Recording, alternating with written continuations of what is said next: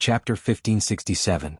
Ginseng nourishes the five viscera, calms the spirit, stabilizes the soul. Antler nourishes the kidney, generates the essence, strengthens the muscles and bones. Sanchi stops bleeding and removes blood stasis, unclogs the meridians and relieves pain. Amber calms the nerves and facilitates the water flow. Placenta nourishes the innate, nourishes the qi and nourishes the blood.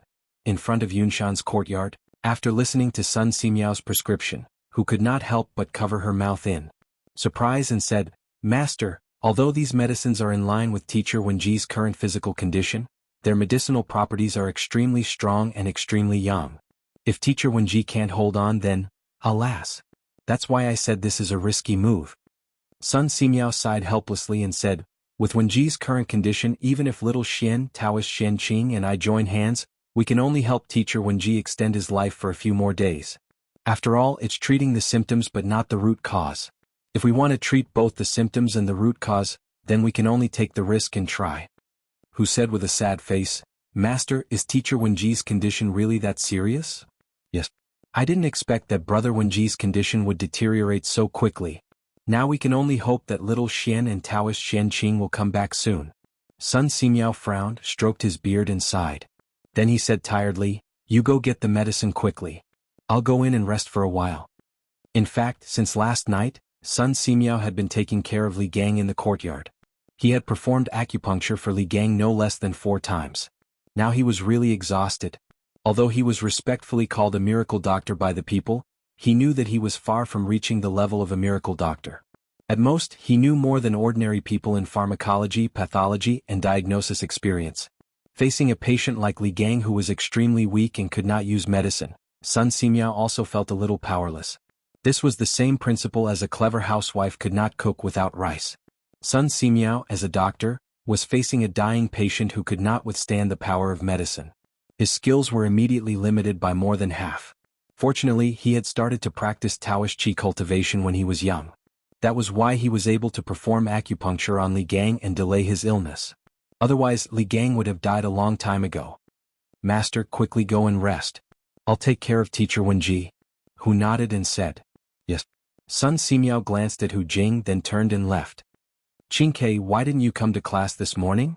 During the afternoon break at Yanhuang College, Sun Zifan came to Li Tai's seat and asked. Li Tai yawned. Last night, he and Li Er had stayed up the entire night in the Sweet Nectar Hall. In the morning, when he was snoring in his sleep, he was woken up by an imperial eunuch who asked him to send a telegram to urge Li Zishuan to come back quickly. After the imperial eunuch left, Li Tai tossed and turned for a long time before falling asleep. This was because the news of Li Gang's critical condition made his heart very heavy. "Go. Don't mention it. Last night, I accompanied my father in the palace to wait for news from the front lines. I fell asleep at about 5 o'clock in the morning and was even woken up to send an urgent report to Yamacho. How could I have the energy to come to class?" Li Tai glanced at Sun Zifan and said unhappily, "News from the front lines?" Sun Zifan's eyes lit up when he heard this. He exclaimed, "Qingke, what news from the front lines? Was that hateful Turkic state preceptor captured? Also, how is Yamacho now? Is he injured?" He was so pleased with himself that his voice was a little loud. The other students around heard this and pricked up their ears curiously. Those who were far away couldn't help but come closer, wanting to get the first-hand news. Li Tai looked around and then glared at Sun Zifan. He said in a low voice, "What are you shouting for? Do you think your father doesn't know about the news from the front lines? Why don't you go back and ask your father directly?" "No, it's only Wednesday today. The academy isn't on holiday, so how can I ask my father?" Go, what are you looking at? Class is about to start. Won't you all go back to your seats?" Sun Zifan complained for a while, but then he realized that he had overreacted and hurriedly waved his hands at the surrounding students. "No, Zifan, Qingke, how is Yamacho? Not only are you concerned about Yamacho, but so are we," Wang Meng retorted, unafraid of Sun Zifan's might. The other students immediately joined in the commotion. "Wang Meng is right. We are all concerned about Yamacho's safety. Qingke, quickly tell us." "That's right. Also, has the Turkic state preceptor who stole the academy's secret files been captured? Mr. Zhang San, Mr. Emo, and Mr. Wenji are all seriously injured. Nothing must happen to Yamacho. Since Yanhuang College was attacked by Wu Jia that night, all the secret files were stolen. In addition, the bearded guest and Emo Huai were seriously injured, and the academy's acting Yamacho Li Gang was bedridden. For the newly established Yanhuang College, this was undoubtedly a very painful blow. The academy was currently without a leader and everyone was in a state of panic. All the students urgently wanted to hear some good news, especially the students in Class 1 who were closest to Li Zixuan. They were most concerned about Li Zixuan's current situation. Everyone listen to me. Li Tai's face darkened. He could feel the worry and anxiety in the students' voices. Thinking about it, last night's battle in the north wasn't considered a secret. He pressed his hand down and said, "Last night Wuxia fought with Yamacho at the Dragon Gate. Yamacho was seriously injured, but he was able to take the secret files that Wuxia stole from the academy. After Wuxia broke through the Dragon Gate, he successfully met up with the Ashina Serpent's army." What? Yamacho was seriously injured by Wuxia? I already said that the Turkic state preceptor's martial arts are so high. Yamacho can't fight him alone. Now that Yamacho is also injured, what will the academy do? Fortunately, the academy's files were taken back by Yamacho. What's the point of those files being taken back? For the academy, Yamacho is the most important. With Yamacho, what can Yanhuang College not create? When the students heard that Li Zixuan was seriously injured by Wuxia, they couldn't help but discuss loudly. To them, this news was no different from a bolt from the blue. After a while, the whole classroom was in chaos, and a feeling of panic quietly spread. This was because Li Zixuan was the sky of the Yanhuang Academy. All of them had resolutely joined the Yanhuang Academy because of Li Zixuan. If Li Zixuan fell, it would be tantamount to the collapse of the sky for them. How could this not make them panic? Silence. Everyone listen to me, I'm not done yet. Seeing the students in chaos, Li Tai hurriedly shouted, "Yamacho is fine. Let me finish." Yamacho was later rescued by Taoist Xian Qing of Mount Longhu and is now in peace. Ashina Shirchu's army of 50,000 was surrounded by General Qin's troops and the northern province's soldiers at Yonghe Pass. In the end, Ashina Shirchu and Wu Jie were defeated and fled back to the grasslands with more than 1,000 soldiers. Hearing this, the students immediately cheered in surprise. What? Yamacho is fine? That's great. Qingke, is this news true? Is Yamacho really okay? Yes. Qingke, is this news reliable? Hearing that some people doubted the authenticity of the news, Li Tai couldn't help but stare. This news is naturally true.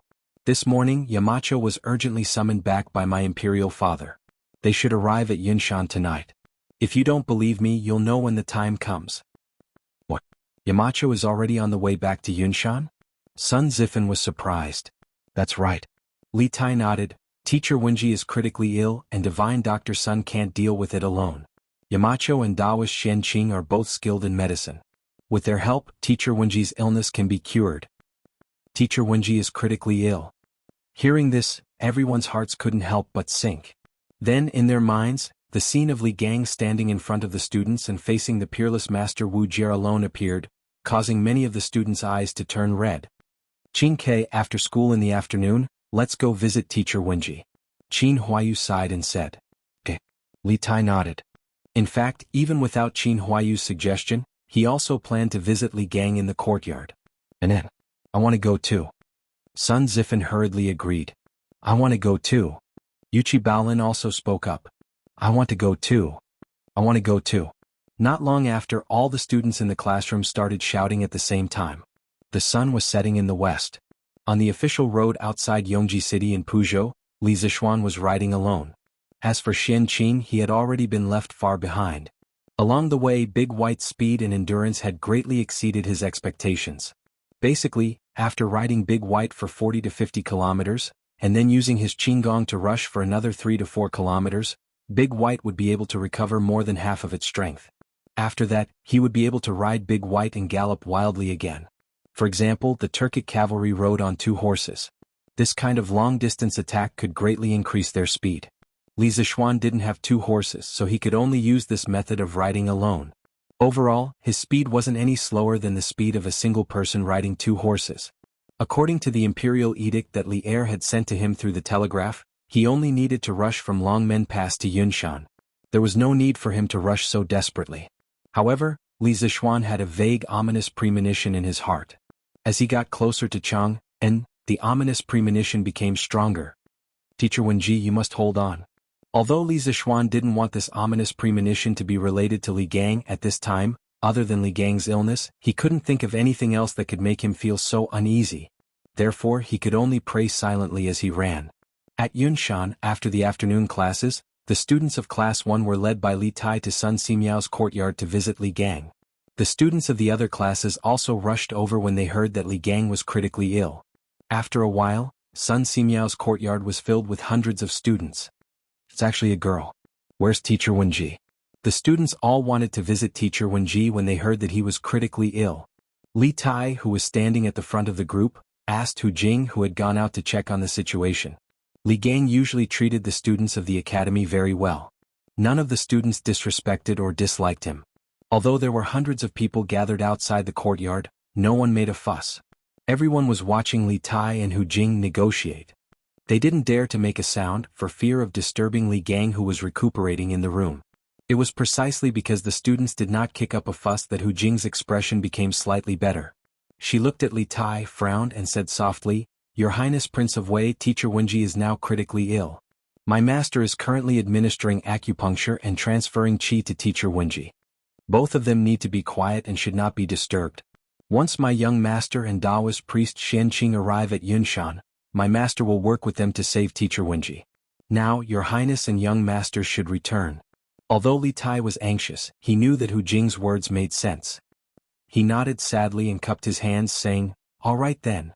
Miss, if Teacher Wenji gets better, please come to the academy to inform us. Tai will be very grateful." Hu actually nodded her head lightly and replied, Go back." Li Tai turned around and waved to the rest of the students. Although the students were unwilling in their hearts, they had no other choice in the current situation. They could only leave. Thus, the students reluctantly looked at the door of the courtyard as they moved their feet and turned to leave. Wait. Chapter 1568. Teacher Wenji, don't worry. We'll definitely do our best tomorrow. Teacher Wenji, don't worry. We'll definitely do our best tomorrow. Li Gang's words didn't sound out of place when spoken by Sun Simiao. Instead, Sun Simiao's low tone resonated with the students. Especially when they thought about how Li Gang was bedridden and needed someone else to relay his words, the students couldn't help but feel sour in their hearts. Thus, under the leadership of Li Tai, the group of students spoke with determination. Finishing their words, the students bowed towards the direction of the courtyard before turning around and leaving. The academy had a self-study session at night. After listening to Li Gang's words, the students' hearts were filled with energy as they planned to shine in this final exam. At the very least, they couldn't disappoint Li Gang. "Boyang, help me get a meal from the cafeteria later." "I won't be going." "Eh? I was just about to say that." "Wenbo, why don't you help me get a meal? I suddenly remembered that I still haven't figured out the question that Teacher Su taught yesterday." "You only haven't figured out one question. I still have a few questions that I haven't figured out in the previous math exam. Hurry up and help me get a meal. I'm going back to the classroom to study." "It's settled then. After the exam, I'll treat you to a big meal at the Drunken Immortal restaurant." No. I don't want to go to the Drunken Immortal restaurant. I want to study." After leaving the courtyard, the students hastened their footsteps and walked towards the academy. Many students didn't even bother to eat dinner in order to be able to cram before the exam. At this time, if anyone were to disturb their studies, that person would be their life and death enemy and would definitely not be forgiven. "Master, are you hungry? I'll go and cook for you." After the students left, the courtyard instantly became quiet. Hu actually raised his head and looked towards Sun Simiao and asked. Sun Simiao thought for a moment and said, "No need to trouble yourself. Go to the academy's cafeteria and get some porridge. Brother Wenji can only eat this now." "Yes, master." Hu actually responded and hurriedly went to the kitchen to get cutlery. Sun Simiao looked in the direction where the students left and sighed with a complicated expression.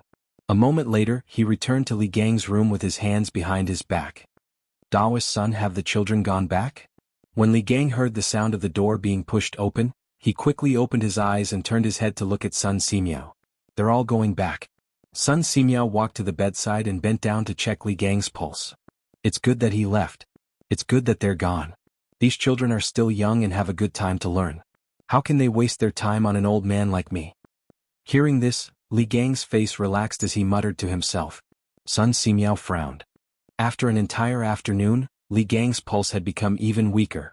This meant that Li Gang's life was rapidly draining away. This was not a good sign. According to this speed, Li Gang probably wouldn't be able to last until dawn tomorrow. What? Is it because my body can't take it anymore? Li Gang had lived for a long time and had the ability to observe people's expressions. He quickly noticed Sun Simiao's serious expression. After thinking for a while, he understood. However, there wasn't the slightest fear on his face. Instead, he smiled faintly. Life and death were nothing. After these few days of struggling back and forth between life and death, Li Gang had already seen through life and death. In fact, his heart was already prepared for death. Brother Wenji, the students of the academy all hope that you can recover as soon as possible. You must hold on. She actually went to the cafeteria to get some porridge. Eat some before you rest. I estimate that Xiaoxin will be back in a few hours. Regarding Li Gang's illness, Sun Simiao chose to avoid talking about it. At this time, the most important thing was to stimulate Li Gang's desire for life. Yamacho, Li Gang murmured, and his eyes suddenly became deep. Then he turned to look at Sun Simiao. When their eyes met, Li Gang sighed and said, Taoist son, this old man is not afraid of death, but this old man also doesn't want to die. Since Yanhuang College was established last year, a group of children have been cultivated into talents that are absolutely useful to the Tang Empire in just 1 year. Any one of these children is 100 times better than those weak scholars at the foot of the mountain who only know how to talk and talk without any illness. In Yanhuang College, this old man saw the hope of a prosperous Tang Empire and a prosperous Central Plains. This old man can't bear to part with this new and high-spirited college, and even more can't bear to part with this group of vigorous and hard-working children. This old man really wants to see Yanhuang College become the most respected institution in the Tang Empire. This old man also wants to see all these students become talents and take charge of various areas in the Tang Empire. Therefore, this old man can't bear to die. At the end of his speech, a drop of turbid tears slid down from the corner of Li Gang's eye. After hearing this, Sun Simiao couldn't help but fall silent. The time he spent in Yunshan was shorter than Li Gang, only about half a year. However, he was also a teacher at Yanhuang College and a medical student. He often interacted with those vigorous students. To be honest, his heart that had long seen through the mortal world and was without joy or sorrow couldn't help but waver. If he were to leave Yunshan now and wander around the world, Sun Simiao asked himself honestly, it was very likely that he would be reluctant to leave. Yunshan was a very magical place. Everyone who came here would be reluctant to leave in the end. Li Gang, Sun Simiao, and the other teachers were like this. In the future, those students who graduated from Yanhuang College would also be like this.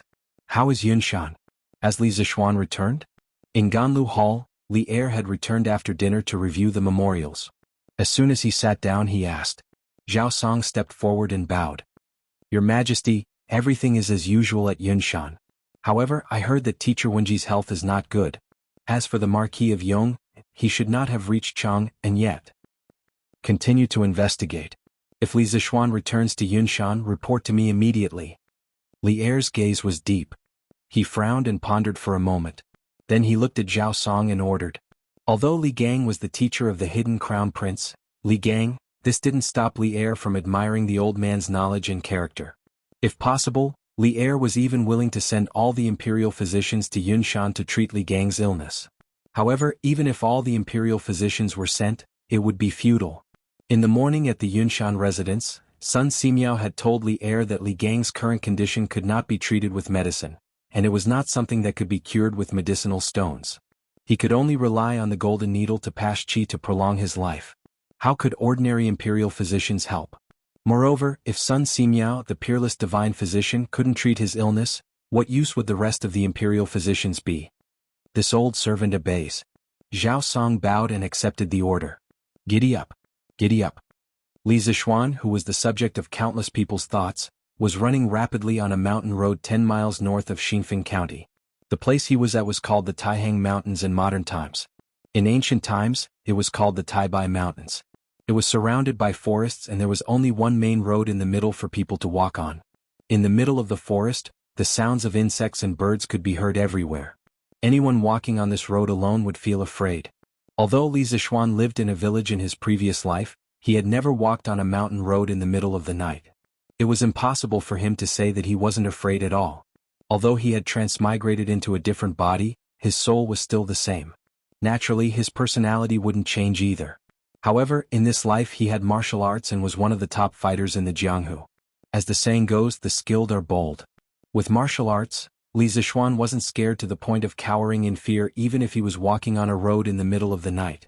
Furthermore, he was in a hurry to return to Yun Mountain to save Li Gang. How would he have the time to think about such nonsense? Therefore, no matter how dark and scary the forest on both sides of the road was, he didn't turn his head to look at it. He only focused on controlling Big White to run forward. Isn't that the direction of the Serpent Spirit Mountain? Why is there a fire at the top of the mountain?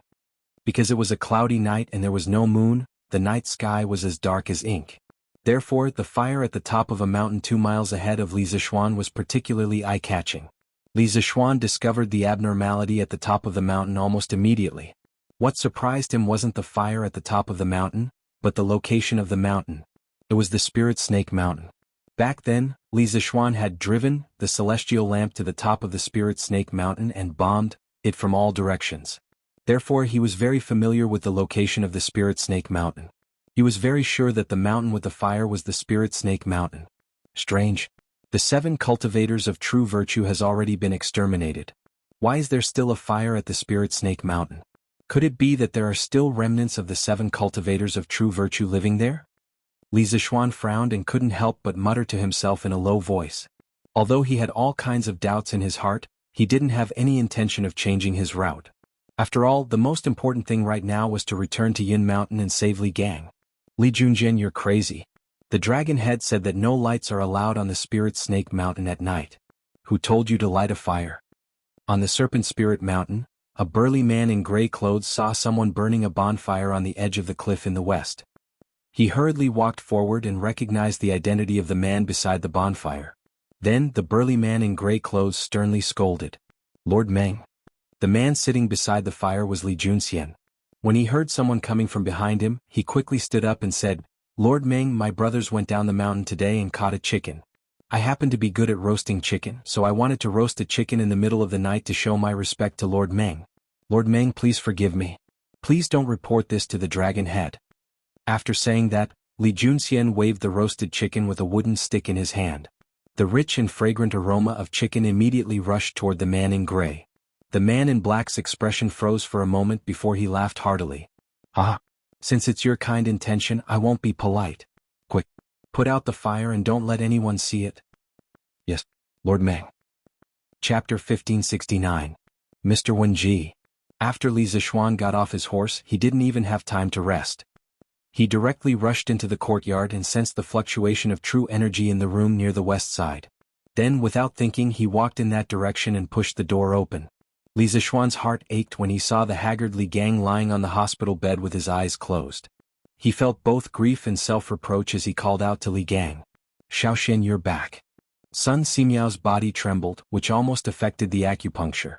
After stabilizing his hands, Sun Simiao turned around and said excitedly. At the same time, his tensed heart finally relaxed. However, this relaxation caused his entire body to become unsteady. Taoist Sun. Li Zixuan saw Sun Simiao's excited face at first, but then he put his hand on his forehead and his body swayed. He quickly stepped forward and supported Sun Simiao. At the same time, a pure Taoist genuine qi, no, it was Taoist true essence, followed Li Zixuan's palm and passed into Sun Simiao's body from his back.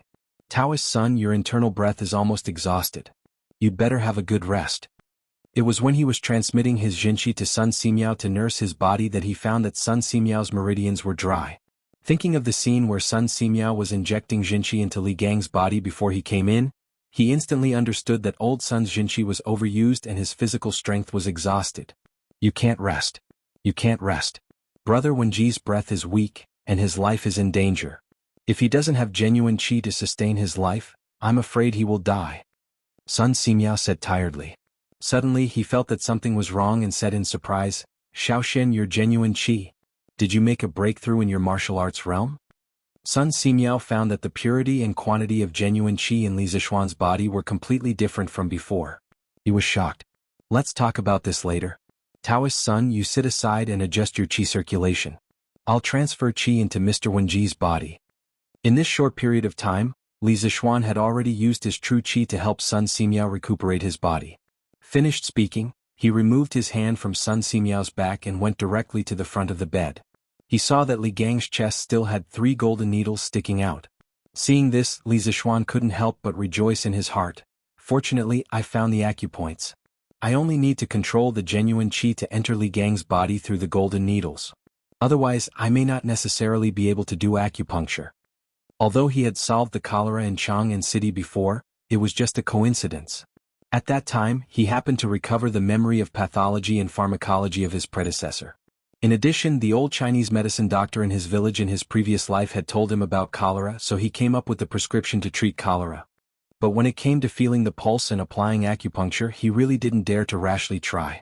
Although he was very familiar with hundreds of acupoints on the human body because of his martial arts practice, he not only had to know the position of the acupoints, but also had to control the strength.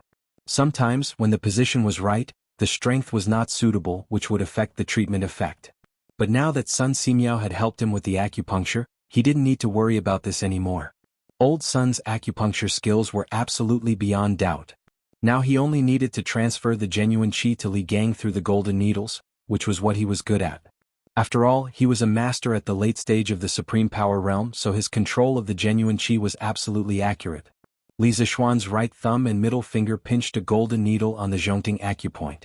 The golden needle slowly rotated on his fingertips, and the Taoist genuine qi in his body quickly flowed like a trickle into Li Gang's heart meridian. At the same time, Li Zishuan suddenly felt an inexplicable familiar feeling in his heart. It felt like he had used this slender golden needle before. This made Li Zishuan very puzzled. Xiaoxian, why did you come back alone? Where is Taoist Shenqing?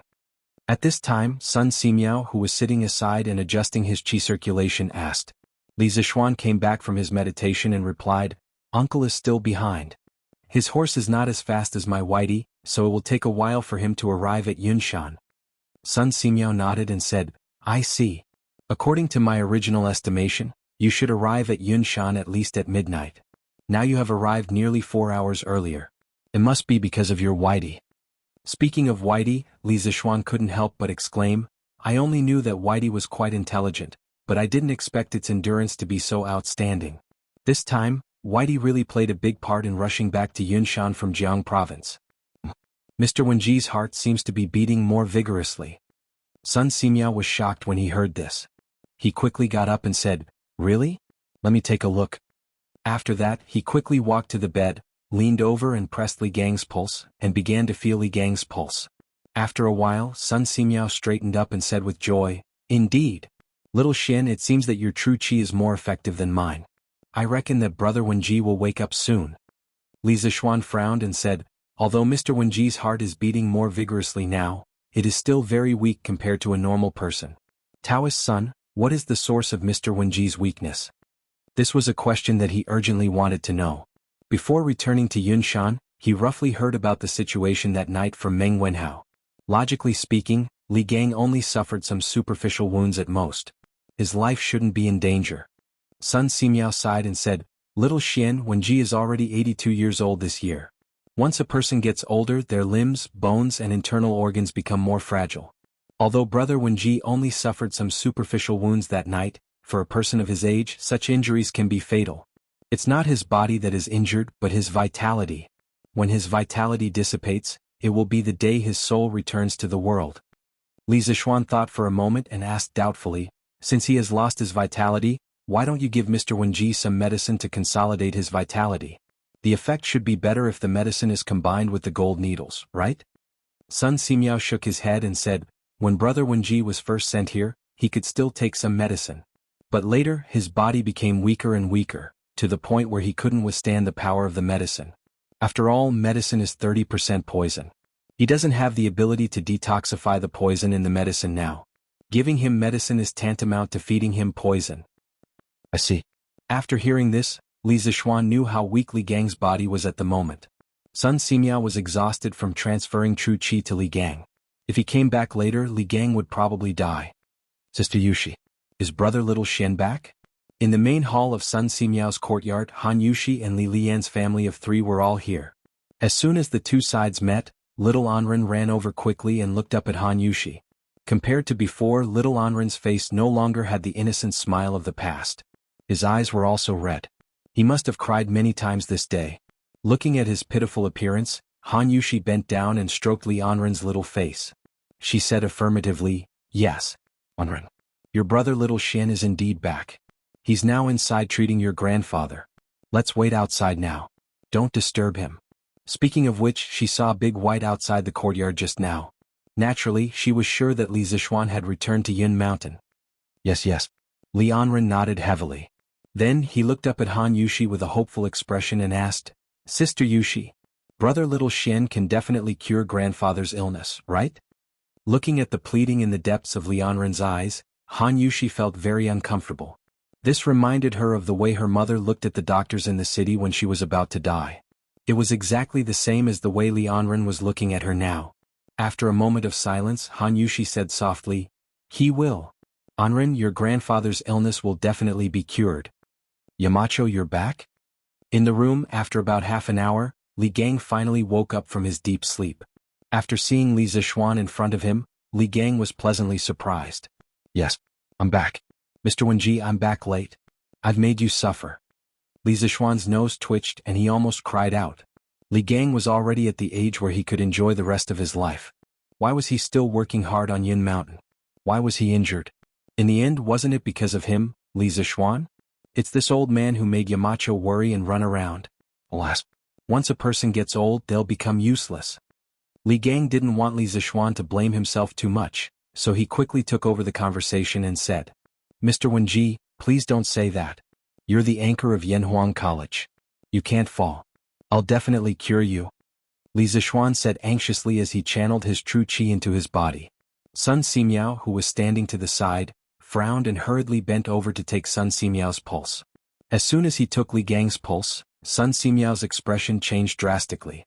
Li Gang's pulse was gradually becoming stronger and more like that of a normal person.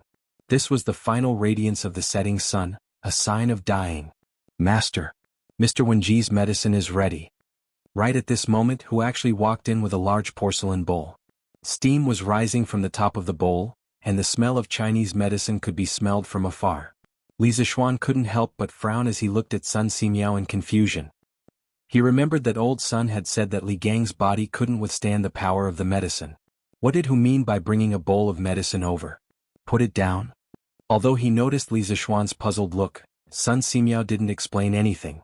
Instead he said to Hu calmly, Yes, master. Hu placed the porcelain bowl on the bedside table and then carefully retreated. Li Zixuan's nose twitched and he took a few deep breaths. He was familiar with medicine and medicinal properties, so he instantly smelled the herbs in this bowl of medicine. Mountain ginseng, purple placenta, deer antler, Panax nodo ginseng amber. Li Zixuan's expression abruptly changed. There was nothing wrong with the prescription itself, and it was even a top-notch prescription for replenishing qi. However, the problem lay in the fact that this prescription was too good. It was so good that Li Gang's body could not bear it, because the medicinal properties were too strong. Xiaoxian, come out with me for a moment. Sun Simiao put down Li Gang's wrist and said with a serious look. After that, he nodded to Li Gang and signaled him to rest assured. Then he turned around and left the room with his hands behind his back. Okay. Li Zixuan was about to ask Sun Simiao what had happened. He nodded quickly and looked at Li Gang. Mr. Wenji, please rest for a moment. I'll be back soon. Go. Ever since he woke up and saw Li Zixuan, the smile on Li Gang's face never stopped.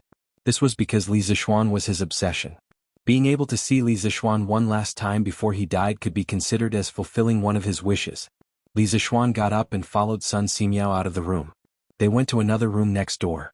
He couldn't wait to ask, Priest Sun, the mountain ginseng, purple placenta, deer antler, Panax nodo ginseng, and amber in that bowl of medicine are all extremely strong young medicines. How can you give them to Mr. Wenji?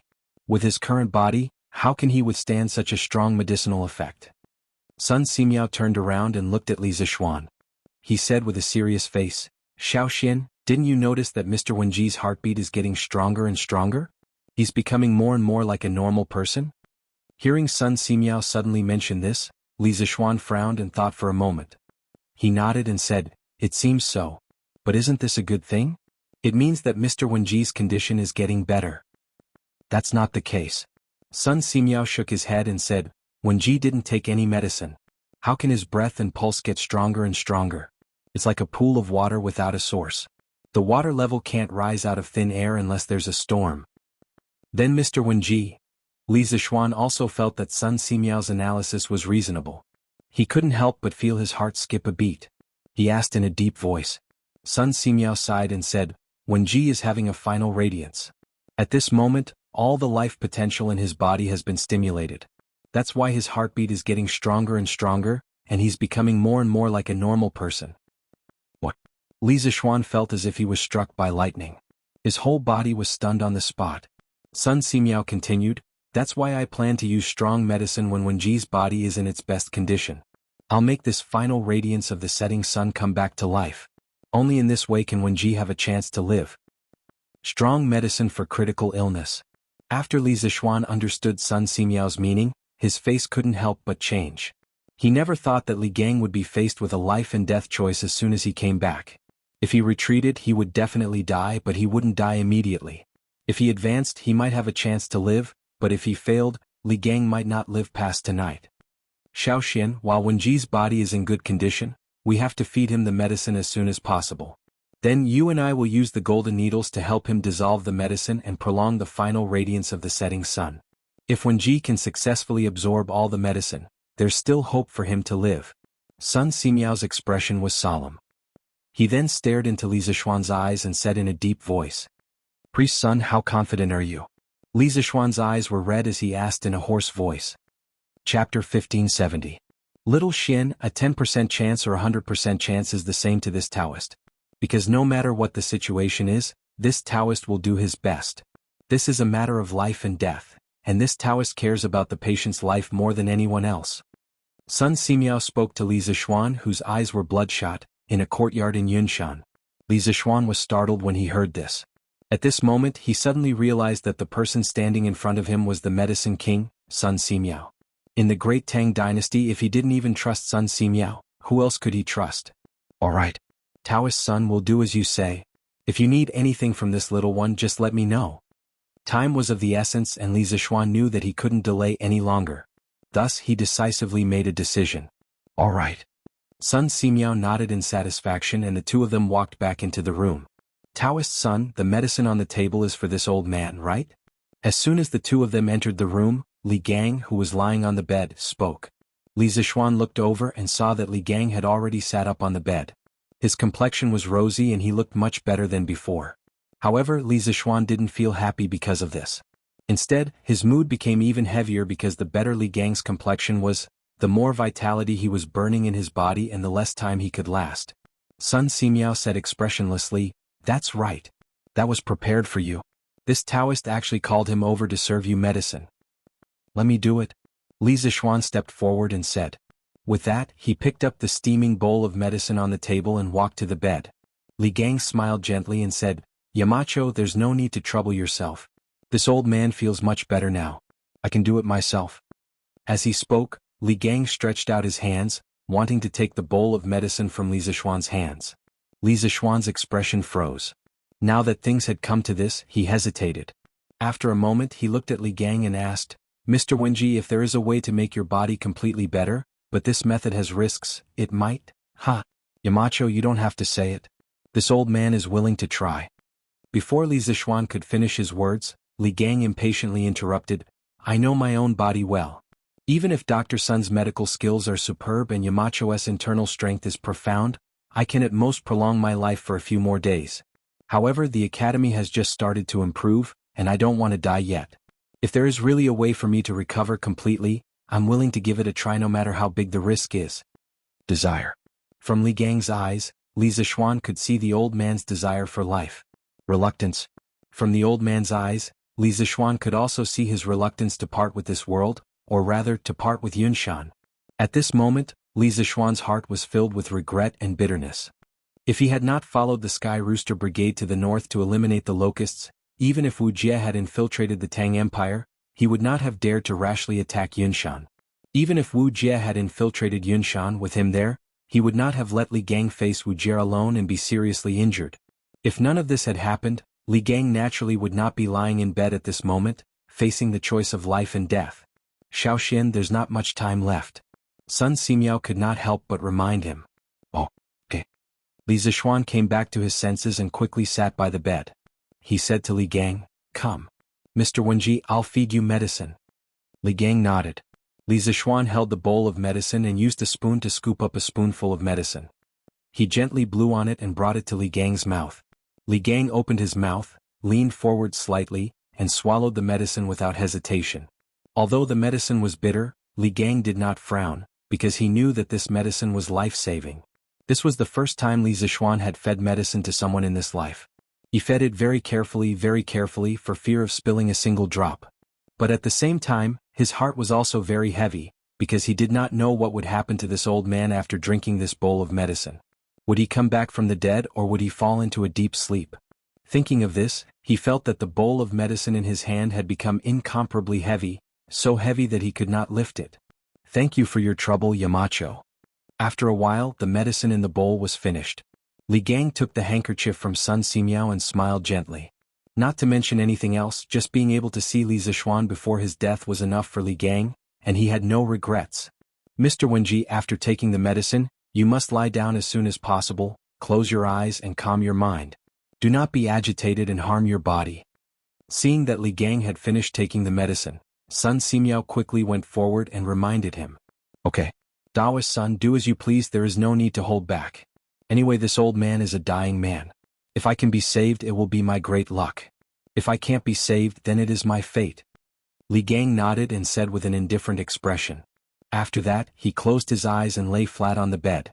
His breathing gradually became even. Xiaoxian, let's begin. Sun Simiao saw this and said in a low voice. Li Zishuan's face was serious as he nodded and replied, okay. This guy agreed very straightforwardly, but Sun Simiao's next sentence made him dumbfounded. Then you will do the acupuncture. This poor Taoist will tell you which acupuncture points to use. Son. Priest son, aren't you going to do the acupuncture? Hearing this, Li Zishuan was dumbfounded. Sun Simiao said helplessly, Mr. Wenji's heart pulse is weak. The person who performs the acupuncture must use qi to control the needle. In my current condition, I can't perform the acupuncture for a long time. Only you, Xiaoxian, can do it for me. Li Zishuan said with a bitter face. But, priest son, I am not good at acupuncture. Sun Simiao heard this and said with a shocked face, how is that possible? When priest Spirit Void was alive, his acupuncture skills were unparalleled in the world. As his last disciple, how can you not be good at acupuncture? Xiaoxian, are you lying to this poor Taoist? Li Zishuan touched his nose and said embarrassedly, Priest son, last year when I was in the Zhongnan Mountains, I was accidentally beaten down a cliff by the mountain bandits. There are some things in the past that I can't remember clearly, including the acupuncture skills that my master taught me. This kind of strange thing happened? Sun Simiao said with some disbelief. Li Zishuan was embarrassed, but he couldn't tell Sun Simiao that he was an outsider and that his memory was not completely integrated when his soul crossed over, right? If he really said that, Sun Simiao probably wouldn't believe him. Priest son, how about this? Li Zishuan saw that the rise and fall of Li Gang's chest was gradually stabilizing. He guessed that Li Gang had fallen asleep. He knew that he couldn't delay any longer. Just at this moment, a thought flashed through his mind. He thought of an idea and said, Daoist son, I will pass my true qi to you. You can perform acupuncture. This way you won't have to worry about your true qi drying up. Sun Simiao's eyes lit up, but then he frowned and said, Xiaoxian, this method is feasible, but for you the consumption of your true qi will be very terrifying. It will be faster than you using your true qi to perform acupuncture. Have you thought about it? Li Zishuan gritted his teeth and said, I have thought about it. Don't worry, priest son, I can definitely hold on. In addition, my martial uncle is also rushing back to Cloud Mountain. With martial uncle around, teacher Wenji will definitely be fine. Sun Simiao thought about it and then nodded. That's good. Let's begin. After saying that, he took a wooden box from the table next to him and took out 2 golden needles from the wooden box. Then, Sun Simiao took a deep breath and suddenly moved his hands at the same time.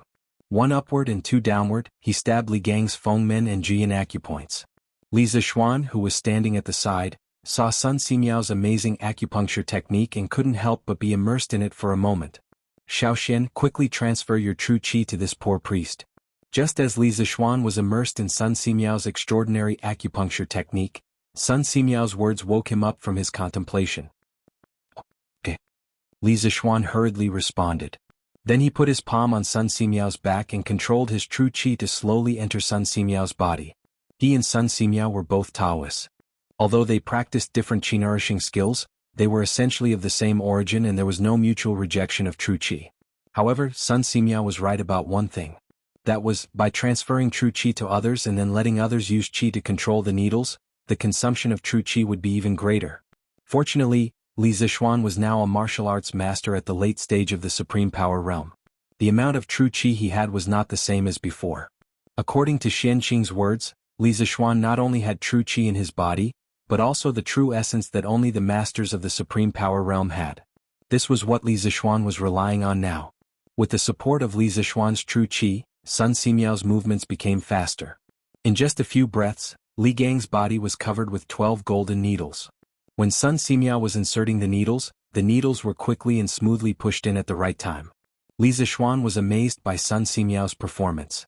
He thought to himself that Sun Simiao was indeed a miracle-working doctor. With just this acupuncture technique, he could dominate the world for hundreds of years. As time passed slowly, Sun Simiao's movements became faster and faster. Correspondingly, Li Zixuan felt that the consumption of true qi in his body was getting faster and faster. According to the consumption rate of true qi, Li Zixuan felt that the true qi in his body would be exhausted in 2 hours at most. Thinking of this, Li Zixuan could not help but frown. At this moment he finally felt that it was tricky. Li Gang, who was lying on the bed, had more and more golden needles on his body. The pain caused by the needles piercing his skin did not keep Li Gang awake. Less than half a quarter of an hour after Sun Simiao inserted the needles, Li Gang had fallen asleep. The frequency of his chest rising and falling was slowly decreasing. Although the speed of decrease was very slow, Li Zixuan next to him noticed it. Oh no! Mr. Wenji's breathing rate has changed from 18 times per minute to 14 times per minute. It seems that the bowl of decoction is harming the original vitality in his body while consolidating his corporeity. It can't go on like this. Li Zixuan had been paying attention to Li Gang's breathing rate, so he could notice such a small change as the loss of 4 breaths per minute. A normal person's breathing rate was 16 to 18 times per minute. Now Li Gang's breathing rate was only 14 times per minute. Li Zixuan thought that it was a bit serious. It meant that Li Gang was probably in a deep coma now, and the vitality in his body was rapidly decreasing. After hesitating for a while, Li Zixuan carefully mobilized the spiritual qi of heaven and earth in his body, which was the Jinqi that Xianqing mentioned. He did not dare to transfer all of this Jinqi to Sun Simiao. Although Sun Simiao had practiced some Taoist kung fu, he did not practice it for fighting. Therefore, the toughness of Sun Simiao's meridians was far weaker than the warriors in the same realm. For this reason, Li Zixuan separated a very small trace of the Jinqi in his body, pushed it out of his meridians, and then passed it to Sun Simiao through his palm. Sun Simiao's body suddenly trembled because he suddenly felt a very lively and vigorous qi enter his body. Then this trace of qi was not under his control at all. It directly drifted out of his meridians, followed his palm, and then followed the golden needle in Li Gang's chest and drilled into Li Gang's heart meridian. Humph! Li Gang, who was in a deep sleep, suddenly groaned. His pale face quickly became rosy at a speed visible to the naked eye. Seeing this, Sun Simiao could not help but be overjoyed. He murmured, "It's done. The decoction is finally working. Wenji's body is gradually getting better. Little Xian, work harder. We must buy time for Wenji." Seeing that the trace of Jinqi did not cause any harm to Li Gang, Li Zixuan could not help but let out a sigh of relief. At this moment he heard Sun Simiao's excited shout. Li Zixuan hurriedly said, "Daoist son, just do your best. I can still hold on." Sun Simiao let out a light sigh and nodded, "Good. Then I'll continue with the acupuncture." With that, Sun Simiao took out 3 more golden needles from the wooden box and pierced them into Li Gang's Shinkei Shermen and Zhongzhu acupuncture points. "Your Majesty! Your Majesty! Good news! Good news! Sweet Du Hall." Li Er finished reading the memorials and was preparing to return to the harem to rest. Suddenly Zhao Song walked in quickly from outside and said excitedly, "Your Majesty Marquis Yong, and has returned to Cloud Mountain. He is now working with Dr. Sun to treat Teacher Wenji." "What? Li Zixuan is back?" Li Er was stunned at first, then he was overjoyed. He stood up and said, "This kid came back so quickly? I thought he would only reach Cloud Mountain after midnight." Zhao Song smiled and said, "The Shuo province is more than 600 miles away from Cloud Mountain. It is indeed a miracle that Marquis Yong and could come back so quickly. I didn't expect it either." Li Er walked 2 steps with his hands behind his back, then he turned around and said to Zhao Song, "Send someone to inform Dugu Xn that if there are any changes in Teacher Wenji's condition, immediately send someone to inform me." The night guards of Chang and city and the palace are not to obstruct the messenger from Cloud Mountain. If it was not for the fact that it was already late at night, Li Er would have personally gone to Cloud Mountain. However, he was the emperor after all. If news of him not staying in the palace at night but bringing his guards out of the palace or even out of the city were to spread, wouldn't his subordinates be furious? Therefore he could only rely on Dugu Xin to send someone to deliver the message. As you wish. Hearing this, Zhao Song was not surprised. He respectfully cupped his hands and promised. Then he turned around and left the palace to deliver the decree. Chapter 1571. Clang, clang, clang. Translator. Nyoibo Studio Editor. Nyoibo Studio. In the academy, most of the students in Class 1 did not rush out of the classroom and return to the dormitory to rest as usual. Instead, they sat quietly in their seats and flipped through their books, as if they did not hear the gongs and drums. Qingke, how do you think Teacher Wenji is doing now? Yuchi Baolin lay weakly on the table. After hesitating for a long time, he got up and walked to Li Tai, who was sitting next to him, and asked. Li Tai was still doing exercises. When he heard this, he immediately stopped writing. He thought seriously and said, the situation should not be optimistic. In the evening we went to see Dr. Sunday. If Teacher Wenji's illness could be cured, Dr. Sun would definitely give us a definite answer on the spot and tell us not to worry anymore. But Dr. Sun did not do that. This means that Teacher Wenji's illness is difficult to treat even for Dr. Sun. When Yuchi Baolin heard Li Tai's words, he immediately panicked. Even Dr. Sun finds it difficult to treat? Then isn't Teacher Wenji hopeless? Baolin, what are you talking about? It was unknown when Sun Zifen had also come over. Hearing this, he hurriedly said, Teacher Wenji has a noble character. He is still teaching and educating people even when he is at the end of his life.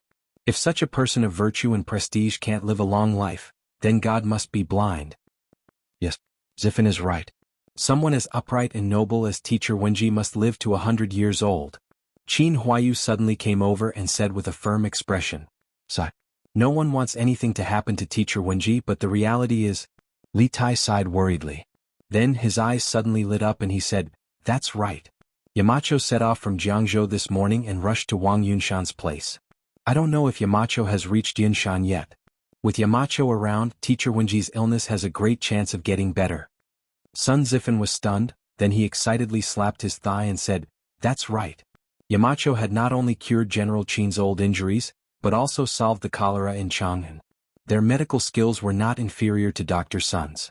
With Yamacho here, Mr. Bunji's illness will definitely be cured. Yuchi Baolin whispered, Qingge, why don't I secretly climb over the east wall and go to the side yard to see if the mountain elder has returned? Hearing this, all of them widened their eyes and stared at Yuchi Baolin in shock. Sun Zifen opened his mouth and said in shock, Baolin, you can't be serious, right? By the way, why are you so concerned about Teacher Wenji's condition? Of course I'm telling the truth. Yuchi Baolin straightened his neck and said, Teacher Wenji is a good teacher. I respect him and don't want anything to happen to him. This simple and honest young man had always been straightforward and didn't like to talk to others in a roundabout manner. Although his words were simple, they were the truest portrayal of his heart. If he did not respect Li Gang from the bottom of his heart, he would not have risked his life to protect Li Gang when Wu Jie broke into the Cloud Mountain that night. Hearing this, Sun Zifen immediately stopped joking and his expression became serious. He thought for a moment, then looked Yuchi Baolin up and down and said, Baolin, I think that with your size, if you secretly climb over the wall, you will definitely be discovered by the Academy's guards. Do you think Teacher Kongue will hit your palms? Yuchi Baolin subconsciously hid his hands behind his back and argued, Zifen, don't look down on me. I'm more skilled than you. I definitely won't be discovered by the Academy's guards. You're more skilled than me. But you're bigger than me. Sun Zifen retorted. That's enough. You two don't need to argue. Li Tai rolled his eyes and said, Baolin, although we all want to know if Yamacho is back, we can't let you take the risk of climbing over the wall. How about this? I'll go to the Academy's gate and ask Mo Zhong and Mo Yun. If Yamacho is back, he will definitely pass by the Academy's gate. They will definitely know. That's right. How could I forget about this? Sun Zifen's eyes lit up and said excitedly, Qingke, go ask them quickly. Yes. The constitution strengthening powder has already taken effect in Wenji's body. Wenji's qi and blood are becoming more vigorous, but the medicine has activated his internal organs. He needs to consume more vitality to maintain his body's normal operation. Little Xin, we can't let our guard down at this time.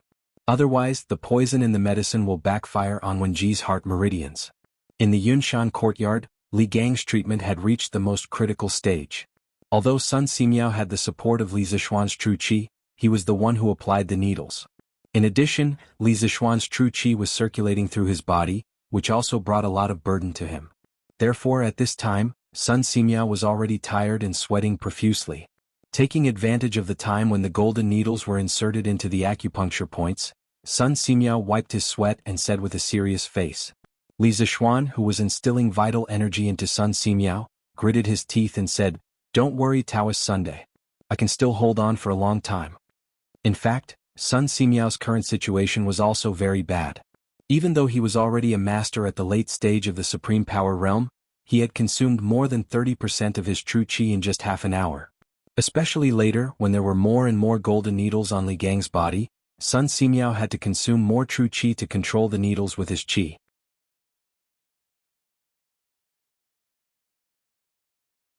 After the 8th golden needle pierced in, the remaining 7 golden needles on Li Gang's Yuxiong acupoint actually began to vibrate at the same frequency and amplitude as the last golden needle. Chapter 1572. Uncle Master. In the courtyard of Yunshan, Li Zixuan looked at the big hand that was grabbing his wrist and saw Qianqing standing behind him. Li Zixuan felt a lump in his throat and shouted excitedly as if he had finally found someone to rely on. Qianqing's hair was still a little messy, and there were many wrinkles on his clothes. He must have ridden too fast on the horse, causing his clothes and hair to become messy. These were some insignificant details, but when it came to Qianqing, it was incredible. In Li Zixuan's impression, his uncle master not only paid attention to his appearance, but he was also a little bit of a neat freak. Whenever he saw him, he would be elegant and clean. If there was a word to describe Qianqing, it would be perfect. In terms of appearance, he perfectly fit the ancient definition of a gentleman. "Uncle Master, you're back." After being stunned for a moment, Li Zixuan finally came back to his senses and turned around excitedly. According to his estimation, Qianqing would need at least an hour to come back. Now that Qianqing suddenly appeared, it was a complete surprise for Li Zixuan. Because he finally didn't have to be in a dilemma, and Li Gang could finally be saved. "Yes, Uncle Master is back." Qianqing patted Li Zixuan's shoulder and smiled faintly. His smile seemed to have some kind of magical power, which made people unable to help but calm down. "Husband, just now someone rushed into the courtyard and directly..." At this moment Han Yushi came to the door and said to Li Zixuan inside. Just now, a black shadow had barged into the courtyard indiscriminately.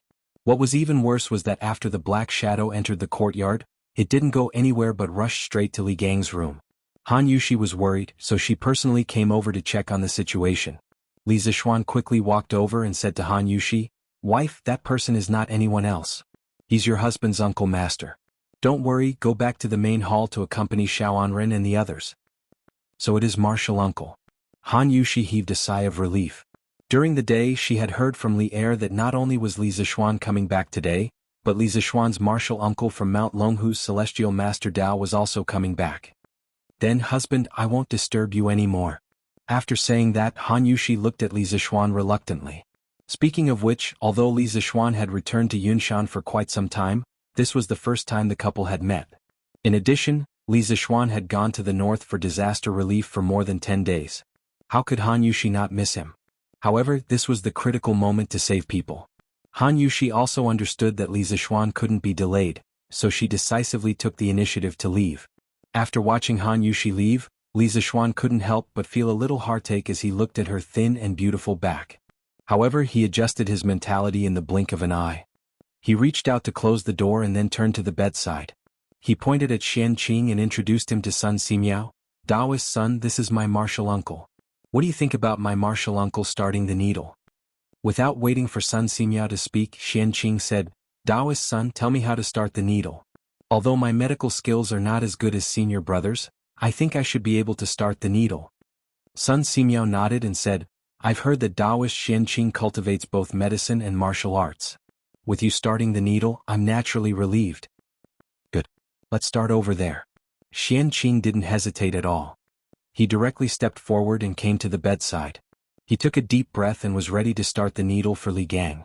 Sun Simiao slowly opened his mouth and said, "Concentrate and calm your qi. Let the qi go to the dantian. Break the blue spirit and shaohai. Move a part of the genuine qi to the thumb. Start with the genuine qi, break the acupoints with the genuine qi, and then start the needle." Sun Simiao explained the method of starting the needle with the 8 wandering dragon needles. Xian Qing carefully started the needle according to the method taught by Sun Simiao. As the golden needles were removed from the 8 acupoints on Li Gang's upper body one by one, Xian Qing's expression didn't become relaxed.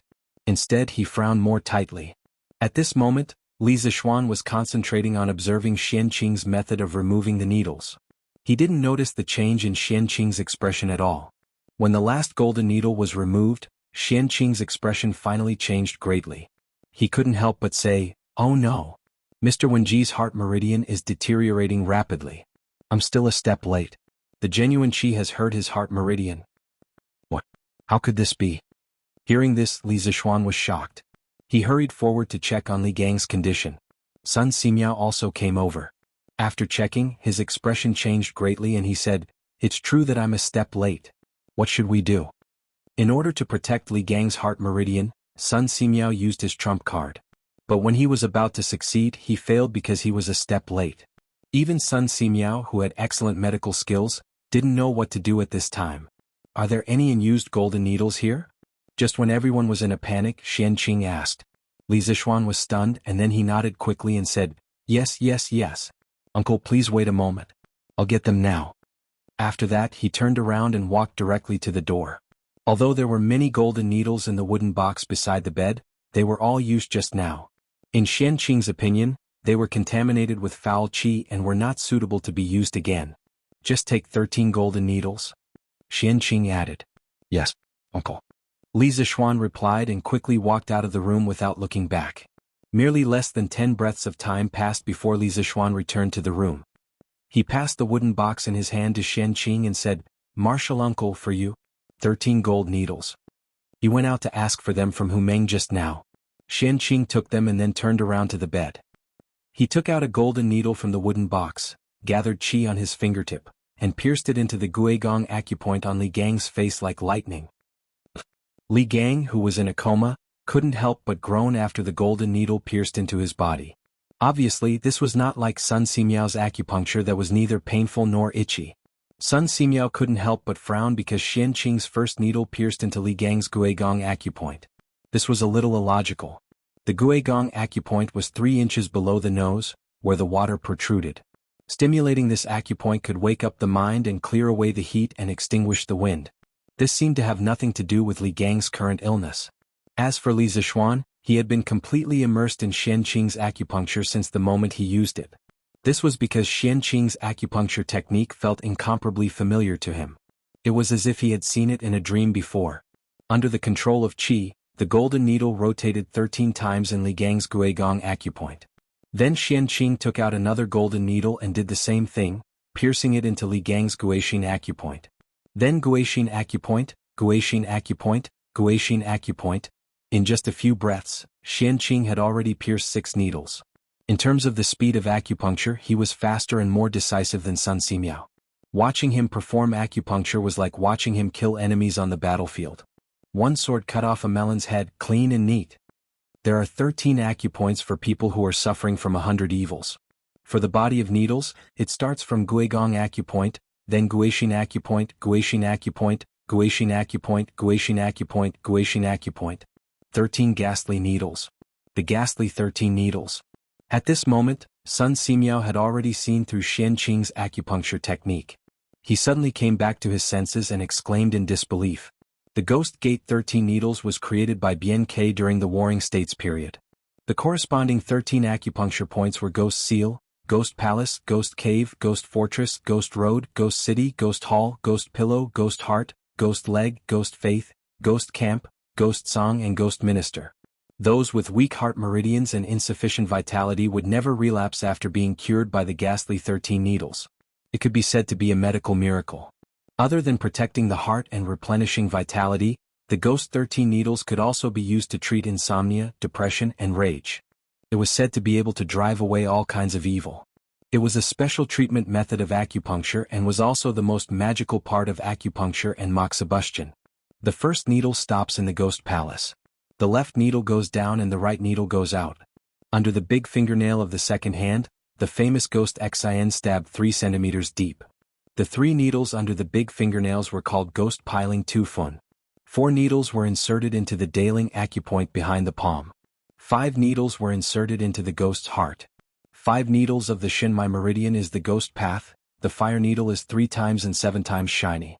The 6th needle goes down the spine 1 inch into the hair and is called ghost pillow. The 7th needle goes down 5 centimeters and is called ghost bed. Needle needs to be warm. The 8 needles are called ghost city. From the left to the right you must remember. While Sun Simiao was shocked, Li Zixuan's eyes blurred and he muttered to himself. Is this the acupuncture technique of the ghost gate 13 needles? Sun Simiao's heart was in turmoil. He stared at Li Zixuan as if he had seen a ghost. Because just half an hour ago, Li Zixuan told him that he didn't know how to use acupuncture. But now how could he explain these words that came out of Li Zixuan's mouth? Was he pretending to be stupid before? Or did he have an epiphany at this moment? Sun Simiao was puzzled, but he was more inclined to the latter guess. Li Zixuan had an epiphany at this moment. That's right, Li Zixuan did have an epiphany at this moment. To be precise, he finally found the memory of the previous owner of his body using acupuncture to save people. In his memory, spiritual master Lingshu's best acupuncture technique was the ghost gate 13 needles. Under his influence, the previous owner of this body had already memorized the acupuncture technique of the ghost gate 13 needles. He also had a lot of acupuncture experience. But for some reason, when Li Zixuan transmigrated, he was unable to integrate the memories of the previous owner of this body. Maybe it was because his realm was not high enough, or maybe it was because he didn't have enough opportunities.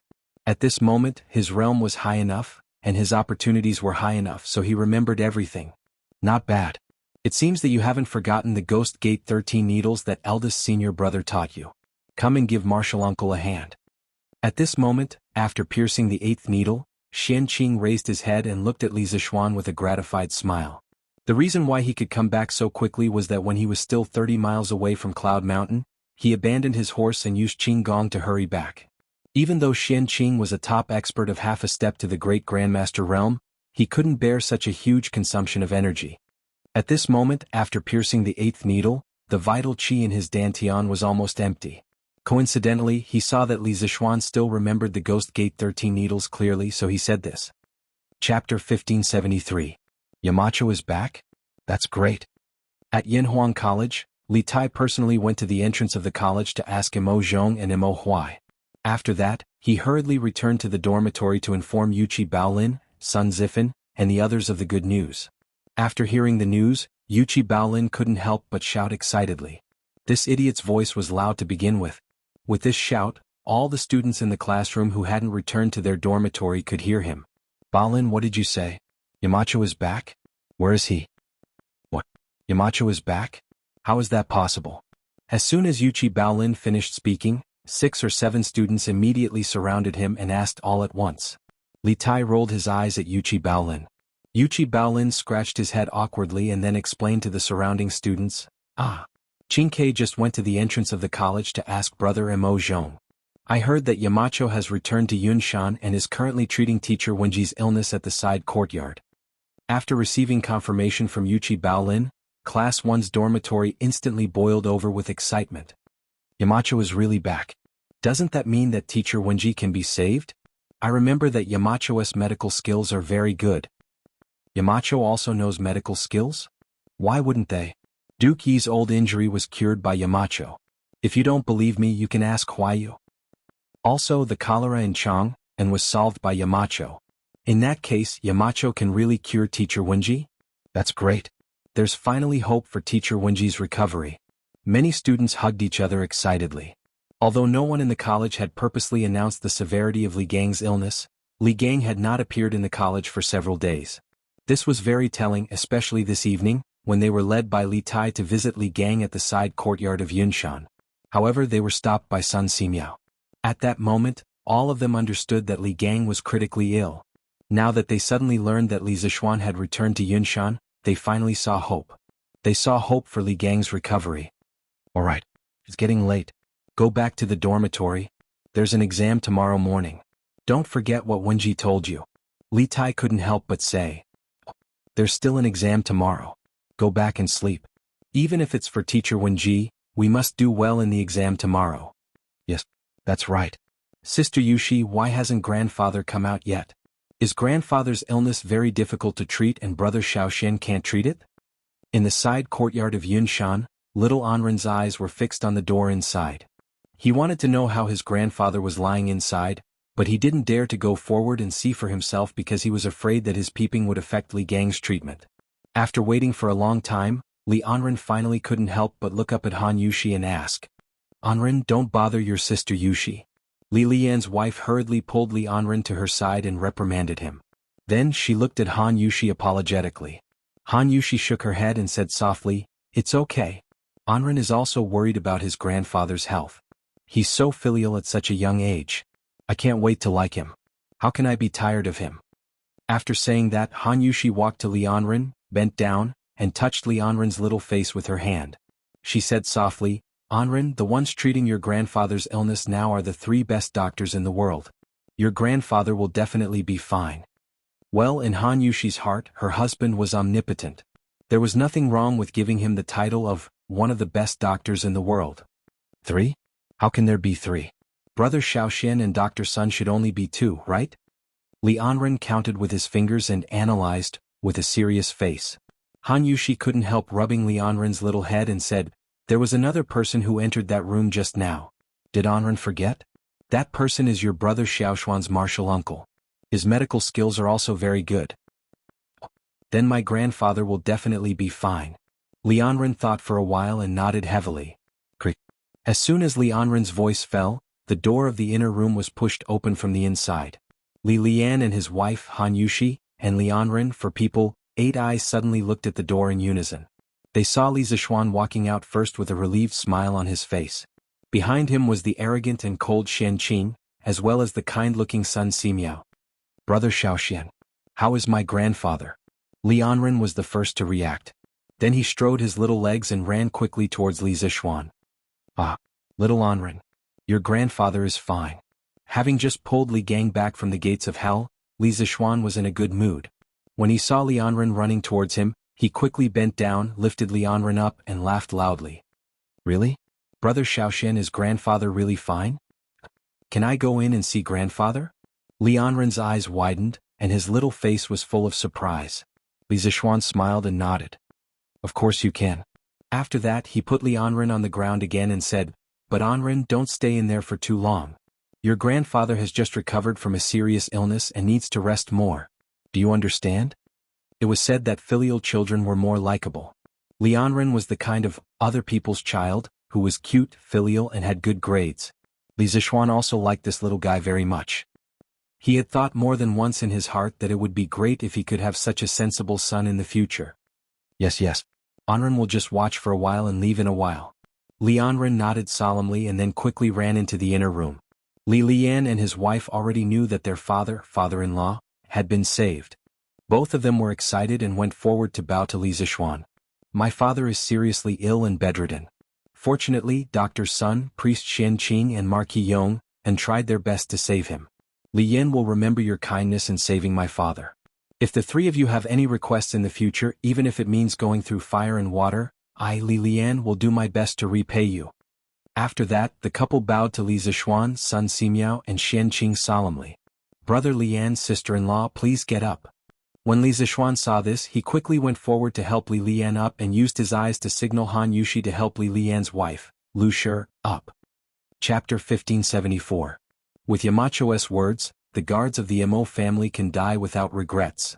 In front of the gate of Yanhuang College, Mo Huai's eyes were red as he solemnly bowed to Li Zishuan. Can they really die with no regrets? Li Zishuan raised his head with a heavy heart and looked at the dark sky in the distance. He sighed softly and said, "Who would want to die if they could live? Even ants drag out their lives, let alone humans. We are not them, so how can we know that they can die without regrets? They all died because of Yanhuang College and because of me. I can't absolve myself from the blame." Li Zishuan was not a sentimental and weak young master who could not bear to see blood. Since he inexplicably transmigrated to the Tang Empire last March, he had personally beheaded many villains in the past year. It was reasonable to say that he was indifferent to the life and death of others, but that was only for the lives of outsiders. The guards of Yanhuang College had accompanied Li Zixuan for a long time. Now that they had suddenly left, Li Zixuan could not help but fall into deep self-blame. He felt that these people had died because of him. If he had not tricked Mo Huai would not have gathered all the remaining disciples of the Mo family to Yanhuang College. Naturally, those disciples of the Mo family would not have been killed by Wu Jie, who had sneaked into Yunshan. This was the cause of the past, and today's karma was planted. Yamacho. Seeing Li Zixuan's dejected face, Mo Huai took a step forward and wanted to comfort him. But as soon as he spoke, he was interrupted by Li Zixuan. Mr. Mo, you don't have to comfort me. I'm fine. After saying that, Li Zixuan forced himself to calm down. Then he looked at the teachers of the academy and said in a deep voice, "From tomorrow on, Yanhuang College will set up a Hall of Heroes. The memorial tablets of all the guards who died in the attack on the academy will be displayed in the Hall of Heroes of the academy. They will be respected by the teachers and students of the academy forever. The academy will take care of the families of these heroes. I, Li Zixuan, swear to God that as long as I am alive, I will never let the families of these heroes suffer any grievances. If I violate this oath, I shall be punished by heaven and earth." Yamacho no. As soon as Li Zixuan's voice fell, everyone's expression changed. One had to know that the ancients revered the heavens and earth and attached great importance to oaths. Under normal circumstances, no one would make such a heavy oath like Li Zixuan. Li Zixuan shook his head. He did not care about these things. Anyway, he would definitely do what he said. Naturally, he did not have to worry about breaking his oath and being punished by the heavens. Enough. It was getting late. The academy has an exam tomorrow. Gentlemen, please go back and rest. After a short pause, Li Zixuan cupped his hands and said to the crowd, "Yamacho, you should also rest early." The teachers of the academy all cupped their hands and said to Li Zixuan. After that, they turned around and left. After all, Li Zixuan was right. The academy had a final exam tomorrow. Not only did the students need to rest well, but the teachers also needed to rest. Otherwise, it would definitely affect the invigilation of the exam. Yamacho, you don't blame yourself too much. The dead are gone. You have done enough. Yen Silu followed behind them and hesitated for a while. In the end, he still walked in front of Li Zixuan and said in a serious tone, "Yes." Li Zixuan faintly nodded his head. As for whether or not he took it to heart, only the heavens knew. Yen Silu sighed and turned around to leave. At this time, the bearded man also walked over and said his first sentence of the night, "Yamacho, you have become stronger again." In fact, Li Zixuan had already learned to restrain his aura, but he still didn't expect the bearded man to see through his realm. He was slightly surprised at first, but then he smiled bitterly and said, "So what if I become stronger? I still can't save the academy's guards." The bearded man frowned. He didn't expect Li Zixuan to be depressed to this point because of a few guards. After thinking about it, the bearded man advised in a deep voice, "Yamacho, life and death are predestined. It's a pity that the academy's guards were sacrificed, but this is their fate. Even if they don't stay in Yanhuang College, even if Wu Jie doesn't attack at night, they are likely to encounter other dangers. In addition, if Yanhuang College wants to stand tall in the world, it will certainly encounter a lot of troubles and accidents in the future. Yamacho, you are a person who does great things. Don't be depressed because of a few lives." "Yes, I got it." Li Zixuan narrowed his eyes and replied. The bearded man knew that Li Zixuan wasn't someone who could be persuaded with just a few words. Thus, he gave up and said indifferently, 2 days later, after my injuries have healed, I will be going out to sea. This time I will really leave. Yamacho, take care." Li Zixuan was stunned and said with slight surprise, "So soon?" The bearded man replied, "It's already the middle of July. If I don't leave now, I won't be able to leave. I won't say any more, I will go back to rest. Yamacho, you should also rest early." Chapter 1575. Husband, it's time to get up. Wife, it's not dawn yet. Sleep a little longer. Husband, you have to attend the morning court today. Get up quickly.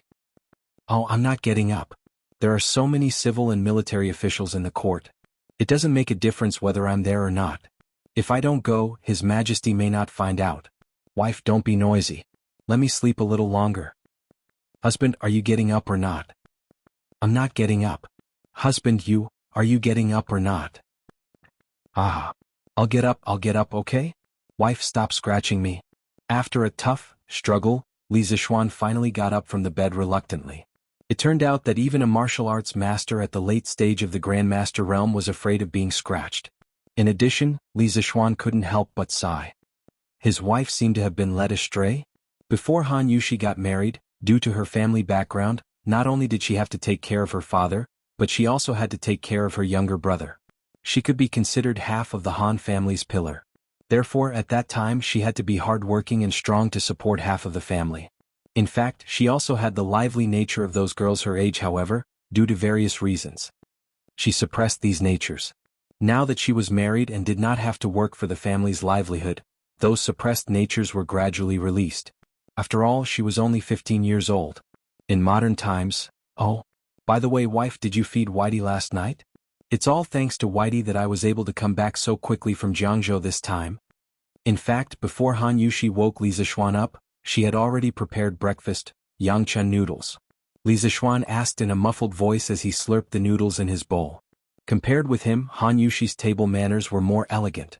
Hearing Li Zixuan's question, Han Yushi gently bit off the noodles in her mouth. After swallowing, she said, "As soon as you came back last night, I asked General Lu to feed Whitey with the best grass. Husband, don't worry about him. My wife is so thoughtful." Li Zixuan was slightly relieved. Suddenly he felt that something was wrong. He thought for a moment, then stared and asked, "Aya, all right. Wife, after I go to the morning court, prepare some breakfast for Junior Marshal Uncle. When your husband returns from the morning court, we'll go back to Lantian County together in the afternoon. Junior Marshal Uncle is the closest person to me on Mount Longhu other than Master. I must bring him to see father and mother." Husband, Junior Marshal Uncle, he woke up long ago. Han Yushi hesitated for a moment before she spoke.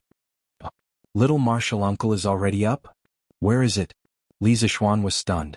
He quickly put down his bowl and chopsticks and looked around. Han Yushi was speechless.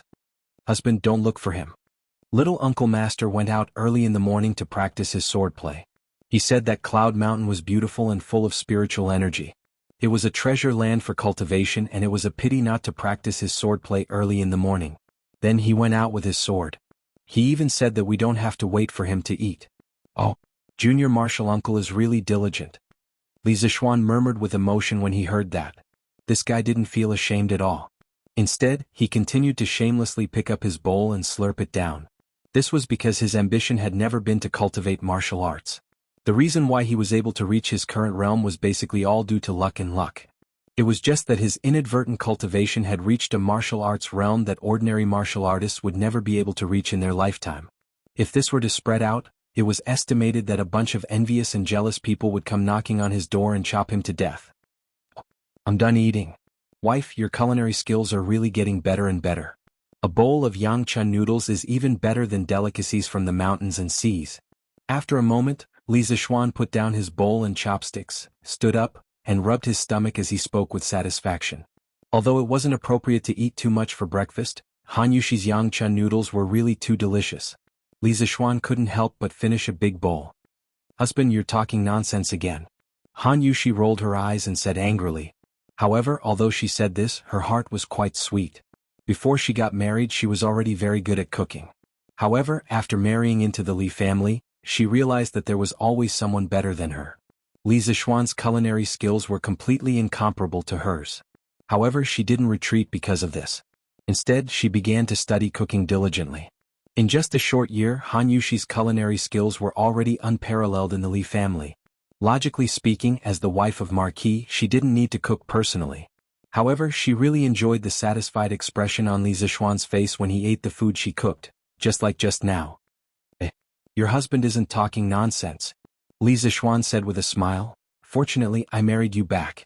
Otherwise, with your culinary skills, if you opened a restaurant, then our family's drunken immortal restaurant would completely have no customers. All right. Husband, quickly change into your court attire. It's getting late. Don't be late. Han Yushi got up and grabbed Li Zixuan's arm and urged him. All right. Then I'll have to trouble you, my wife. Since he couldn't avoid the morning court, Li Zixuan simply accepted his fate. Under Han Yushi's service, Li Zixuan quickly changed into his court attire. My wife, then I'll leave. Li Zixuan waved his hand and said goodbye to Han Yushi. He was ready to go out. Xiao Xian, Marshal Uncle will go with you. At this moment, a person suddenly appeared at the door.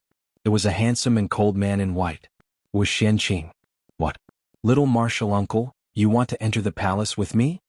Li Zixuan was stunned. Although Xianqing had already told him about the celestial master Taoism's intention to enter the secular world at Longmen Pass, now that Li Er hadn't summoned him, Xianqing directly wanted to enter the palace to meet the emperor. Was he so impatient? Yes. In the face of Li Zixuan's shock, Xianqing didn't have much of a reaction. He just faintly said yes and didn't want to explain more about it. Oh, little martial uncle, His Majesty hasn't summoned you yet, so you can't enter the palace. I know that you want the celestial master Taoism to appear as soon as possible, but now is not a good time for you to enter the palace to meet the emperor. After hesitating for a moment, Li Zixuan said to Xianqing. Xianqing frowned and said, Xiao Xian, aren't you the founding marquis? Is there no way for His Majesty to summon you? He just wanted to complete the task given by Feng Lingzi as soon as possible and then return to Mount Longhu to cultivate. In his eyes there was only the sword. In his opinion, Li Zixuan was now favored by the emperor, so there must be a way for Li Er to summon him. Martial uncle, do you really want to see His Majesty today? Li Zixuan's face became serious and he asked seriously. Yes. Sooner rather than later. Xianqing also nodded seriously.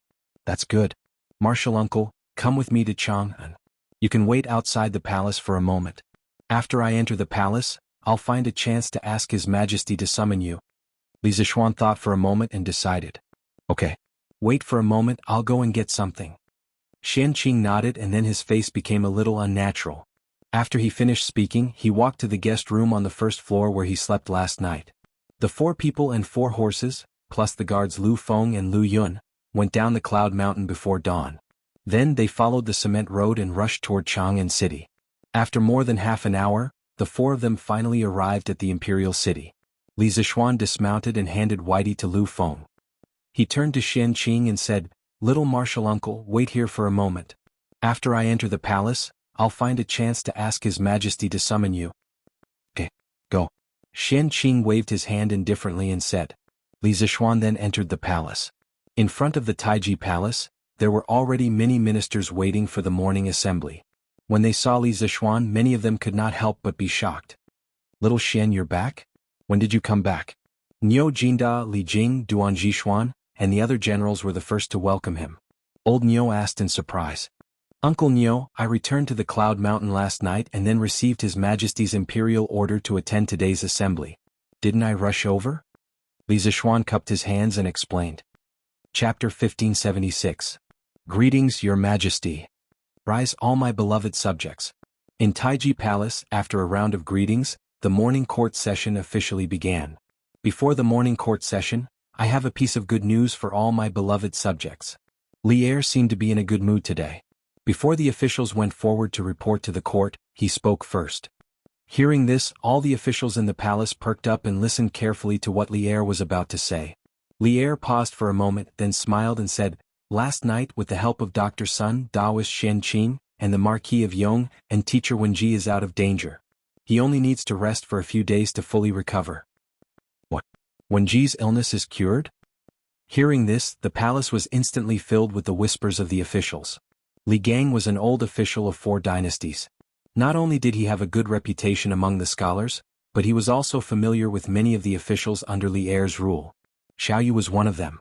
Previously, when they heard that Li Gang was seriously ill, Xiao Yu and the other old officials had even formed a group to visit Yunshan, but they were all stopped by Sun Simiao. Now that they heard that Li Gang's illness was cured, Xiao Yu and the other old officials who had dealings with Li Gang were all overjoyed. Teacher Wenji has been through 4 dynasties. He is upright and outspoken, serving the country and the people. It can be said that he is loyal to the core. Fortunately, the Marquis of Yong and Dr. Sun and Taoist Xianqing have saved Teacher Wenji's life and saved our Tang Empire from losing a good official. This is a joyous matter. Congratulations, Your Majesty. The first person to stand up was not Xiao Yu. There was someone who was even more enthusiastic than him, and that was Wei Zheng. This time the old flame didn't scold anyone. Instead he stood up to congratulate Li Er. This made old Li wonder if the sun had risen from the west. Congratulations, Your Majesty. All of the civil and military officials, regardless of whether they were familiar with Li Gang or not, all of them clasped their hands towards Li Er with joy. This was the reputation of an old official of 4 dynasties. Li Er was in a good mood. He laughed heartily and said, "Ha! Good. Actually, the Marquis of Yong, and played a huge part in Wenji's recovery. I'm sure all of you know that before yesterday the Marquis of Yong, and was still at Longmen Pass, which is 600 kilometers away. After receiving the news of Wenji's critical condition, the Marquis of Yong, and rode a fast horse and rushed back to Yunshan within a day. According to what I know, if the Marquis of Yong, and had arrived a moment later, Wenji would have been in danger." When the ministers heard this, they all looked at Li Zixuan with respect. Li Zixuan had transmigrated here. Although his skin had become thicker, he still couldn't handle so many hot gazes. Hence he quickly stepped forward and cupped his hands. "Your Majesty, you flatter me." This official only did what he should have done. What he said was the truth. Li Gang was a teacher from Yanhuang College. This time he was injured because of Yanhuang College.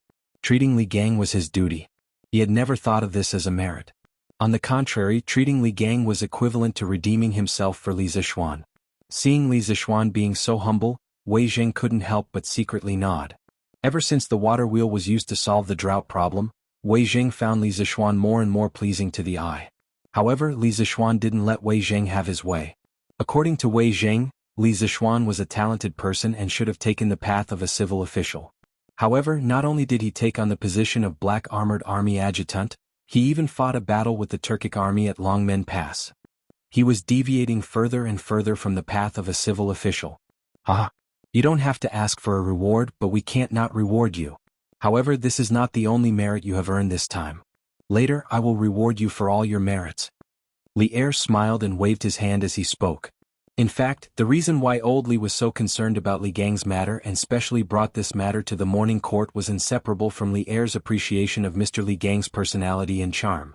According to the official history, Li Er invited Li Gang to be Li Gang's teacher the second year after he ascended the throne. One had to know that Li Gang had been Li Qingxian's and Yang Yang's teacher before. Yet, old Li was willing to let such a sensitive person be his beloved son's teacher. This was enough to show how much Li Er admired and acknowledged Li Gang's knowledge. In addition, in the official history, every time Li Er attended court, he would always have Li Gang, Fang Xianling, and Wang Gui accompany him. Later on, when Li Gang fell ill, Li Er not only sent Fang Xianling to his home to express his condolences, he even went there personally. This kind of treatment was probably only possible for Li Er's most trusted officials. Although Li Zixuan's transmigration to Great Tang caused a small deviation in history, Li Gang didn't become Li Qingxian's teacher, but came to Yanhuang College as a teacher. Old Li's respect for Li Gang had never changed. Reward him for his merits. Hearing Li Er say these 4 words, the civil and military officials in the hall all looked at Li Zixuan with a complicated and surprised expression. One had to know that Li Zixuan was only 15 years old this year, but he was already a Marquis of Great Tang. If he was rewarded again then, it would be too frightening. Niu Jinda, Li Jing, and the other generals who were close to Li Zixuan didn't show any surprise on their faces. They were only happy for Li Zixuan's achievements. Li Er, who was sitting at the head of the table, said, "Half a month ago, a locust plague broke out in the Guangzhou region. The people were in a constant state of panic. At the same time, under the influence of some people with ulterior motives, rumors spread among the people. At this time, the Marquis of Yong, and led a sky pheasant brigade made up of more than 100,000 chickens and set off from Lantian County. In just half a month, the sky pheasant brigade destroyed the locust plague in more than 70 counties, benefiting millions of villagers. Not only did it stabilize the people's livelihood, it also stabilized the people's hearts. Since ancient times, every time there was a locust plague, there would be countless people who would leave their homes and become homeless. The tragedies of selling children and children would be endless. But now our Great Tang is facing a locust plague. The scale and severity of the locust plague far exceeded the past, but with the help of the Marquis of Yong and Sky Pheasant Brigade, not only did Great Tang not have a large number of refugees, the locust plague was also stabilized and controlled in the shortest time possible. The Marquis of Yong and has contributed greatly to all of this. It had been nearly half a month since the locust plague began, and the Sky Pheasant Brigade's disaster relief work was nearing its end. In the Great Tang, more than 100 provinces and counties had been affected by the locust plague. In this half a month, the Sky Pheasant Brigade had saved more than 70 provinces and counties. There was no time to save the remaining 20 to 30 provinces and counties. This was because half a month was enough for the locust plague to finish eating all the crops. The people of these provinces and counties could only rely on the imperial court to provide relief food, But speaking of which, it was much easier for the imperial court to provide food for 30-some provinces and counties than for 100-some provinces and counties.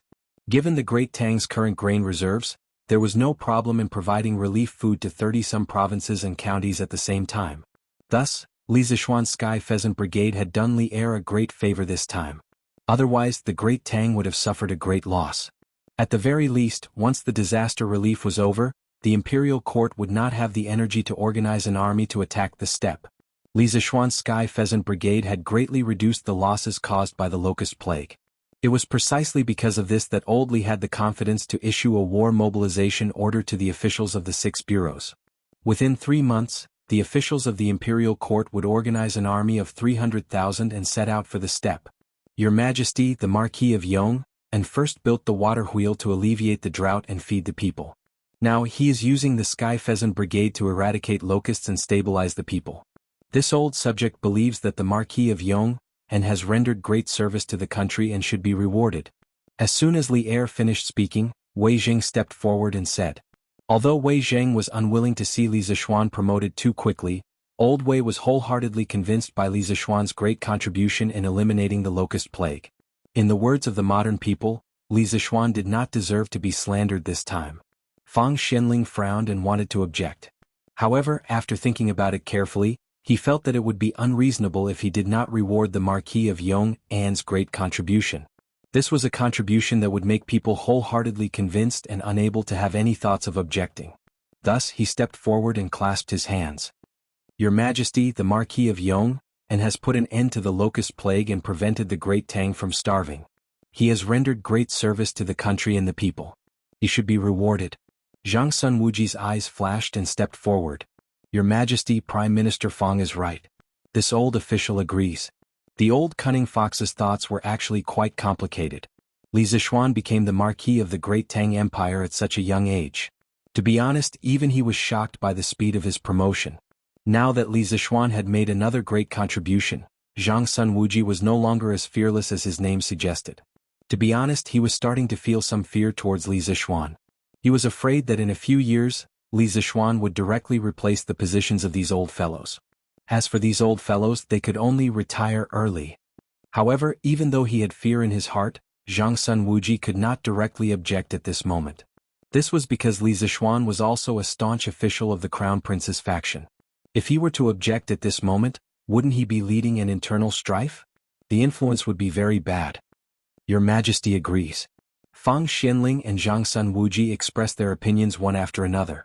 Very quickly, the position of the civil officials appeared to be one-sided. Your Majesty agrees. The military camp led by Niu Jinda and Li Jing also bowed and seconded at this moment. This was Li Zishuan. If it was someone else, they might not be able to get the support of both the civil and military camps at the same time.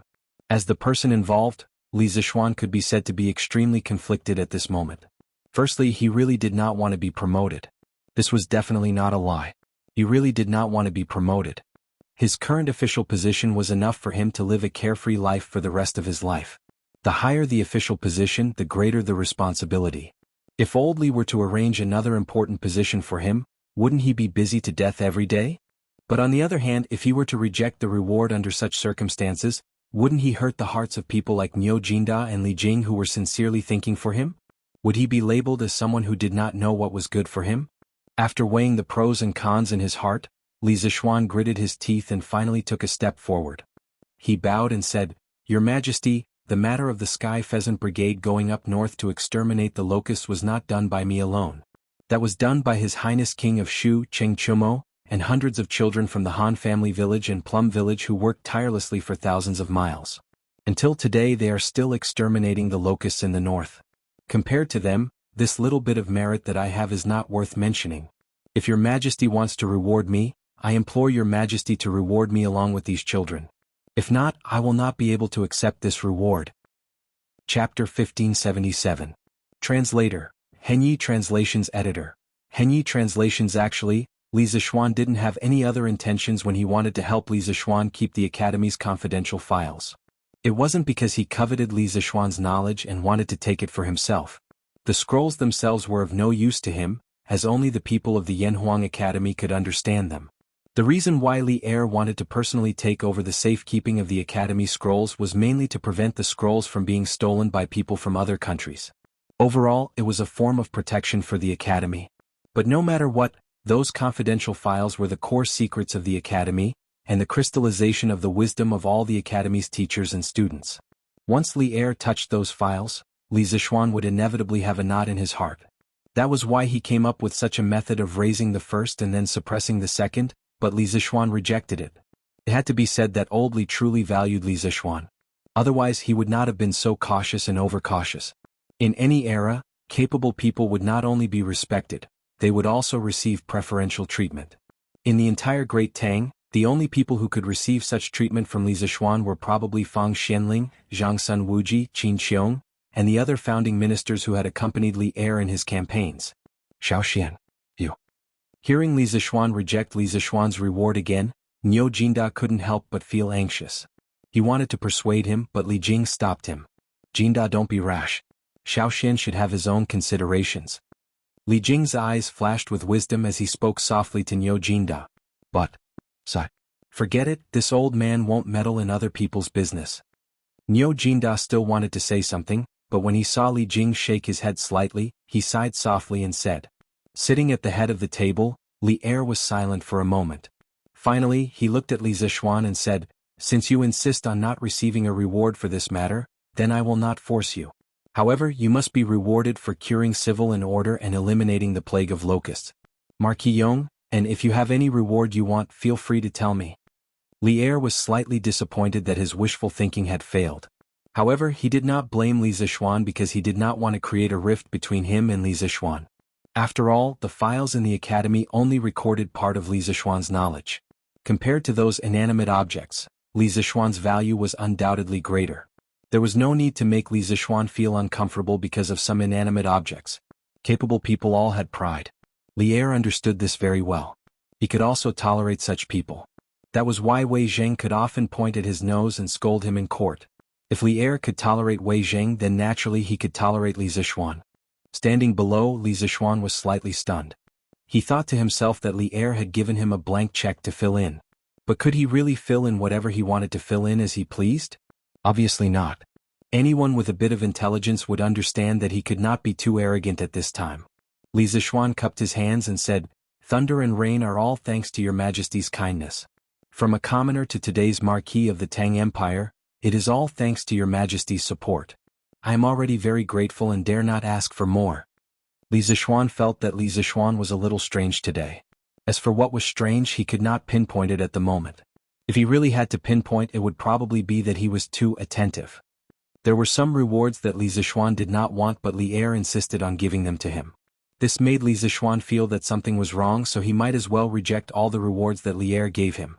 After all, some of the rewards were hot and he did not lack money or status now. Why should he take the risk? You brat. Although Li Er did not understand what Li Zixuan was thinking, he was still angered by Li Zixuan's slippery personality. He pointed at Li Zixuan and said, You do not dare to ask for extravagant things, but I want to reward you. After saying that, he looked at the officials in the hall and said loudly, Marquis Yong, and has performed meritorious service by treating the civil officials and eliminating the locusts. I wish to promote him to the Crown Prince's junior tutor and bestow Weinan County as his fief. I will also reward him with 100,000 yuan and 1,000 pieces of silk. The children of the Han and Mei villages who participated in the disaster relief will each be rewarded with 10 pieces of silk. Do any of my beloved officials have any objections? This time, Li Er only promoted Li Zixuan by 1 rank, from the original junior tutor of the Crown Prince to the current junior tutor of the Crown Prince. He still did not promote Li Zixuan's title because above the Marquis was the Duke. A 15-year-old Duke was too shocking to hear. Unless Li Zixuan had made a great contribution by destroying a country, Li Er would not allow Li Zixuan to be promoted to the position of Duke in such a short period of time.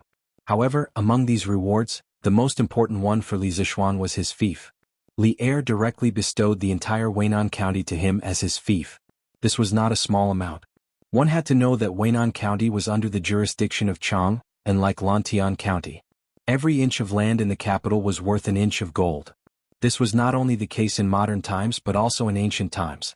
Usually the counties near Chang, and were not directly bestowed to officials. However, Li Zixuan was different. His fief actually covered 2 counties near Chang'an.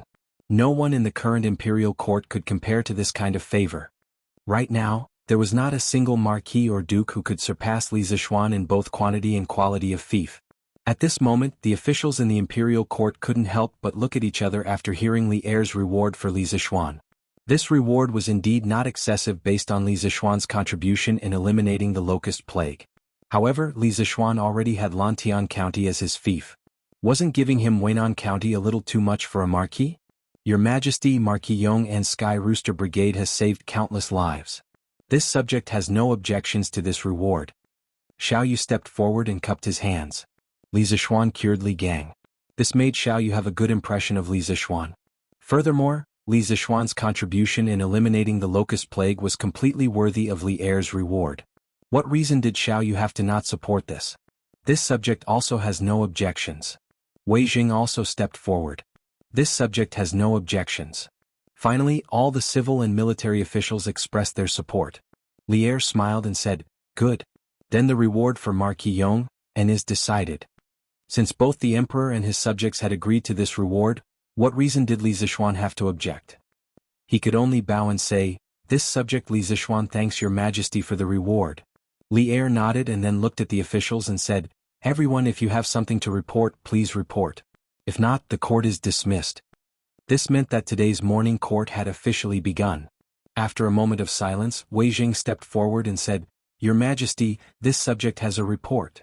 Seeing that it was Wei Jing, Li Er couldn't help but rub his eyebrows and said, "Dear subject Wei, please speak." Wei Jing didn't hesitaate and said in a deep voice, "Your Majesty, this time, Yanhuang College's secret files were stolen. Although Marquis Yong eventually took them back from Wuxia, everyone knows how dangerous it was. If this happened again, who can guarantee that those secret files would be recovered? And if those files that recorded the key technologies of Yanhuang College fell into the hands of outsiders, it would be a huge threat to our great Tang. Thus, this old subject pleads your majesty to allow the imperial court to safeguard these secret files for Yanhuang College." The moment the old troll said this, the officials immediately broke out into discussion. This was because they had also thought of this problem before. Li Er raised his eyebrows. Although he had this idea from the beginning, he definitely did not collude with Wei Jing beforehand. Wei Jing, who had always opposed him in the past, was secretly helping him today for the first time. This made Li Er feel a little uncomfortable for a moment. "Your Majesty, Left Minister Wei's words are reasonable." Unexpectedly, the one who stood out to support Wei Jing wasn't from the civil officials' camp, but from the military camp, Qiu Xingong. Under Niu Jinda's furious gaze, Qiu Xingong clasped his fist and said, "Your Majesty, Marquis Yong's engineering has indeed created many advanced tools and weapons, which have greatly improved our great Tang's civil and military affairs. But if these things fall into the hands of outsiders, they will become sharp weapons for them to attack Great Tang. We have to guard against them." Thus, this subject agrees with Left Minister Wei's words. Qiu Xingong Yu. Niu Jinda couldn't hold it in anymore and was about to step forward to reprimand Qiu Xingong. Fortunately, Li Jing's eyes were sharp and his hands were fast enough to pull him back. At this moment, a few more officials in the Taiji Palace bowed in agreement. Chapter 1578. In historical records, people in the Central Plains often fought with people in the Northern Steppe. Wars between countries were always at the crucial juncture of each dynasty. The once powerful Han dynasty was able to establish a great dynasty through war. As for those countries that were slightly weaker, such as the 5 dynasties, the 10 kingdoms and the Song dynasty, they could only choose to be annihilated under the powerful attacks. However, the Tang dynasty recorded in history books was different. It did not go through a difficult struggle, nor did it pay a bloody price. Instead, it easily defeated the other side. Was it because the Turks were too weak? Obviously not. According to historical records, the Turkic Empire was very powerful. As early as the period of the 16 kingdoms of the 5 barbarians, the Turkic Empire had interfered with the political power of the Central Plains many times and destroyed several powerful countries. North D has never been so prosperous. Looking down on Yin Mountain and belittling Xia.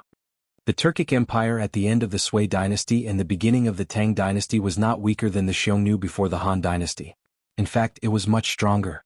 The Tang dynasty's victory over the Eastern Turks was attributed to Li Er's great talent and the Tang dynasty's military strength.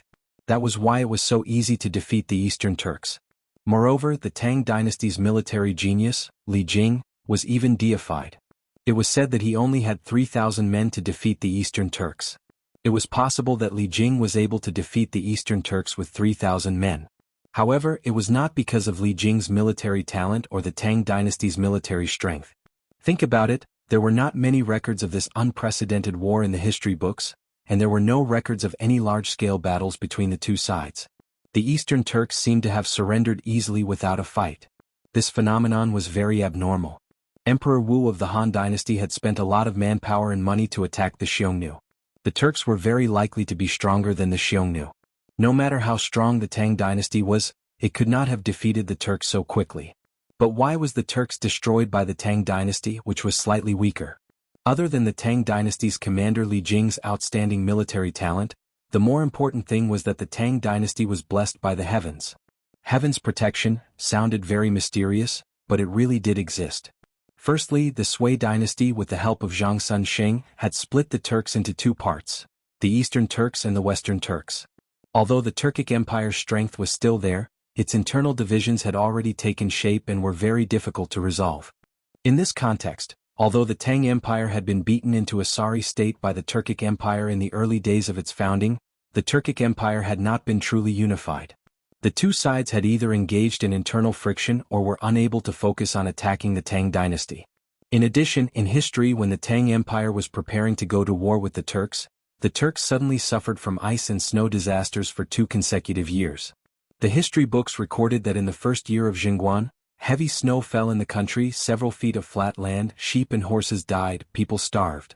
In the second year of Jingguan, snow fell in midsummer in the country of Jieli. How serious was this disaster? In truth, this was not a disaster limited to the Mongolian grasslands, but a disaster that affected the entire northern hemisphere. The Tang dynasty was also affected. In the second year of Jingguan, the Yellow River region of China, especially the Hebei region, also suffered from a snow disaster. Even if the Turkic Khaganate went deep into the Tang dynasty to plunder, they would not gain anything. The temperature in the northern hemisphere plummeted, and the severe snow and frost caused a large number of livestock to freeze to death, causing an unprecedented famine.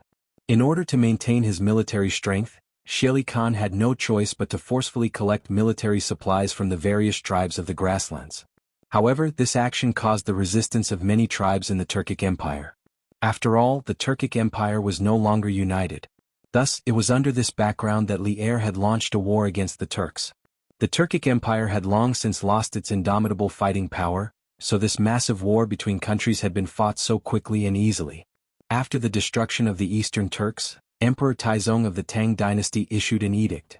Since last year, the tribute has been reduced one after another. There is no need to trouble the generals of Wei and Hua, no need to wait for Jia and Chao. The Chanyu bows his head and passes his arm across the street. From this edict, one could see that after the Tang dynasty sent out its soldiers, it encountered almost no resistance. Many Turkic tribes, in order to survive, surrendered one after another. Li Er could only sigh. There was no need for generals to work, no need for stratagems, and the Eastern Turks had been destroyed. But now, Li Er was planning to start the country war with the Turks 1 year ahead of schedule, making it very difficult to determine the outcome. This was because the Turks at this time were still extremely powerful. At the very least, no one dared to disobey Sheli's orders on the steppe. Thus, Li Zishuan was resolutely opposed to sending troops to attack the Turks in 3 months. Your Majesty, this subject believes that attacking the Turks at this time is extremely inappropriate. Within Taiji Palace, Li Zishuan struggled internally for a moment before clasping his hands and solemnly speaking. These words caused an uproar among the officials. All the officials knew that Li Zishuan was a warmonger.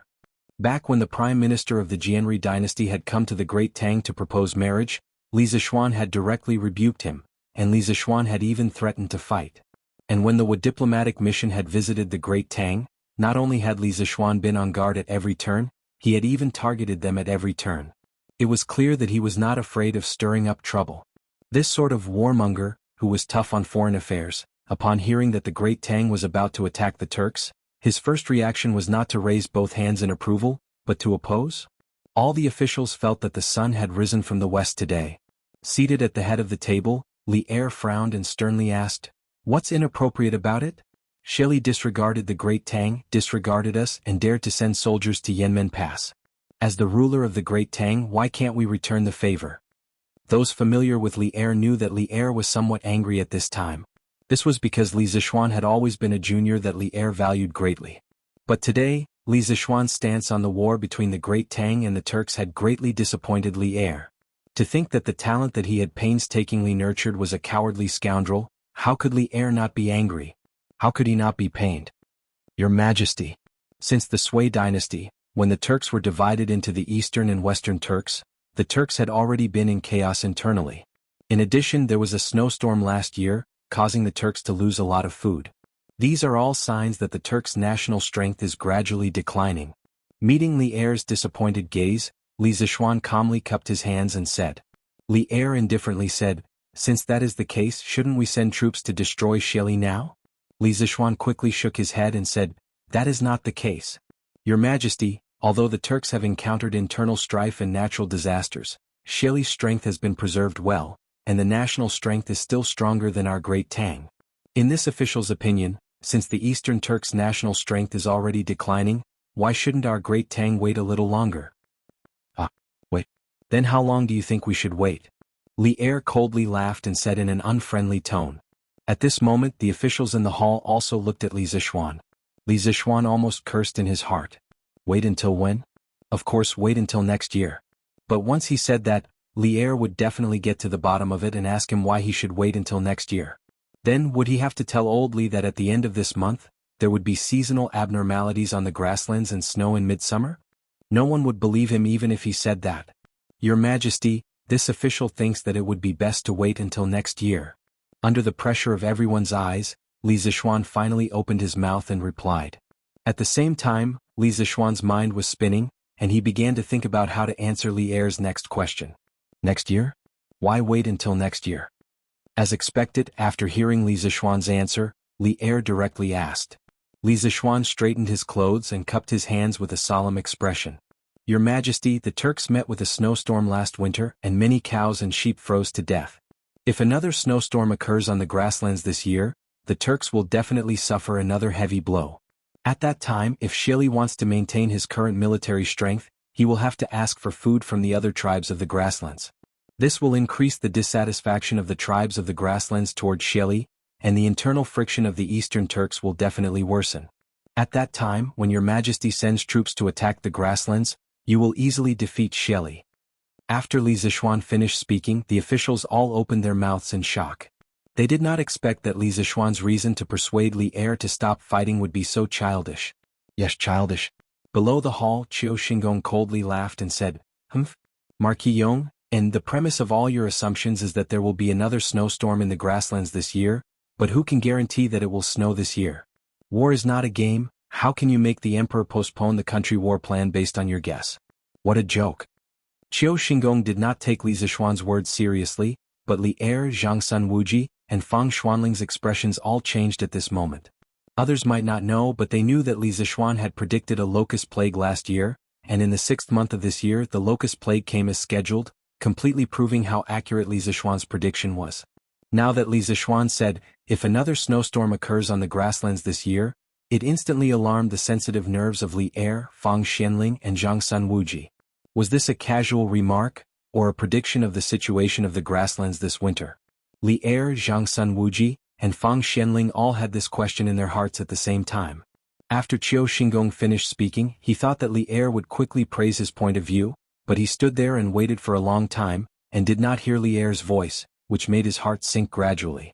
The civil and military officials in the imperial court also felt that the atmosphere in the hall was not right, so they all lowered their heads and did not say a word. After keeping silent for a long time, Li Er finally opened his mouth and said, this matter can be discussed later. I am not feeling well and am a little tired. Today's morning court will end for now. Court dismissed. Li Zishuan, stay behind. After saying that, Li Er did not give the officials a chance to greet him, and directly stood up and walked towards the back of the hall. Xiao Xian, you must be careful. In front of His Majesty, you must think thrice before you speak. Seeing that Li Er had left, the officials all left the court. Before Li Jing left, he looked at Li Zishuan and reminded him softly. Yes, Uncle Li.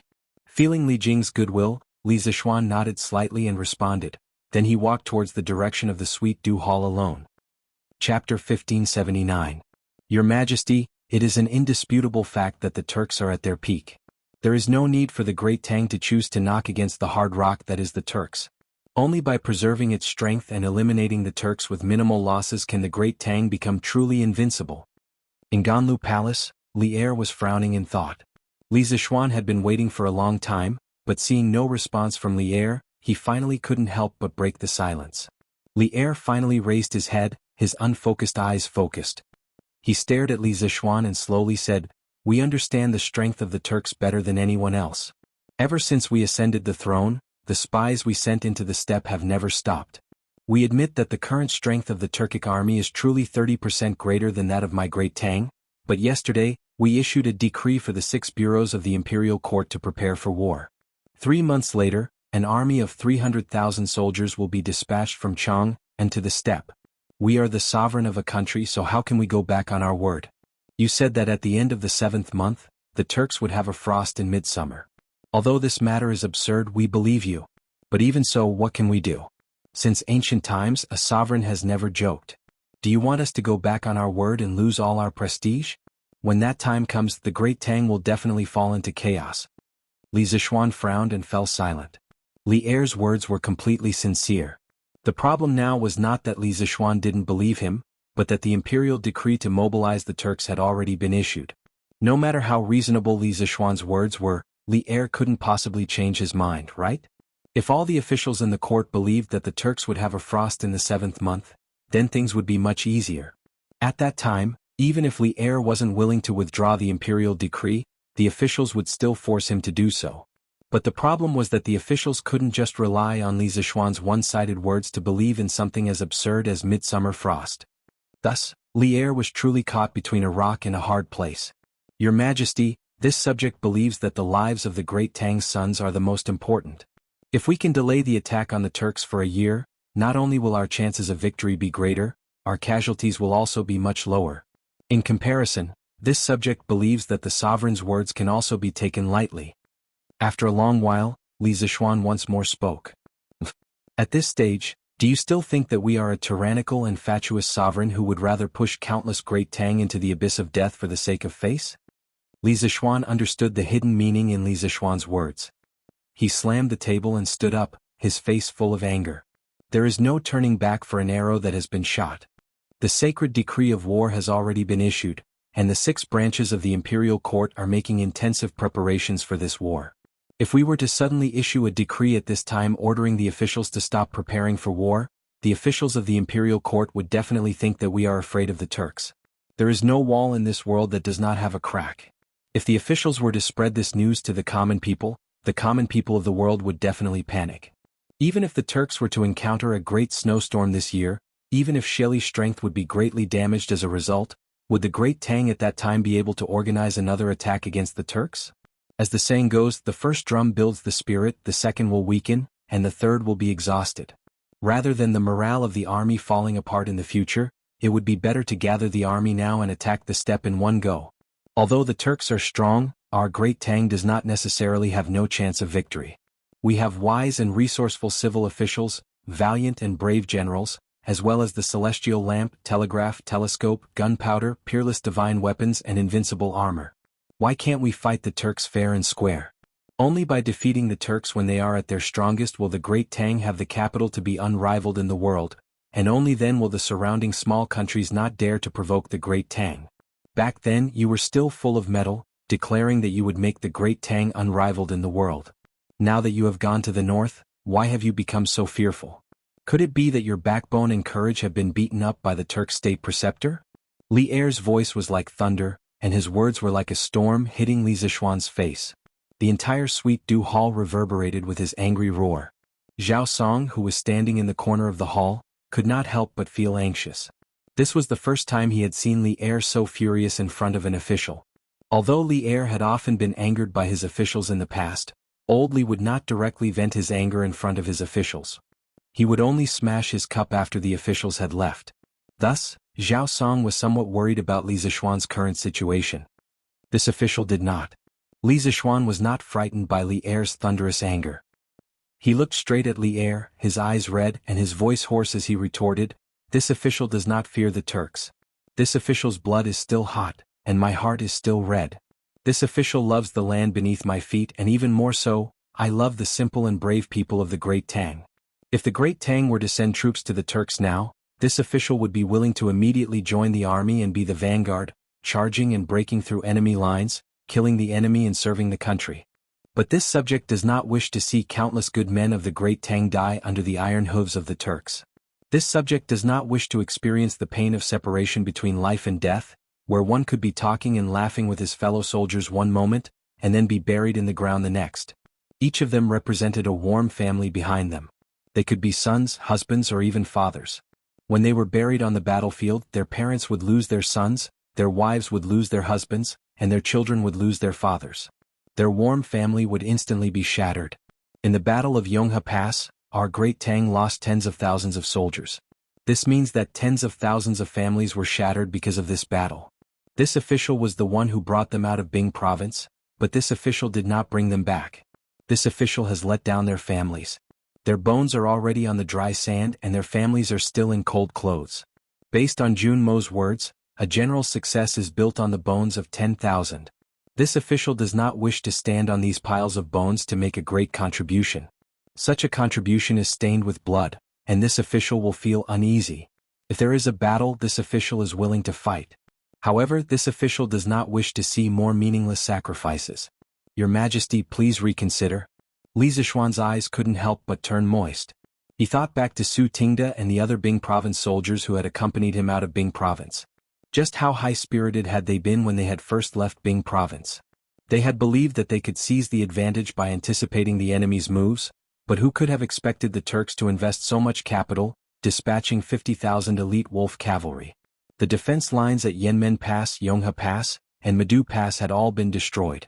Meanwhile, of the 30,000 soldiers that Li Zishuan had brought out of Bing province, only several thousand were left. Every time Li Zishuan thought about this gruesome battle, he felt like a knife was being twisted in his heart. Based on Jun Mo's words, a general success is built on the bones of 10,000. From the late Tang poet Chao Song's 6 Years of Life, Li Zishuan was taken aback by this poem.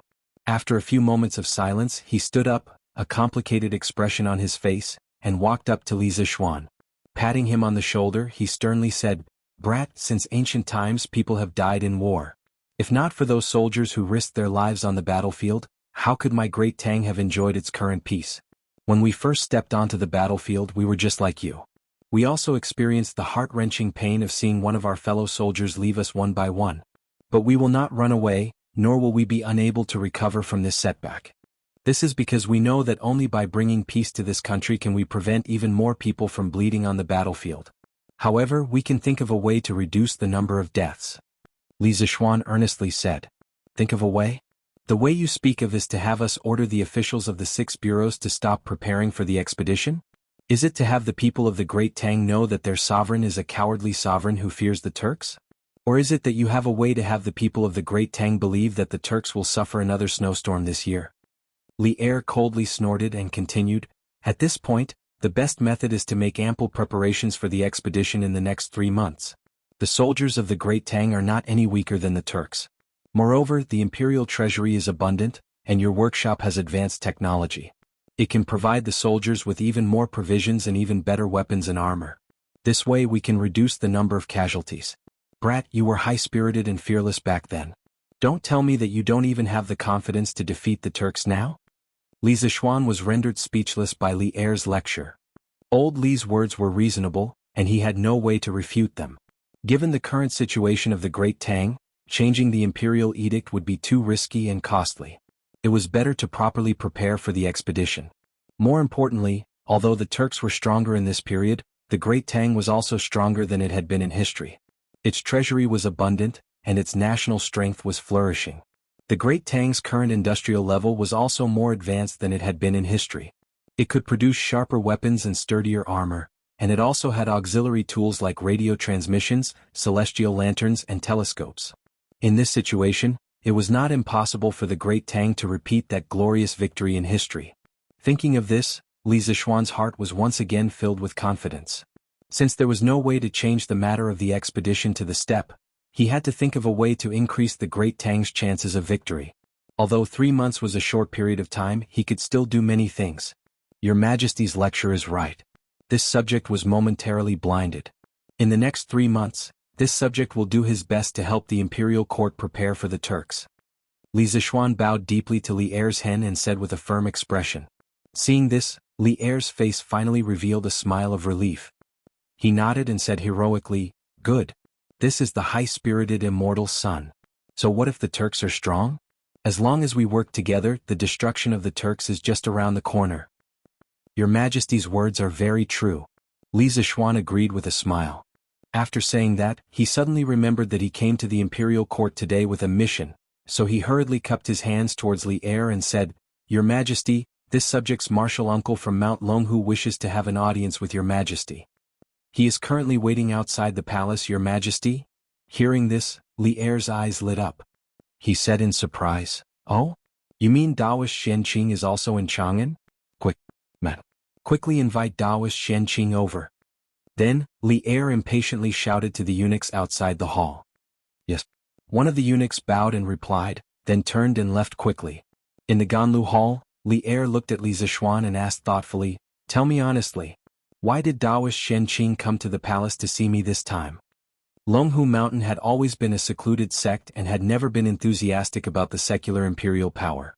Therefore, when Daoist Shenqing took the initiative to come to the palace, Li Er immediately felt that something was wrong after the initial excitement. Therefore he asked Li Zishuan. In addition, this time when Li Zishuan was seriously injured at Longmen Pass and his life was hanging by a thread, Daoist Shenqing, who had been cultivating in Longhu Mountain, actually arrived in time. This kind of coincidence that shouldn't have happened. Old Li had been suspicious for a long time. Hearing this, Li Zishuan thought for a moment and replied, "Your Majesty, Martial Uncle came down the mountain this time to carry out a mission given by sect leader.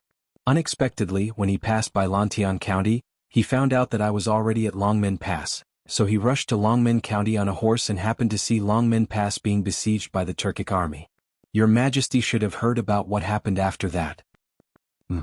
Li Er nodded and then asked, "You just said that Daoist Shenqing came down the mountain on the orders of sect leader Feng Lingzi. Can you tell me what the mission is?" After the heart-to-heart conversation just now, the emperor and his minister were much closer to each other, so Li Zishuan didn't have much scruples about what he said. When Li Zishuan answered, he also didn't deliberately hide it. "Your Majesty, to be honest, sect leader Feng Lingzi wants the disciples of Celestial Master Taoism to enter the secular world to cultivate. Most of those disciples are proficient in medicine. Sect leader also heard that I have set up a medical school in Yunshan and set up many joint medical centers all over the Tang Empire. Therefore, he wants those disciples of Celestial Master Taoism with excellent medical skills to enter the medical centers and take the pulse of the people. For the people of Taoism, saving the dying and healing the injured, and curing the diseases of the people, is also a kind of cultivation." "I see."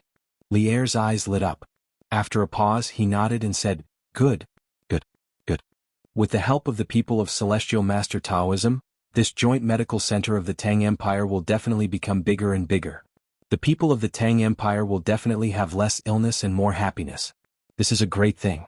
The Tang Empire respected Laozi as their ancestor and regarded Taoism as their national religion.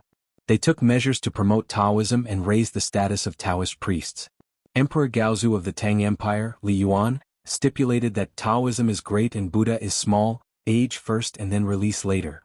After Li Er ascended the throne, he immediately reiterated that, "My origin is from the pillar," and collected the hidden and secret Taoist books of the Jin and Wei dynasties to spread the Taoism. As Taoism was beneficial to the orthodoxy and sanctity of the imperial power of the Tang Empire, Li Er had a very good impression of Taoism. When he heard Li Zishuan say that the people of Celestial Master Taoism of Longhu Mountain were planning to enter the secular world to cultivate, Old Li was naturally overjoyed. "Your Majesty, Taoist Master Shenqing is outside the hall." At this moment, a little eunuch ran in and bowed. Quickly invite Taoist Master Shenqing in." Li Er was shocked and said excitedly, Your Majesty, but Taoist Master Shenqing is unwilling to remove the sword case." The eunuch had a difficult expression. Li Zishuan quickly went forward and explained, "Your Majesty, please forgive me. Little Martial Uncle is obsessed with swordsmanship and views swords as his life. He has never left his sword. Please forgive him, Your Majesty. I am willing to guarantee with my life that little Martial Uncle definitely has no ill intentions towards Your Majesty." Li Er smiled indifferently and said, It's fine, it's fine. I believe you. Then he looked at the eunuch and said, What are you waiting for? Quickly invite Taoist Master Xianqing in. Yes, sir. Chapter 1580. Li Er had followed Li Yuan to rebel against the Sui dynasty when he was young. He had been fighting on the battlefield for nearly 10 years. Old Li was used to seeing life and death in those martial arts masters. Although Xianqing's strength was very high, Li Er was not afraid that he would suddenly attack in the Sweet Dew Hall. Firstly, his own martial arts were quite good. Secondly, Zhao Song and Li Zishuan were in the hall. Thirdly, he did not believe that Xianqing would suddenly attack and assassinate him in the Sweet Dew Hall. Since ancient times, only tyrants would be easily assassinated. Li Er had always been kind to the people ever since he ascended the throne. He had never done any evil deeds that angered the heavens and the people. As a member of Dao, there was no reason for Xianqing to assassinate him. Thus, Li Er did not mind that Xianqing carried the sword case in. Back then he often met some generals who wore armor and carried weapons here. Why would he care about Xianqing bringing weapons into the hall? Li Er still had this little bit of tolerance. I am Xianqing. Greetings, Your Majesty. After a while Xianqing came to the hall. After standing still, he bowed to Li Er and said. Li Er said politely, You don't have to be so polite. Come, give him a seat. No matter what, Xianqing entered the palace this time representing the celestial master Taoism of Longhu Mountain. Li Er should give him the corresponding respect. Not long after, a chamberlain brought over a chair. It was an old-fashioned wooden armchair.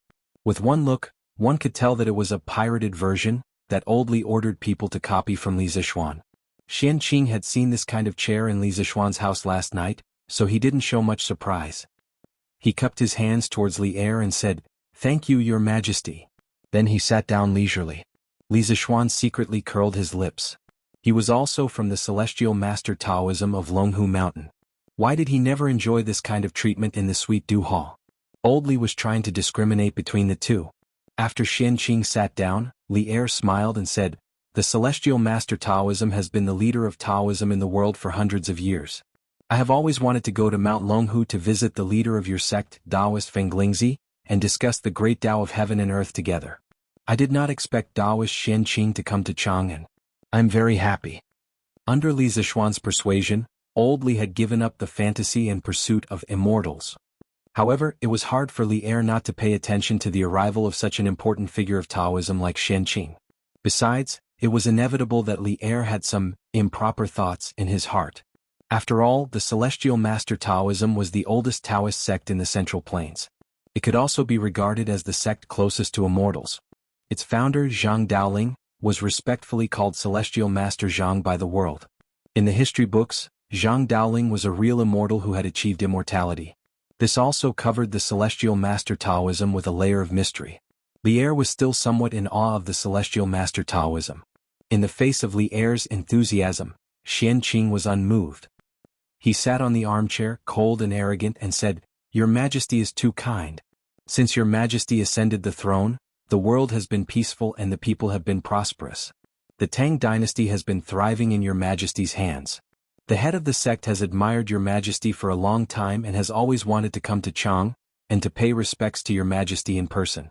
However, due to the busy affairs in the sect, he could only send me to Chang, and to pay respects to Your Majesty.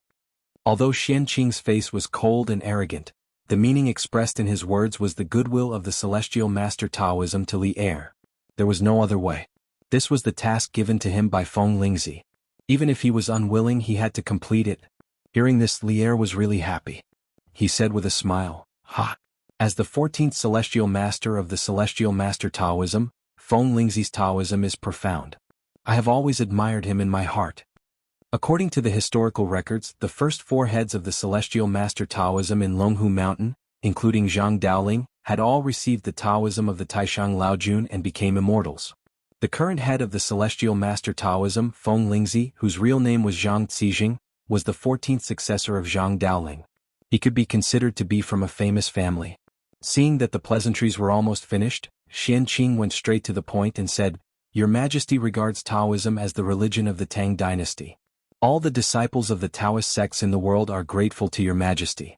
As the leader of the Taoist sects in the world, the Celestial Master Taoism wants to lead the disciples of the Taoist sects in the world to help Your Majesty stabilize the country. This time I came down the mountain under the instructions of the head of the sect. I want to ask your majesty for an order to let the celestial master Taoism enter the world to save the common people. In addition, the head of the sect also asked me to bring something for your majesty. I hope your majesty will kindly accept it. After that, Xian Qing took out a book with a blue cover from his sleeve. Li Zixuan, who was standing at the side, curiously stuck his head out to see what the book in Xian Qing's hand was. However, Xian Qing seemed to notice his action. He directly put the book into his sleeve and turned around saying, "Xiao Xian, I have something important to discuss with your majesty. You go out and wait for a while. After the discussion is finished, I will leave the palace with you." "Yes, uncle." It was obvious that Xian Qing had something to hide deliberately. This made Li Zixuan very confused. He secretly wondered what the mysterious content of the book was. Why did he have to hide it from him? In his impression, youngest uncle had never hidden anything from him. Li Zixuan, who was puzzled and a little uncomfortable in his heart, responded and cupped his hands to Li Er, saying, "Your Majesty, if there is nothing else, I will take my leave first." Although Li Er did not understand why Xian Qing had to do this, he was more curious than Li Zixuan about the content of the book in Xian Qing's hand. Hearing this, he couldn't wait to wave his hand and said, "Yes." Then Marquis Yong, "And you can leave first." Damn it. Old Li is a classic example of getting rid of the donkey after it has outlived its usefulness. How unkind. Li Zixuan scolded Li Er for being unkind in his heart. However, he said, "I will take my leave." With a complicated feeling of curiosity, doubt and disappointment, Li Zixuan reluctantly left the Sweet Dew Hall. Actually, if he looked carefully, he would be able to see the deeply hidden awkwardness on Xian Qing's face. Outside the hall, Li Zixuan, who was angry, wanted to leave the imperial palace and return to Yun Mountain. However, he remembered that this was Xian Qing's first time in the imperial palace. If there was no one to lead the way, it would be easy for him to get lost. Li Zixuan could only wait patiently outside Tai Chi Palace. It was almost 10 o'clock in the morning. Li Zixuan thought to himself, the academy should be having their final exam right now, right? I hope that group of children can do their best and live up to old teacher Wenji's expectations. After returning to Yun Mountain, Li Zixuan knew more and more about the attack on the academy that night. This included Li Gang's passionate and righteous words when he faced Wu Jie. This old man was originally a scholar. I know the 4 books and 5 classics. I am familiar with the records of the Grand Historian and the Book of Han. I only have a few plain clothes and no money. I only have a few hundred students. This is this old man's greatest asset. This old man respects the heavens and the earth, respects morality and fears the people. You are just a barbarian. How can I be threatened by you? This old man knows that your martial arts are strong and invincible, but I want to see what you can do to me today. Thinking about these words now, Li Zixuan could not restrain his entire body from trembling, his blood vessels pulsing. His chest was filled with literary knowledge, his mind was as deep as a valley, his belly was filled with poetic and scholarly spirit. Li Gang's heart was filled with awe-inspiring righteousness, therefore he was not afraid of ghosts and serpents, much less the Tujue's imperial preceptor, who was highly skilled in martial arts. Li Zixuan admired Li Gang even more for his courage and magnanimity. Fortunately, Li Zixuan successfully pulled Li Gang back from the gates of hell. Otherwise, Li Zixuan would still be in deep self-reproach. Little Xian, let's go. Back to Lantian. At some point in time, Xian Qing walked out from the Taiji Palace and stood behind Li Zixuan. Little martial uncle? Li Zixuan raised his eyebrows in surprise and asked in surprise, Junior martial uncle, you finished your discussion with His Majesty so quickly? Yes. Xian Qing faintly replied with a and did not say anything more. Li Zixuan didn't want to let go of Xian Qing. He asked, Little martial uncle, the book you gave His Majesty, what's the content in it? Xian Qing paused and didn't say anything. Li Zixuan suddenly thought of something and said in surprise, could it be that the book recorded the martial arts secret of the Celestial Master Sect? Little martial uncle, did you give His Majesty the secret of Taishan Sutra? Facing Li Zixuan's wild guess, Xian Qing's face turned red. He finally couldn't help but say angrily, it's not a secret martial arts secret and it's not Taishan Sutra. Little Xian, stop guessing. Go back to Lantian County quickly. Little martial uncle has something to discuss with priest son. Seeing that Xian Qing was unwilling to tell him the content of the small book, Li Zixuan gave up and had to agree. Suddenly, he thought of something and asked, Little martial uncle, how was your discussion with His Majesty just now? Did His Majesty agree to the request of our sect? Hearing this, Xianqing's face immediately returned to normal. He nodded and said, His Majesty agrees that the Celestial Master Sect and your medical school will jointly set up joint medical centers in all the counties of the Tang Empire. The cost will be borne by the imperial court. That's great. Hearing this, Li Zixuan immediately forgot some of the previous unpleasantness and said happily, with the help of our sect, the joint medical centers of the Tang Empire can be set up in all the counties of the Tang Empire in the shortest time. By then, the people will have no disease that is difficult to treat. The biggest obstacle to the implementation of the joint medical centers of the Tang Empire was not the problem of money, but the lack of talent. The Tang Empire had a vast territory, with a total of more than 360 counties. If the joint medical centers of the Tang Empire wanted to cover the whole Tang Empire, how many medical talents would they need? Now that Old Li had specially allowed the people of the Celestial Master Sect of Longhu Mountain to join the joint medical centers, this was undoubtedly good news. Because the people of the Celestial Master Sect had taken the lead to set an example, in the future, there would be more and more Taoist priests from other Taoist sects who wanted to join the joint medical centers of the Tang Empire. This was a snowball effect. Taoism had developed for nearly 1,000 years, and there were more than tens of thousands of disciples. Most of the people in Taoism were good at medical skills. If more than 30% of these people could join the joint medical centers, the problem of the medical centers being short of people in the early stage would be solved easily. Chapter 1581. Brother Crown Prince. Are you saying that Brother Shaoxian has returned from the north? Chang and City West City. A gorgeous carriage slowly moved forward with the flow of people. In the carriage, a young lady with bright eyes and white teeth raised her head to look at the young man in embroidered clothes. There was no need to guess. This young lady and young man were Chang'e and Li Qingqian. After the morning court session, Chang'e sent someone to invite Li Qingqian. Yesterday, the two siblings had agreed to leave the palace together today. Yes, that's right. Shaoxian even attended the morning court session today. I heard that he returned to Cloud Mountain last night. Li Qingqian lightly nodded as he replied. Ah, Brother Crown Prince, why didn't you say so earlier? If I had known earlier, I would have waited for Brother Shaoxian in the palace to come out together. Chang'e wrinkled her nose and said regretfully. Li Qingqian's eyes flashed as he asked with deep meaning, Chang'e, Father kept Shaoxian alone after the morning court session. Could it be that you want to continue waiting in the palace? Of course not. We left the palace today for Mother to go to the Drunken Immortal Inn to make a meteoric rise. In any case, Brother Shaoxian is already back. If we want to see him, we can see him at any time. Don't you think so, Brother Crown Prince?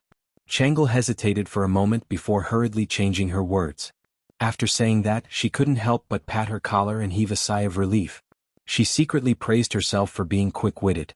Otherwise, she would have fallen into Li Qingqian's trap. Li Qingqian helplessly shook his head. Just now he indeed wanted to test Chang'e's reaction, but now it seemed that there was no need to test anymore.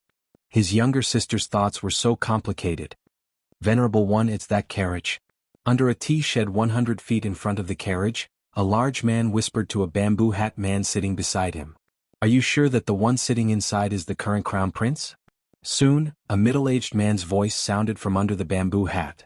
I'm sure. I saw this carriage coming out of the palace. Moreover, I recognized the soldiers behind the carriage. They all came from the Eastern Palace. The one sitting inside the carriage is undoubtedly the crown prince. The gray-robed man hurriedly whispered. Good. The middle-aged man wearing the bamboo hat nodded and then whispered excitedly, Eesh. What a pleasant surprise. Initially, he had already completed the Dragon Head mission and was about to return. However, he didn't expect to encounter such a heaven-sent opportunity. If this poor monk can capture the Great Tang's crown prince and bring him back, Li Shimin will definitely be wary. Venerable One, are you really going to fight here? The burly man's face tightened slightly, and then he moved closer to the bamboo hat man and asked anxiously. What happened here? The more people there are, the safer we will be. In a while, follow the plan this poor monk gave you. The bamboo hat man said coldly. Yes. The burly man responded, then turned around and left. On the street, the carriage that Li Qingqian and Chang'e were in was still moving forward slowly. The pedestrians outside the carriage were bustling with activity, talking and laughing. It was very lively in contrast to the peddlers' shouts. This was the busiest market in this era. Bang bang bang. Help. Get out of my way. Get out of my way. Suddenly, a series of loud bangs came from the depths of the western market. Soon after, the crowd fell into chaos. A large black yak was madly charging through the streets, knocking away the pedestrians who couldn't get out of the way in time. Some of the pedestrians who were caught by the yak's horns had their bodies pierced, splattering blood on the spot. However, the black yak did not slow down in the slightest. Screams and howls merged together, and in a short while the main street of the Western Market was in chaos. Even worse was that the black yak was like a fugitive, not slowing down in the slightest as it charged toward Li Qingqian's carriage. Protect the Crown Prince. As the Crown Prince of the Great Tang, Li Qingqian could not leave the palace alone. The Eastern Palace guards following Li Qingqian out of the palace quickly noticed the commotion in the Western Market. Seeing that the black yak was about to reach them, the leader of the guards, Wu San, hurriedly pulled out his saber and shouted, "Yes, sir." 10 some Eastern Palace guards answered in unison, and then they rushed to the carriage and stood in a row with sabers in their hands. "Big brother Crown Prince. What's going on outside?" As the carriage came to a sudden stop, screams and howls came from outside. Chengle's face paled in fright as she grabbed Li Qingqian's arm and asked, "Assassination." There was a high chance that this was an assassination. Li Qingqian's face was as cold as water. As someone who had lived in the depths of the palace for many years, he instantly sensed that something was amiss. He patted Chengle's small hand and sternly said, "Chengle, you stay here. This solitude will go out and take a look." Even though Li Qingqian already had a bad premonition, he had to step out at this time. If there really was an assassin, the assassin was probably coming for him. If he stayed in the carriage, he would only drag Chengle down with him. As her elder brother, Li Qingqian felt that he had the responsibility to protect his little sister. "Wu San, what's going on?" Jumping out of the carriage, Li Qingqian frowned and sternly called out, "Your Highness, quickly enter the carriage. There's a mad yak coming from the front." Li Qingqian's carriage was a thick steel carriage specially made by the Odd Interest Pavilion. Ordinary arrows would not be able to penetrate it. At this critical moment, Wu San placed his hopes on this heavy carriage. He then loudly shouted, "Stop it!" With that, Wu San wielded his saber and led the charge towards the black yak. At this time, the black yak was only 4 to 5 zhang away from the carriage. The rest of the soldiers hurriedly controlled the carriage to stop at the side, while the rest charged with Wu San. The distance between them and the black yak was getting closer and closer. Wu San was able to become an Eastern Palace guard, and his martial arts were also quite good. When he was about to reach the black yak, he directly soared into the air and flew above the black yak. Then he raised his saber and viciously chopped at the yak's neck. Clearly, Wu San also understood that if he directly used the saber to chop at the yak's head, he would not be able to cut through it. Therefore, he chose to chop at the black yak's relatively weak spot. "Po!" This was the sound of a sharp blade piercing flesh. The middle of the saber in Wu San's hand had almost completely sunk into the black yak's neck. Although the saber had cut through, it did not cut through the black yak's neck. In fact, to be able to cut through the black yak's thick neck in such a situation, one would have to be at least at the peak of the Qi transformation realm or the Grandmaster realm to be able to do so. Wu San's saber did not cut through the black yak's neck. Instead, it aroused the black yak's ferocity. The black yak, who was in pain, had completely turned into a mad bull. Its 4 big hooves desperately stomped on the limestone floor, and then it carried Wu San and charged towards the 4 or 5 Eastern Palace guards. "Evil beast! You dare!" Seeing this, Wu San was both shocked and angry. He pressed one hand on the saber's hilt and used the momentum to fly up, directly riding on the black yak's back. Then he pulled out the saber from the black yak's neck and ruthlessly stabbed at the black yak's neck from the side. Although the laws of the Great Tang clearly stated that no one was allowed to kill a farm cow, in this situation, not only did the black yak threaten the lives of the common people in the West City, it was also threatening Li Qingqian's safety. Wu San almost did not hesitate. In an instant he made a decision: directly kill the black yak. Geez. This time, because Wu San was riding on the yak's back, it was easier for his wrist to exert force. Therefore, the saber directly pierced the black yak's neck from top to bottom. Blood spurted out from the black yak's neck and sprayed onto Wu San's face. The black yak let out a sorrowful cry. Finally, it could no longer run and died on the spot. And at this time, the black yak was less than 1 zhang away from the carriage. Wu San, who was on the yak's back, jumped to the ground before the black yak fell to the ground. Then he finally let out a big sigh of relief. But before he could finish his sigh of relief, he caught a glimpse of a burning bamboo tube tied to the black yak's tail. Wu San's heart instantly rose to his throat because he knew that the black yak on the ground had not gone crazy. Instead, someone was using the black yak to create a disturbance. Quickly protect His Highness and the princess. Wu San, who had reacted, quickly pulled out the Mo saber from the black yak's neck and shouted loudly. But his warning was too late. Just as Wu San's voice fell, a tall and sturdy man wearing a bamboo hat was flying in Li Qingqian's direction. His speed was so fast that Wu San had no time to react. He could only stare blankly as the man put his hand on Li Qingqian's shoulder. Impudent! What kind of thief dares to commit murder in Chang'an City? Li Qingqian's heart was slightly alarmed when his shoulder was clamped, but his expression was still calm. He looked at the tall and sturdy man beside him and coldly reprimanded. Chang'an City?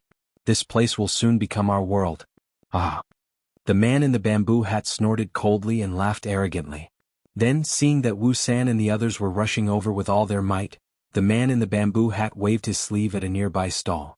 The wooden shelves, sheds, baskets and other things were brought to the group of Eastern Palace guards by his powerful true qi. He, on the other hand, lightly tapped the ground with the tip of his foot, grabbed Li Qingqian and leaped into the air, about to escape into the flood of pedestrians. Stop! Let go of Brother Crown Prince. At this moment the carriage's curtains moved slightly, and a little girl dressed in a pink palace dress jumped out of the carriage and shouted at the man in the bamboo hat who had just leaped into the air. Chang'e, don't worry about your brother. Quickly go back. Li Qingqian, who was being held in the air, saw Chang'e come out of the carriage and couldn't help but anxiously shout. Chang'e? Ah! I didn't expect good things to come in pairs. It seems that today is destined to be a fruitful day. The man in the bamboo hat lowered his head and looked at Chang'e, then looked at the anxious Li Qingqian. Then he laughed proudly. Then the man in the bamboo hat came back, grabbed Li Qingqian's shoulder and flew down. To be precise, he was flying in the direction of Chang'e. Protect Her Highness. Wu San was shocked and angry. He held the Mo sword and flew in the direction of the man in the bamboo hat. Then he raised the Mo sword above his head and viciously slashed at the man in the bamboo hat. Umph! The man in the bamboo hat sneered. Then he turned the hands that were holding Li Qingqian slightly and sent Li Qingqian's body in the direction of Wu San's slash. Despicable! Seeing this, Wu San turned pale with fright. He hurriedly put away the Mo sword, but at this moment he was already in the air. He wanted to change direction, but there was no point for him to use. He could only continue flying in the direction of the man in the bamboo hat. Die! This word floated out of the wide bamboo hat. Then the man in the bamboo hat stretched out his left palm and viciously slapped Wu San's chest. Wu San, be careful. Li Qingqian was the closest to the man in the bamboo hat and was the first to sense the man's actions. He hurriedly warned him loudly. But how fast was the man in the bamboo hat? By the time Li Qingqian finished speaking, that wide palm had already firmly imprinted itself on Wu San's chest. Pfft! Wu San spat out a mouthful of blood. His entire body was like a kite with a broken string as he rapidly fell down. The fresh blood that was floating in the air reflected the morning sun, making it look very sorrowful. Protect the crown prince. Protect the princess. Quickly call for reinforcements. This was the death cry that Wu San used all his strength to let out before he landed. More than 10 Eastern Palace guards immediately swarmed in front of Chang'e with their Mo swords in hand. In addition, another guard rushed out of the crowd and ran to report the news. You overestimate yourselves. The man in the bamboo hat snorted coldly. Then he used the tip of his foot to pick up a wooden stick on the ground. It was probably scattered by the roadside stall during the chaos earlier. Then the man in the bamboo hat held the wooden stick in his hand and directly rushed forward. Without any movement, the 10 Eastern Palace guards were all swept to the ground by the wooden stick. After knocking down all the Eastern Palace guards, the man in the bamboo hat retreated back to Li Qingqian's side. All of this happened in a flash. From start to finish, it was probably only a few blinks of an eye, and all the Eastern Palace guards were down. This was the absolute difference in strength. And Li Qingqian wanted to take advantage of the time when the man in the bamboo hat attacked, but he couldn't escape because the time interval was too short. It's the Crown Prince. Someone wants to kidnap the Crown Prince. Shi City was originally a bustling place.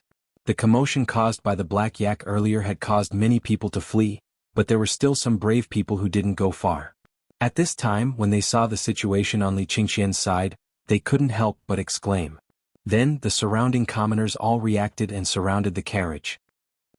I advise you not to meddle in other people's business. The man in the bamboo hat, who was walking towards Changle, suddenly stopped in his tracks and looked at the crowd that was gradually coming closer. After that, he flashed in front of Changle. Changle didn't even have time to react before she was grabbed by the man in the bamboo hat. "Let go of me. Let go of me. You heinous villain, how dare you commit murder in Chang'an City? My father won't let you off." With her shoulder grabbed, Changle wanted to struggle but found that she couldn't exert any strength. The little girl protested loudly in fear and anger. "Both of you, brother and sister, come with this poor monk." The man in the bamboo hat snorted softly and then prepared to leave with Li Qingqian and Changle. But things didn't go as he wished. Let go of the crown prince and princess." The man in the bamboo hat suddenly felt his legs sink. He looked down and saw a man covered in blood hugging his legs. Chapter 1582. "You want to die? Then I'll fulfill your wish." On the main street of the West Market, the bamboo hat man was enraged when the leader of the Eastern Palace Guards, Wu San, hugged his legs. He snorted coldly and circulated his qi to his legs. A powerful surge of Jinqi suddenly erupted, causing Wu San to spit out a mouthful of blood. "Pfft! Help me. Quick, help me." Wu Sanji felt a surge in his chest. At this moment he felt as if his internal organs were about to shift. However, his powerful will allowed Wu San to hold on tightly to the bamboo hat man's legs. He used all of his strength to shout to the other soldiers around him. "Go. Protect His Highness." The dozen or so Eastern Palace guards who had fallen to the ground stood up again and ran toward the man in the bamboo hat with all their might. Seeing this, the man in the bamboo hat panicked. He channeled true qi into his legs again and released it, trying to shake Wu San off completely. This time Wu San spat out 2 mouthfuls of blood. The joints in his arms were completely broken, and he was sent flying far away. It was not that he did not want to continue holding on to the man in the bamboo hat, but his arms were completely powerless now. "Wu San. Commander Wu." Li Qingqian and the group of Eastern Palace guards were all shocked. Wu San was clearly heavily injured and looked like he was about to die. Who knew that the man in the bamboo hat would not give up? He took 2 steps forward like lightning and kicked Wu San in the abdomen. Wu San was instantly kicked into the air and smashed into the Eastern Palace guards who were rushing over. "You overestimate yourself." After breaking free of Wu San's restraints, the man in the bamboo hat snorted coldly. Then, like an eagle catching chicks, he picked up Li Qingqian and Changle and prepared to leave. But, bam! "Protect His Highness. Protect Her Highness." Just as the man in the bamboo hat was about to leave and the Eastern Palace guards were smashed to the ground, a burly man in coarse clothes suddenly slid toward the man in the bamboo hat. When he slid to the feet of the man in the bamboo hat, the burly man did not hesitate to imitate Wu San and hugged the man in the bamboo hat's legs tightly. After witnessing that brief exchange with the burly man on the ground as a demonstration, the surrounding commoners all followed suit and swarmed toward the man in the bamboo hat. Even if they knew that they were no match for the man in martial arts, what could they do? This was the capital, under the emperor's feet. Kidnapping the crown prince and princess right under the emperor's nose? How was that just lawless? This was simply treason. The Tangs worshipped martial arts, especially the people of Chang'an. Their customs were more valiant than those of other places. Someone wanted to kidnap the crown prince and the princess right under the emperor's nose. As Tangs under the emperor's nose, they would not allow such a thing to happen. "His Highness, His Highness, His Highness, His Highness." After a while, dozens of people from Chang'an City surrounded the man. They not only surrounded him but also hugged his legs tightly. The reason why the citizens were so fearless was that the Li Tang royal family had won the hearts of the people. Li Qingqian had also done a lot of good deeds before, so the citizens had a very good impression of Li Qingqian. But now that the man in the bamboo hat wanted to capture their crown prince, these citizens would definitely not agree. "You're all courting death." The man in the bamboo hat was furious, especially when he felt the ground tremble slightly and knew that it was very likely that the patrolling Marquis of Chang'an was about to rush over. His heart was filled with rage and panic. With an angry snort, many of the people around him were sent flying or vomited blood from the shock. "The crown prince and princess are under attack in Shi City. Soldiers in the city, go to support them." "The crown prince and princess are under attack in Shi City. Soldiers in the city, go to support them." On the Vermilion Bird Avenue, Li Zishuan and Xian Qing were chatting as they walked. Suddenly, a soldier appeared in their field of vision, and that soldier was running while panting. "What? Qingqian and Changle were under attack?" Hearing that, Li Zixuan and Xianqing looked at each other and were shocked. He hurriedly urged Big White to come in front of the soldier and asked anxiously, "You said the crown prince and princess were under attack. Who attacked them? How are the crown prince and princess now?" Marquion. The soldier looked up and saw that the person who asked was Li Zixuan. He immediately became excited and grabbed Li Zixuan's arm, saying excitedly, "Marquis, quickly go to Shi City and save the crown prince and princess. There is a thief wearing a bamboo hat and is extremely skilled in martial arts who wants to do something bad." Li Zixuan took back the academy's information from Wu Jie at the Longmen Pass and became famous in the world. Now, who did not know that Li Zixuan could fight a great grandmaster master alone? Therefore, after seeing Li Zixuan, the soldier who sent the message felt like he had seen his savior. Shi City? Extremely skilled in martial arts. Li Zixuan's eyes narrowed. Without any hesitation, he turned his horse around and said to Xianqing, "Young uncle master, I will go save the crown prince and princess. You go back to Yunshan first." Then, without waiting for Xianqing's reply, he kicked Big White's stomach and rushed to the west side of the city with his horse. "Little Xian, Uncle Master will go with you." Xianqing quickly made a decision and chased after Li Zixuan's back. He was not interested in fighting and killing at all. However, since the Celestial Master sect of Longhu Mountain had chosen to enter the world, now that he knew something had happened to Li Qingqian, he had to help. Seeing that, the soldier who sent the message could not help but breathe a sigh of relief. He knew that with the help of the two masters, Li Zixuan and Xianqing, it was basically settled. Even if the man in the bamboo hat was skilled in martial arts, he would definitely not be a match for Li Zixuan and Xianqing. Chapter 1583. Clang. Just as the man in the bamboo hat was about to hit Changle's head with his right palm, a loud and clear sound of a sword suddenly came from the street of Shi Market. The man in the bamboo hat instantly felt a sense of extreme danger. If this palm hit, Changle would undoubtedly die, but he would also be seriously injured by this sword. Humph. Of course, the man in the bamboo hat didn't want to die like this. He snorted coldly and directly turned his palm into a claw. He directly grabbed Changle's right shoulder and pulled her in front of him. He wanted to use Changle to block this sudden and peerless sword. "You're courting death." This sword was the fifth move of the 9 Taishan swords, leaving dust, which was used by Li Zixuan. Li Zixuan rode all the way to the entrance of Shi Market. As soon as he arrived, he saw that the man in the bamboo hat was about to hit Changle's head with his palm. Li Zixuan was so shocked and angry that he directly used the fastest move of the 9 Taishan swords to save Changle. However, the man in the bamboo hat's reaction was both unexpected and reasonable. In order to avoid hurting Changle, Li Zixuan could only forcibly change the direction of the sword to avoid the man in the bamboo hat and Changle. However, the man in the bamboo hat's action had also thoroughly angered Li Zixuan. Today's matter was destined to be irreconcilable. Grand Master late stage.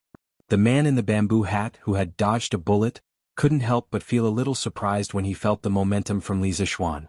He had never expected to meet a master at the Grand Master late stage here, let alone a teenager of 15 or 16 years old. Suddenly, he seemed to think of something and couldn't help but say in a low voice, "You're Li Zixuan." In the whole world, Li Zixuan was probably the only person who could reach such a high level of martial arts at such a young age. Changle, who had thought that she was doomed, closed her eyes and waited for her death. However, after waiting for a long time, the bamboo hat man's palm did not land.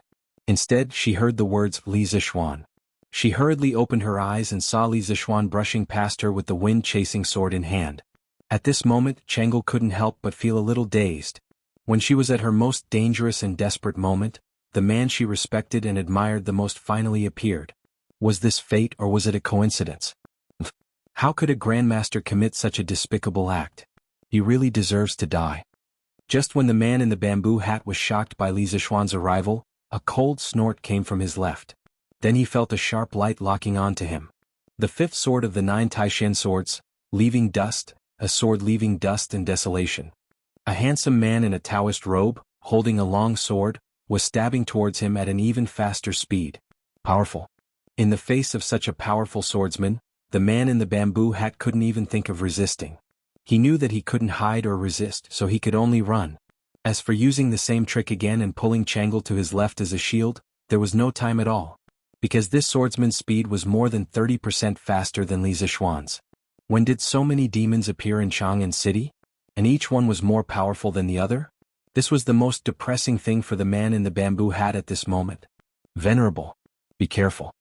The burly man who had been standing beside the bamboo hat man flew over at this critical moment.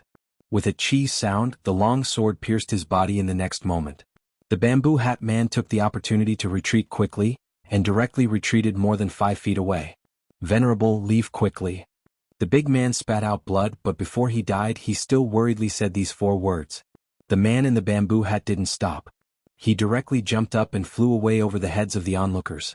There were 2 guru masters, and one of them was a super sword master who was about to break through the great grandmaster realm. In the face of such a lineup, he didn't even have the courage to stay for a moment, let alone care about the 2 hostages, Li Qingqian and Chang'e. Xiaoxian. You stay here, I'll chase after him. The last sword master who was wearing a Taoist robe was Xianqing. Seeing the man in the bamboo hat jump away, Xianqing moved his feet slightly and used all his strength to perform the cloud-piercing steps. In a flash, he had already disappeared, leaving only these 4 words in the air. Uncle, be careful. Li Zishuan also wanted to chase after him, but he was worried that there would be an ambush here, so he had to stay and shouted in the direction where Xianqing disappeared. Chang'e, are you all right? The exchange of blows just now seemed to take a long time to describe, but to an ordinary person, it was only a matter of an instant. It was absolutely not more than 10 breaths of time from beginning to end. Only now did Li Qingqian finally return to his senses. He hurriedly rushed to Chang Li's side, and asked with an anxious and concerned expression. At this time Chang'e's face was already wet, and her mouth was full of blood. It was the blood flowing from the arm of the man in the bamboo hat. The blood coupled with her weeping face not only didn't make people feel fear, but also made people feel a kind of affection and pity for her. Because just now, if this weak little girl hadn't stood out bravely and bit the arm of the man in the bamboo hat, Li Qingqian would probably be a cold corpse now. In order to protect her brother, even if the enemy was a powerful and invincible guru master, Chang'e stood out fearlessly. Thinking of this, Li Qingqian's heart was filled with sorrow, pity and self-blame. He hurriedly wiped the blood from Chang'e's mouth with his sleeve and kept murmuring, Chang'e, it's all my fault. I didn't protect you well. I shouldn't have brought you out. Chang'e shook her head. Although there were still tears in her eyes, she smiled and said, Brother Crown Prince, don't say that. It's fine as long as you're all right. Chang'e is also fine. This is the blood of that thief, not Chang'e's. It's good that you're all right. It's good that you're all right. Hearing Chang'e say that she was all right, Li Qingqian couldn't help but heave a sigh of relief. A smile of relief appeared on his face. Quickly call the imperial physician. His Highness the Crown Prince and Her Highness the Princess are injured. At this time, the surrounding marquises had already surrounded them, and the Marquis in the lead loudly ordered. Li Qingqian stood up, and his gentle face became dignified again. He said in a deep voice, I and the princess are all right. Quickly send these injured commoners and guards to the Imperial Physician Department. The rest of you quickly track down the assassin's whereabouts. Yes. The Marquis in the lead loudly accepted the order. At this time, Li Qingqian walked towards Li Zishuan. He very solemnly cupped his hands towards Li Zishuan and said, Little Xian, thank goodness you arrived in time. Otherwise, I'm afraid that the 2 of us would have met with misfortune. Li Qingqian was very clear in his heart that the bamboo hat man's goal was nothing more than to hold the 2 of them hostage to achieve an unspeakable goal. However, in order to escape the encirclement, the bamboo hat man could only choose to kill one of the 2 of them as a deterrent. The person who should have died was him, but because of Chang'e's excessive actions, the bamboo hat man changed his target. If Li Zishuan had arrived a moment later, Chang'e would have died, and he, Li Qingqian, would have become the bamboo hat man's hostage. In order to prevent Li Er from being threatened by the bamboo hat man, he could only sacrifice himself. Finished speaking, Li Qingqian sincerely bowed towards Li Zishuan. Li Zishuan jumped in fright. He quickly moved to the side and helped Li Qingqian up, saying, Qingqian, what are you doing? Aren't you torturing me like this? You said before that we are all good brothers. When a brother is in trouble, I, Li Zishuan, should come to help. Isn't that what I should do? If you continue to be like this, next time I won't save you. In the end, Li Zishuan couldn't help but crack a joke. Hearing this, Li Qingqian couldn't help but smile, saying, That's good. I won't say any polite words. This friendship, I will always remember it in my heart. The friendship between men was like this. Perhaps I'm not good with words, but as long as you need help, I will appear. I won't ask too much and I won't be embarrassed. Some seemingly careless details and small matters are all moments of true feelings between men. As long as you can understand it, there's no need to say anything more. Chapter 1584. Bastard. In the land of Chang, and at the foot of the imperial city, there are assassins who dare harm our crown prince and princess. In the future, will there be people who will break into the imperial palace and chop at our head? In the sweet dew hall of the imperial palace, Li Er's furious roar resounded through the entire hall. The palace maids and eunuchs outside the hall could hear the roar from far away. Thus, everyone in the imperial palace fell silent. No one dared to make the slightest mistake at a time like this. And in the hall, Lu Dui of the Court of Judicial Review and Hua Wenjie of the governor's office were in charge of the trials of the Great Tang's prisons, while the other was in charge of the security of the capital. Now that assassins had appeared in Chang, and to openly kidnap Li Qingqian and Chang'e, it was reasonable to say that the two of them should be held accountable. Thus, when they learned of what had happened in Shi City, Lu Dui and Hua Wenjie sent people to deal with it while personally coming to the imperial palace to ask for forgiveness. This old subject is terrified. This old subject is guilty. At this moment, hearing Li Er's harsh words, the two old subjects hurriedly stepped forward and bowed. Terrified? Did we say something wrong? Everyone says that the capital is an important and heavily guarded place, but our crown prince and princess only took a trip out of the imperial palace and were attacked by assassins. When did the security of Chang and fall into such chaos? Li Er slapped the table, his face ashen. Your Majesty, please calm your anger. Your Majesty, please calm your anger. The two old subjects looked at each other and could only say this. At this time, Li Qingqian and Chang'e's life and death were unknown. Whatever the two of them said was superfluous. If something happened to Li Qingqian and Chang'e, the two of them would definitely lose their positions. Only if Li Qingqian and Chang'e were lucky enough to be safe would they be able to make up for their mistakes. Your Majesty. Good news. The Marquis of Yong, In and Taoist Master Xian Qing came to the rescue in time. His Highness the Crown Prince and Her Highness the Princess are both safe. At this moment, a young eunuch ran in from outside the hall and happily bowed to Li Er. Hearing this, Li Er, Lu Dui and Hua Wenjie's gazes all gathered on the little eunuch. What? Qingqian and Chang'e are both fine? What about the assassin? Did Li Zishuan catch the assassin? Li Er leaned forward, unable to conceal the excitement in his voice. At this moment, Old Li was extremely glad that he had left Li Zishuan behind for questioning after morning court. Otherwise, Li Zishuan would have already returned to Cloud Mountain. How would he have the time to save Li Qingqian and Chang'e? Reporting to Your Majesty, when head steward Zhao brought people to Shi City, Marquis Yong, and Taoist Xian Qing had already rescued His Highness the Crown Prince and Her Highness the Princess from the hands of the assassin. However, that assassin took advantage of the chaos to escape under the cover of his accomplices. Now all the city gates of Chang and have been sealed. Taoist Master Xian Qing and Manager Zhao are searching for the assassin's whereabouts. The young eunuch hurriedly bowed and answered. Li Er's expression turned cold as he said, immediately summon Qingqian and Chang'e back to the palace. Order Niu Jinda to lead 5,000 right guard soldiers to assist Zhao Song in searching for Zhao Song's whereabouts in the west of Chang'an. Official Lu, Official Hua, the two of you will lead your men to track down the assassin. Before tomorrow's morning court, you must give me an explanation. I want to see who is so bold as to openly assassinate the princess and crown prince of the Tang Empire in Chang'an. Your servant obeys the decree. The young eunuch bowed and accepted the order. Then he quickly left the hall to deliver the decree. Lu Dui and Hua Wenjie's expressions turned solemn. They cupped their hands and said to Li Er, your servant obeys the decree. Speaking of which, the task that Li Er gave them could not be said to be light. One had to know that Chang and was vast and had a large population. It had 108 districts and millions of people.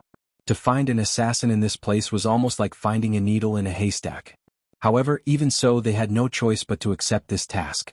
This was because if they could not find the assassin when the crown prince of a country was assassinated, then they, as the minister of the Supreme Court and the governor of the capital, had seriously neglected their duties. Go. Li Er waved his hand and said lightly, your servant will take his leave.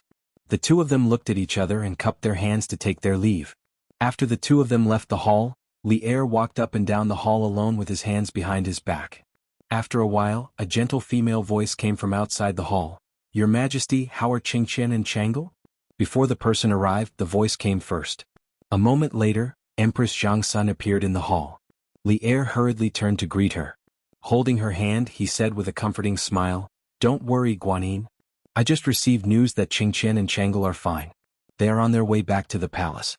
You will see them in a while. Fine. Empress Jiangsun opened her mouth in shock, somewhat in disbelief. Li Er nodded affirmatively and said, "They are fine." It was Li Zishuan and Taoist Master Xian Qing who rushed over in time after hearing the news and saved Qingqian and Chang'e from the hands of the assassin. That's great. Empress Jiangsun patted the Yuxiangpu, greatly relieved. She then said, "When I heard that Qingqian and Chang'e had been attacked by an assassin, I was nearly scared half to death. Who would have thought that this time, it was all thanks to the Marquis of Yong'an's intervention? Otherwise, if something were to happen to these two children, how would I live? Your Majesty, has the assassin been captured? Otherwise, if he continues to hide in the city, once Qingqian and Chang'e leave the palace, they will still be in danger." Hearing this, Li Er's expression froze. After a moment of hesitation, he opened his mouth and said, "This assassin." Not long after, the news that the Crown Prince and Princess Chang'e had been attacked by an assassin in the Western market spread. There were those who were shocked, those who were furious, and those who were indifferent. However, soon after, the common people learned that the various city gates had already been sealed. Soon after, large numbers of soldiers appeared on the various streets of Chang'an. They each held a portrait and went from house to house, interrogating the whereabouts of the man in the bamboo hat. In a short period of time, the people of Chang'an were in a state of panic. Those ruffians who usually bullied men and women were all extremely careful and well-behaved. None of them wanted to be captured at such a crucial time. This was because this was a major case involving the assassination of the Crown Prince and Princess. If they were caught at such a critical juncture, even if they didn't die, they would lose a layer of skin. Therefore, regardless of whether this large-scale manhunt in the city could catch the assassin or not, the public security in Chang'an city had improved by several levels because of this large-scale manhunt. Many hooligans were arrested and sent to the Supreme Court's prison. Li Zishuan rode Big White, quickly galloping in the direction of the imperial palace. Suddenly, a delicate and pretty young girl wearing a shabby white dress appeared in the middle of the road. Li Zishuan promptly reined in Big White. "Stop." Big White finally stopped the horse's hooves when it was a foot away from the young girl. However, there was no fear on the young girl's face. It was as if she was completely confident that Li Zishuan could control the horse. "Hey, young girl, you." Li Zishuan was just about to ask the young girl why she was standing alone in the middle of the road. Unexpectedly, before he could finish speaking, the young girl opposite him interrupted, "You must be the Marquis of Yong'an?" Li Zishuan was instantly puzzled. "Young girl, how do you know my identity?" Although Li Zishuan often appeared in Chang'an city and there were many citizens who knew him, the young girl in front of him didn't sound like a local from Chang'an. Yes, that's right. Not only did dialects exist in modern society, they also existed in ancient times. This young girl's accent was a bit like that of the Jiangnan region. Therefore, how could Li Zishuan not be surprised that such an outsider actually knew his identity? The young girl smiled slightly, a glint flashing across her eyes. She said, "Just now, when the Marquis of Yong'an rescued the Crown Prince and Her Royal Highness in Shi City, I was also present. Naturally, I knew of Marquis' identity." Li Zishuan was slightly taken aback. Realization dawned on him. "I see. Then what's your name? Why are you blocking my path?" Hearing this, the little girl hurriedly and carefully took out a folded piece of paper from her waist pouch and said, "Marquis, this little girl's name is not worth mentioning. Someone asked me to pass something to you." "Oh, what is it?" Li Zishuan's gaze froze. He hurriedly jumped down from Big White's back. In 3 steps, he arrived in front of the young girl and took the folded piece of paper from her hands. Without waiting for him to unfold the paper, the young girl smiled sweetly and said, "Since Marquis has received the letter, then I will take my leave. Marquis, don't worry, I have never opened this letter. All right, I found this on the tail of the mad cow in Shi City. It should be useful for you, Marquis." After saying this, without waiting for Li Zishuan's reply, she placed a piece of burnt black bamboo pipe in Li Zishuan's hands. Then she turned around and left. Very quickly, she disappeared into the crowd. Chapter 1585. Li Qingqian and Chang'e, who had almost been kidnapped by the assassin, quickly returned to the palace under the escort of a group of imperial guards. Empress Jiangsun, who had been worried for a long time, looked up and down at her son and daughter to see if they were missing any parts. After seeing the bruise on Li Qingqian's neck, Empress Jiangsun was naturally very distressed. She, who had always been gentle, couldn't help but be angry. That was the anger of a female eagle protecting her young. "Your Majesty, no matter what, you must find out the whereabouts of this assassin. No matter where he comes from, no matter what his intentions are, you must capture him. Otherwise, Qingqian, Chang'e, and even Qingke may encounter danger at any time in the future. Empress Jiangxuan's tone was murderous, which was very rare for her, who had always been generous and benevolent. Li Er didn't feel strange about this. On the contrary, he understood Empress Jiangxuan's feelings because he wanted to capture the assassin more than anyone else and then cut him into pieces. Maid Guanyin, don't worry. That assassin dared to harm my children. No matter where he hides, I will find him. At this time, all the gates of Chang and city have been sealed. That assassin can't escape. After we capture him, we will cut him into 1,000 pieces. Li Er's eyes were cold as he said in a low voice. Father, Chang, and has a population of 1 million. If the city gates are closed for a long time, it will have a great impact on the people's livelihood.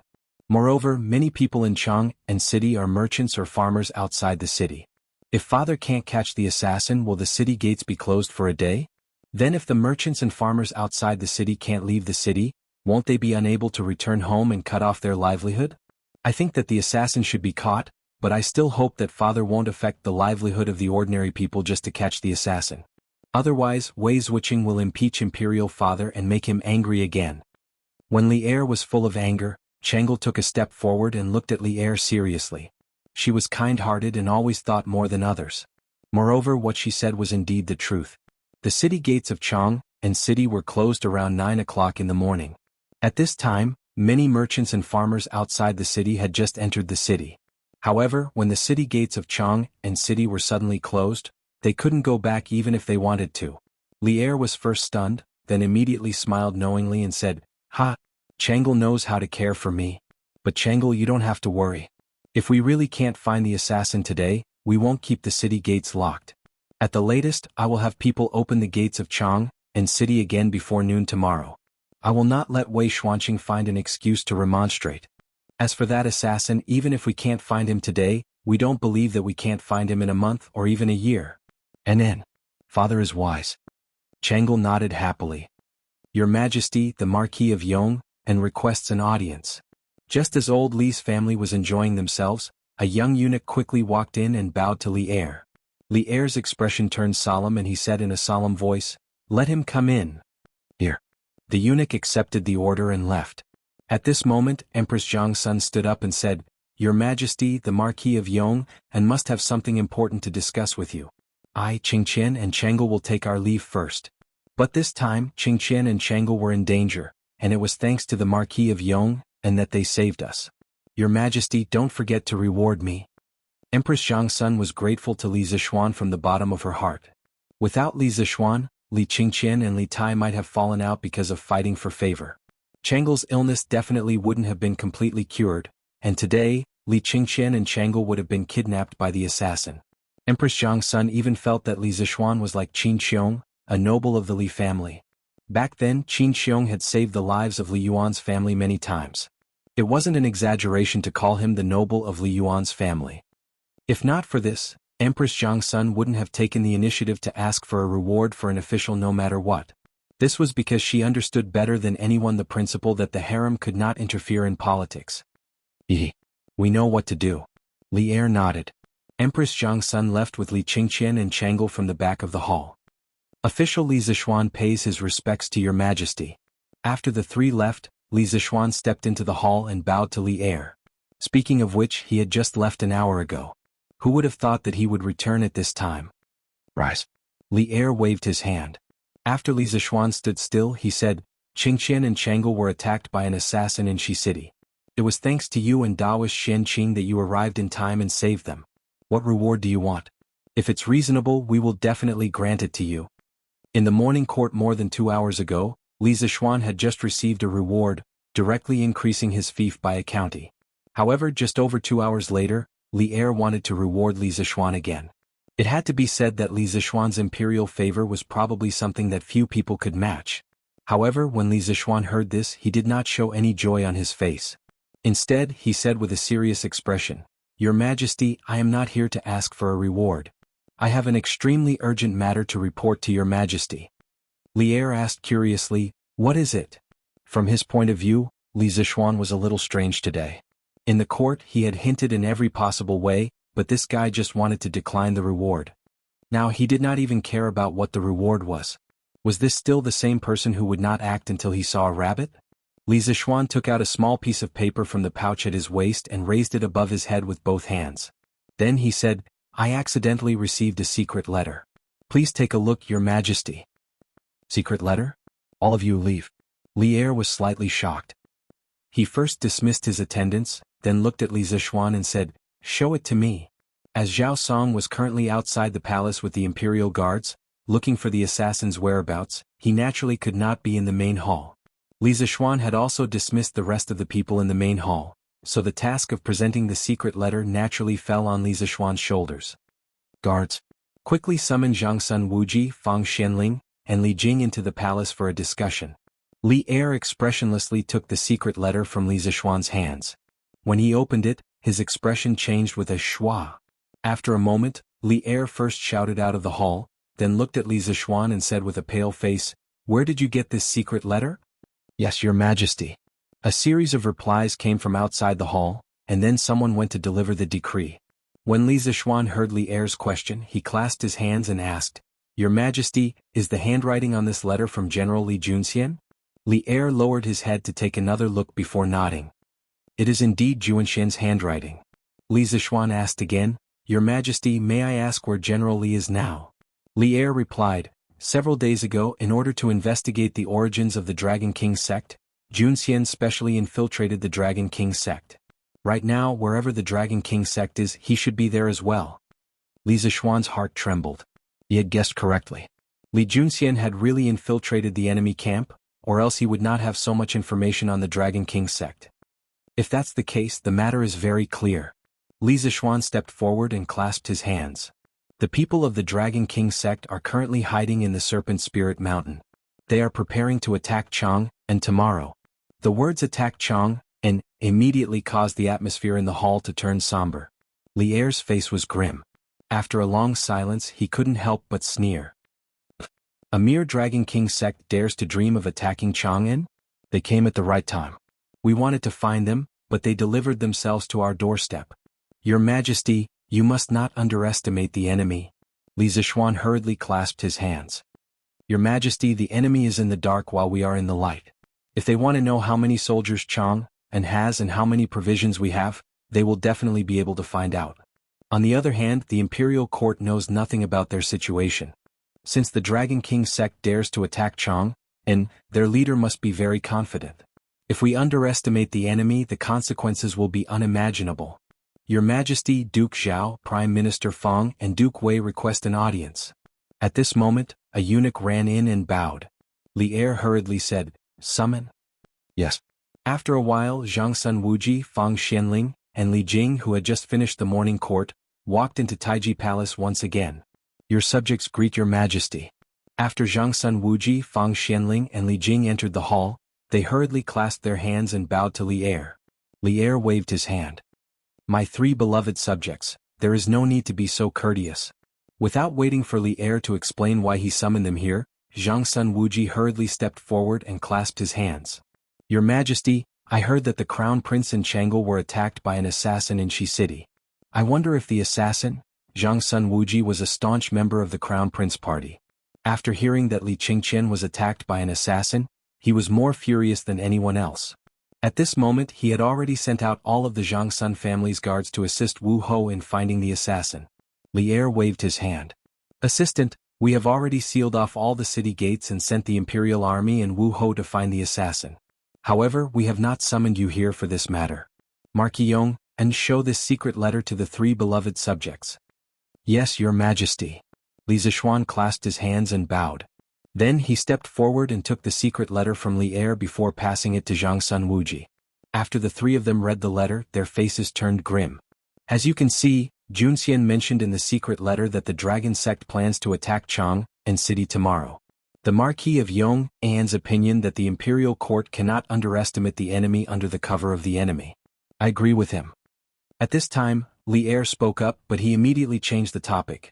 But now that we know where the Dragon Sect is hiding, why not take the initiative to send troops to Snake Spirit Mountain before they descend the mountain to cause trouble and catch them off guard? What do my beloved subjects think? Zhang Sun Wuji, Fang Xianling, and Li Jing frowned. Li Zixuan pondered for a moment before stepping forward and clasping his hands. Your Majesty, I think it is inappropriate. What? Li Er was puzzled. Li Zishuan clasped his hands and said, "Firstly, Snake Spirit Mountain's terrain is steep. It is easy to defend and difficult to attack. When the imperial court sent an army to encircle the 7 cultivators sect, they suffered heavy losses on Snake Spirit Mountain. Now that the dragon sect has the guts to attack Chang and city, they must have at least 30 to 50,000 soldiers. Just based on this point, their strength is 100 times stronger than the 7 cultivators sect. If we attack Snake Spirit Mountain rashly, the imperial court will suffer heavy losses. The gains will not make up for the losses." Chapter 1586. Plot?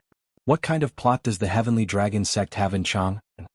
In the Sweet Dew Hall, the moment Zhang Sun Wuji finished speaking, Li Er, who was seated at the head seat, could not help but frown. The Heavenly Dragon sect is plotting something. The capital might be in danger. This was the first sentence in Li Junxian's letter. From this, one could see that Li Junxian believed that the most important matter for the imperial court was to investigate the Heavenly Dragon sect's plot and resolve it. But the problem lay in what the Heavenly Dragon sect's plot was. It wasn't written in the letter and no one knew about it, much less resolve it. Thus, the 3 old officials and Li Zishuan all frowned as they tried to figure out what the Heavenly Dragon sect's secret plan was.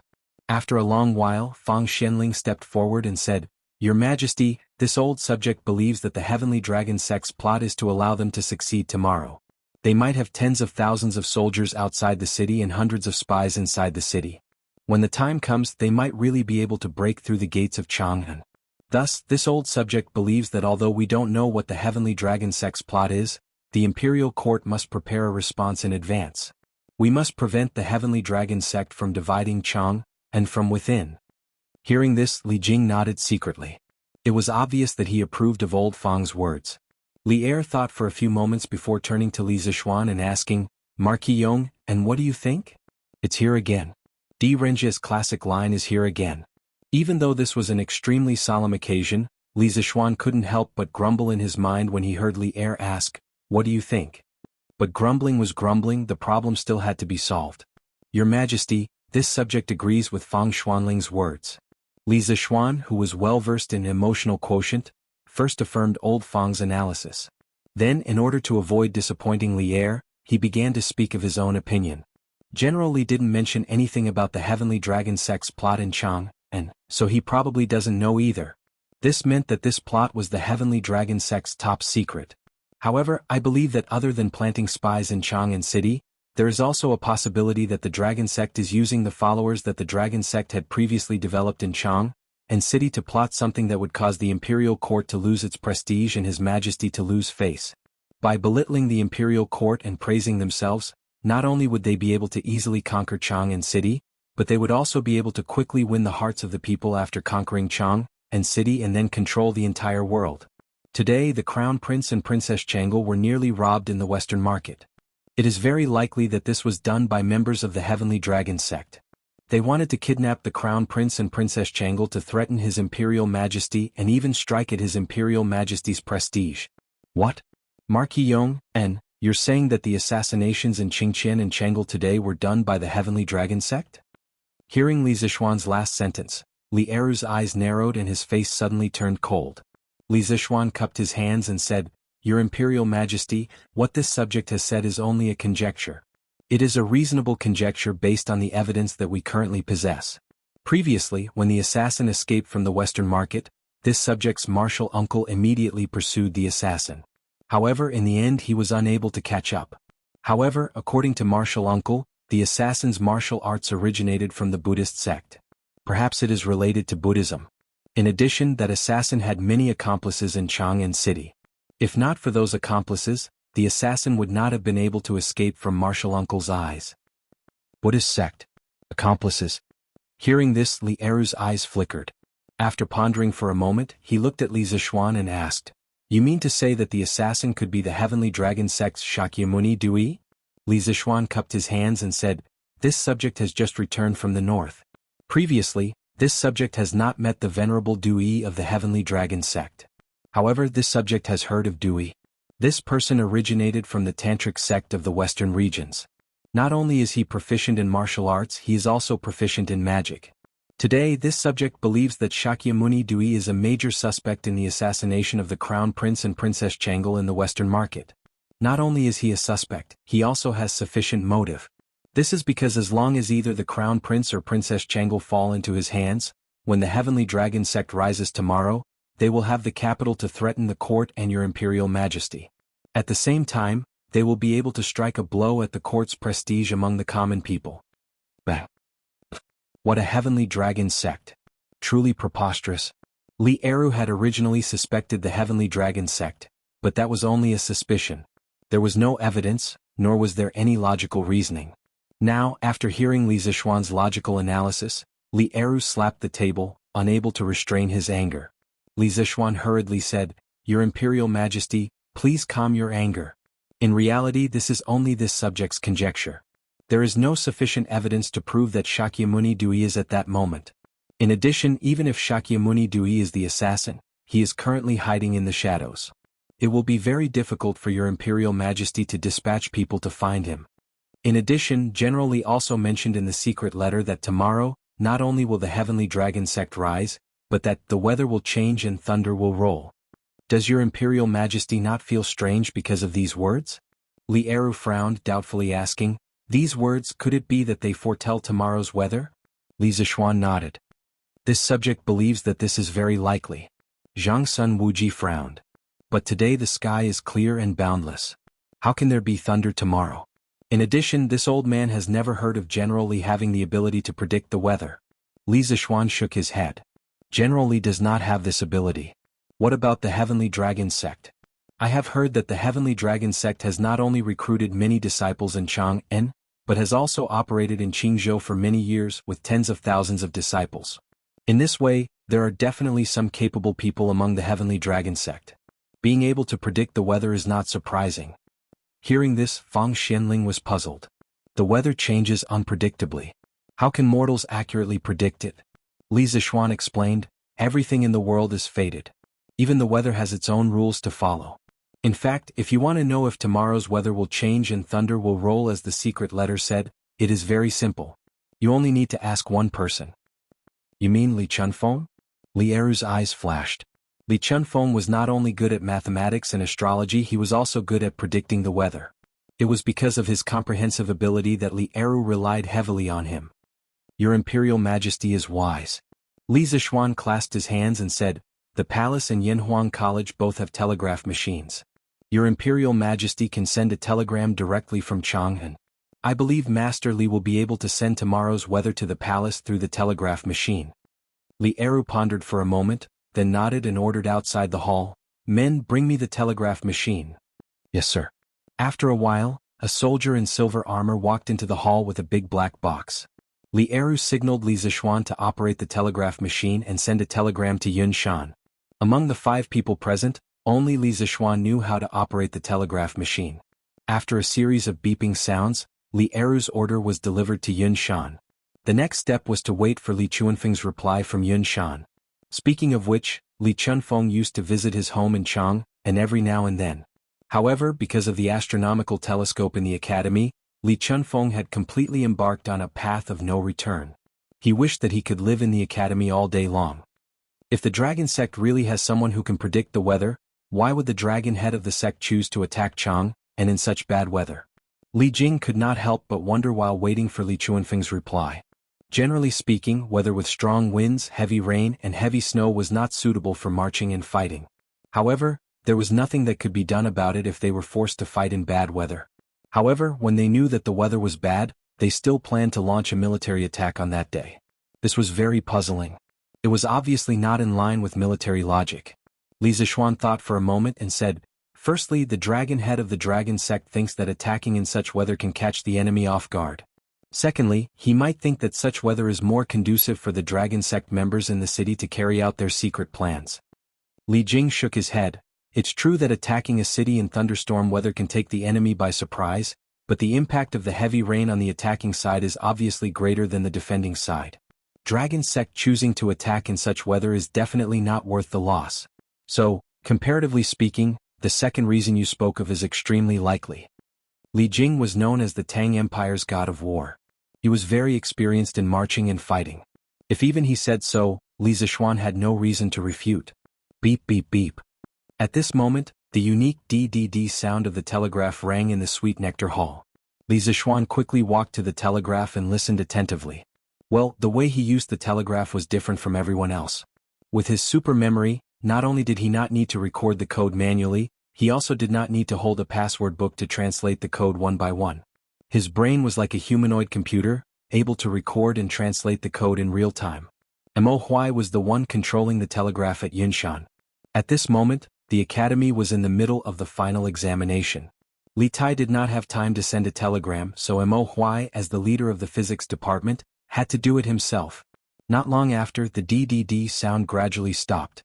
Li Zixuan walked up to Li Er and said, "Your Majesty, news from Yunshan has come. According to Priest Li's prediction, there will be thunderstorms in the vicinity of Chang, and starting from tomorrow morning." As soon as he said this, everyone was shocked. At this point, Li Er, Zhang Sun Wuji, and the others had no choice but to believe that there would be thunderstorms tomorrow. Of course, this also proved that the dragon sect was indeed full of capable people. Li Er's face was solemn.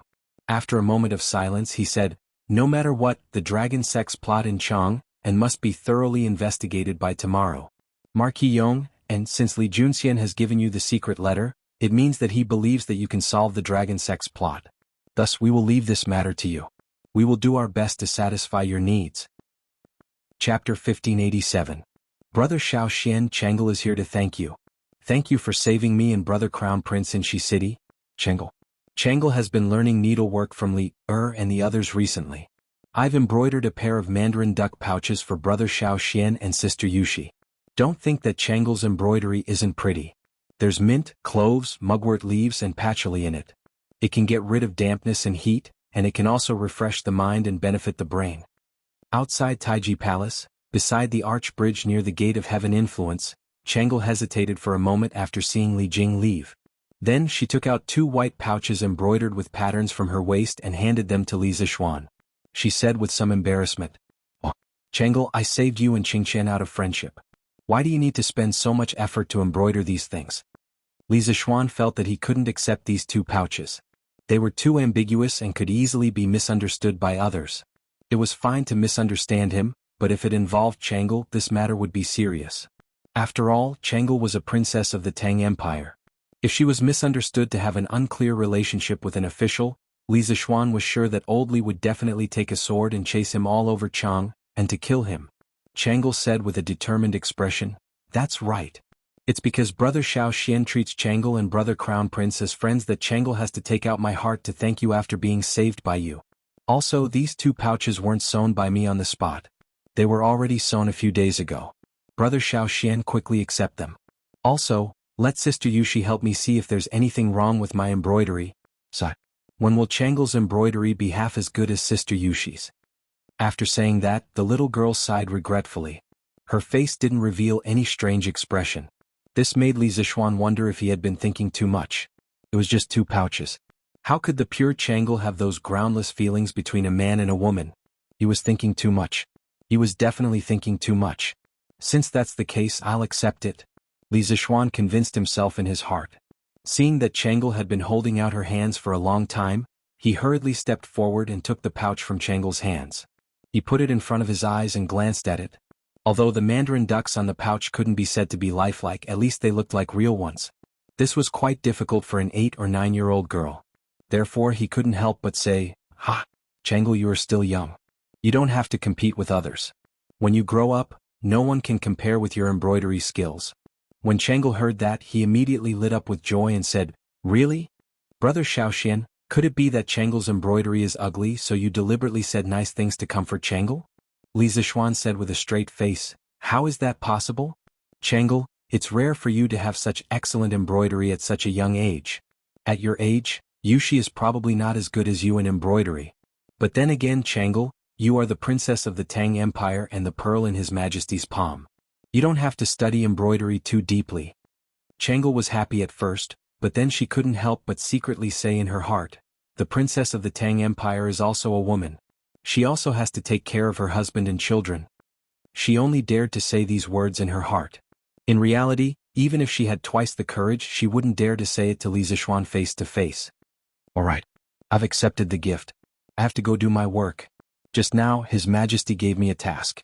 If I don't do it well, your brother Xiaoxian will be punished. Looking at the position of the sun in the sky, Li Zishuan estimated that it was almost noon.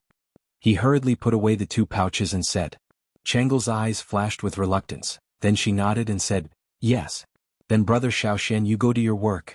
Well, how about I send brother Xiaoxian out of the palace? Li Zishuan waved his hand and said, no need, no need. It's not the first time I've come to the palace. I'm very familiar with it. I won't get lost. Changle, go back quickly. What a joke. If the beloved daughter of Li Er was to be his guide, how bad would it be if it reached old Li's ears? Changle pouted slightly and said with some reluctance, brother Xiaoxian, let Changle send you off again. If it weren't for you today, at least one of us would have died. If I don't do something for you, Changle won't be at peace. Seeing Changle's pleading face, Li Zishuan couldn't bear to say, all right. Then brother Xiaoxian will have the honor of letting Changle be your tour guide today and tour the palace. Brother Xiaoxian, what's a tour guide? Tour guide. The so-called tour guide is someone who guides tourists to enjoy the beautiful scenery. Oh, okay. Then Changle will be brother Xiaoxian's tour guide today. Brother Xiaoxian, look, when we leave the Gate of Heaven influence, on the left are the Minxia Outer Province, the Dianzhong Province and the Zuqianyu Guard. On the right are the Zhongshu Outer Province, the Square Building and the Zuqianyu Guard. The imperial city in the middle of Chang, and which was most of the southwest area within the walls of the Ming dynasty, with the Gate of Heaven influence as the boundary, could be divided into the inner imperial city and the outer imperial city. The inner imperial city was where Li Er worked and lived. In layman's terms, the inner imperial city was what people often referred to as the palace. The outer imperial city housed the core administrative organization of the Li Tang dynasty. It included the 9 temples, which had evolved from the 3 ministers and 9 ministers during the Northern Qi dynasty. Grand Secretary Guanglu Sun, Wei Wei, Grand Servant, Minister of Justice, De Honglu, Zhong Zheng, Minister of Agriculture and Minister of Finance. There were also the 3 provinces, Zhongshu Inner Province, Minxia Inner Province and Shangshu Inner Province. There were also the 6 ministries, Ministry of Appointments, Ministry of Revenue, Ministry of Appointments, Ministry of War, Ministry of Justice and Ministry of Works. In addition to these, there were also the offices of the 12 guards of the capital. Of course, these 12 guards would slowly develop into the 16 guards. Speaking of which, if Changle hadn't introduced all the offices here today, Li Zishuan wouldn't have been able to recognize many of them. The main reason was that this fellow rarely interacted with the various departments of the imperial court, so naturally he wasn't familiar with the specific locations of these offices. Him? Isn't this the imperial ancestral temple? What are they moving inside? If one went right from the Gate of Heaven influence and then went south, they would be able to leave the imperial city through the Gate of Peace. At this time, Li Zishuan happened to see a group of eunuchs carrying sacks of something into the imperial ancestral temple. He couldn't help but ask, brother Xiaoxian, you don't know. Previously, Imperial Father ordered the 6 ministries of the imperial court to prepare to attack the Turks. Imperial Father plans to offer sacrifices to the imperial ancestral temple the day before the army departs, praying for the ancestors to bless the army's triumphant return. The eunuchs in the palace will buy incense and sacrificial offerings in advance to prepare for later needs. Changle looked in the direction of the voice. A moment later she turned to Li Zishuan and replied. Chapter 1588. How are the preparations on Venerable Du Yi's side? In a secret chamber on Snake Spirit Mountain, the dragon head of the dragon sect stood with his hands behind his back. He was still wearing his iron mask. Reporting to Dragon Head, the Venerable sent a message through a pigeon saying that the deployment in Chang and city has been completed. Once the auspicious hour arrives tomorrow, the Venerable will give Li Shimin a big surprise. At that time, our sect members in Chang and city will lead the rioting Chang and citizens to attack together. Chang and city will fall in the blink of an eye. Standing behind the dragon head was Zhang Liang, the fingered judge of the heavenly dragon sect. Hearing the iron-masked man's question, Zhang Liang hurriedly cupped his hands respectfully. Good. The iron-masked man laughed, then turned to look at Zhang Liang and asked, how are the preparations on General Luo's side? Zhang Liang bowed slightly and replied, Dragon Chief, General Luo has already transferred 30,000 people who are loyal to the dragon sect into the heavenly dragon army.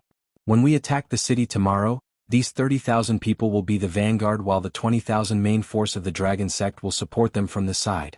Once the city gates of Chang and city are opened from the inside, the 20,000 elites will immediately charge into the city and lead the followers into the imperial city.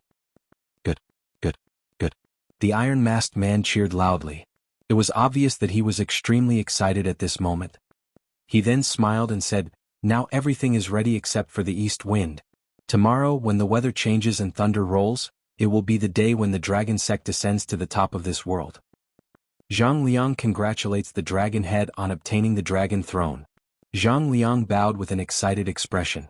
The iron-masked man walked to Zhang Liang and patted him on the shoulder, saying, "Ha! After this is done, this seat will not forget your contributions. Dui will become the national preceptor of the Great Tang, and you, Zhang Liang, will become the right servant of the Great Tang." The right servant of the Great Tang was the Prime Minister, the head of the civil officials.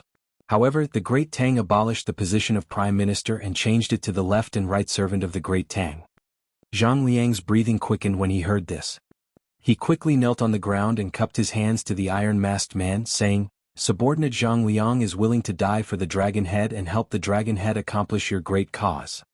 "Ah, my beloved minister, please rise." The iron-masked man nodded. He knew better than anyone else that the closer they were to success, the more unstable their hearts would be, and the easier it would be for them to make mistakes. In order to avoid any accidents, he could only draw a grand blueprint and a beautiful future for his subordinates, letting them work together for his goal. In the end, these were just some methods to win over people's hearts. It couldn't be said to be brilliant, but at this time it was extremely useful. Zhang Liang's current performance was the best proof. "I heard that Li Junjian performed very well in the Earth Emanations group. Is that true?" After a moment of silence, the iron-masked man suddenly asked. It was said that not long after Li Junxian had joined the Heavenly Dragon sect, the Dragon Head had made an exception and promoted him to the Earth Fiend group due to his outstanding performance. The other ordinary members of the Heavenly Dragon sect were all envious of him. Zhang Liang's face instantly turned unnatural. The iron-masked man had ordered his finger cut off precisely because Li Junxian, had brought back the Heavenly Dragon sect's account books, causing others to privately call him the finger-chopping judge. Thus, Zhang Liang had always harbored a grudge against Li Junjian. But the iron-masked man clearly admired Li Junjian. How could Zhang Liang, with his normal emotional intelligence, choose to speak ill of Li Junjian at a time like this? Fortunately, he was bent over and had his head lowered. The iron-masked man looked down from above and couldn't see his expression. Otherwise, the iron-masked man would have been able to see through his thoughts. Replying to the dragon head, "Your subordinate has also heard that Li Junjian has been diligent in his training in the Earth Fiend group and has never been lazy. He has always been one of the best in all the examinations, and even General Luo has praised him. He truly is a good seedling. Your subordinate truly admires the dragon head's discerning eye for talent." Zhang Liang raised his head, the unnatural expression on his face gone, replaced by sincerity and admiration. "Ah, good. The dragon sect should have more brave and fearless youths like Li Junjian." The iron-masked man laughed loudly, pausing for a moment before giving another order. "Since the deployment in Chang'an City has been completed, let Dui return to the Snake Spirit Mountain quickly. When the army attacks the city tomorrow, we still need him to boost the morale of the Dragon Sect members." Zhang Liang nodded and replied, "Yes, Dragon Head."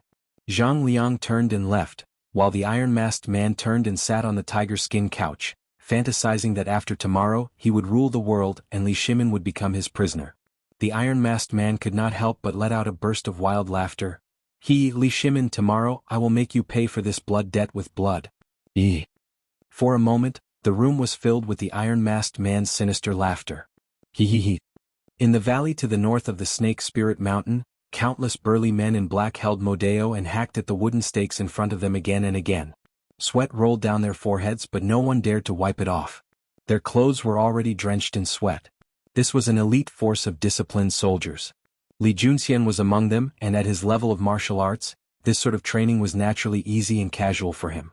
But he was a member of the Heavenly Dragon sect, and his public identity was that of a hunter. He naturally didn't dare to reveal all his martial arts, so he could only act like the others, using all his strength to wield the Mo saber. I finally heard that the Marquis of Yong and had returned to Chang'an, but I'm now in prison. I wonder if that little girl delivered my letter to the Marquis of Yong and I wonder if the Marquis of Yong will be able to investigate the Dragon Sect's scheme in Chang'an." Li Junxian thought to himself as he continued to wield the Modeo and pretend that it was very strenuous for him. One could say that he was doing 3 things at once. Right now he had no place to use his martial prowess. He could only place his hopes on that little girl who had accidentally come to the base of the Snake Spirit Mountain to pick herbs. Little girl. Who told you to come here to pick herbs? What's wrong? I can't pick herbs here? I see that there are many herbs here that can be sold for a lot of money. Wow. There's a Lingji up there. Wow. I'm rich. I'm rich. Oh, it's too high.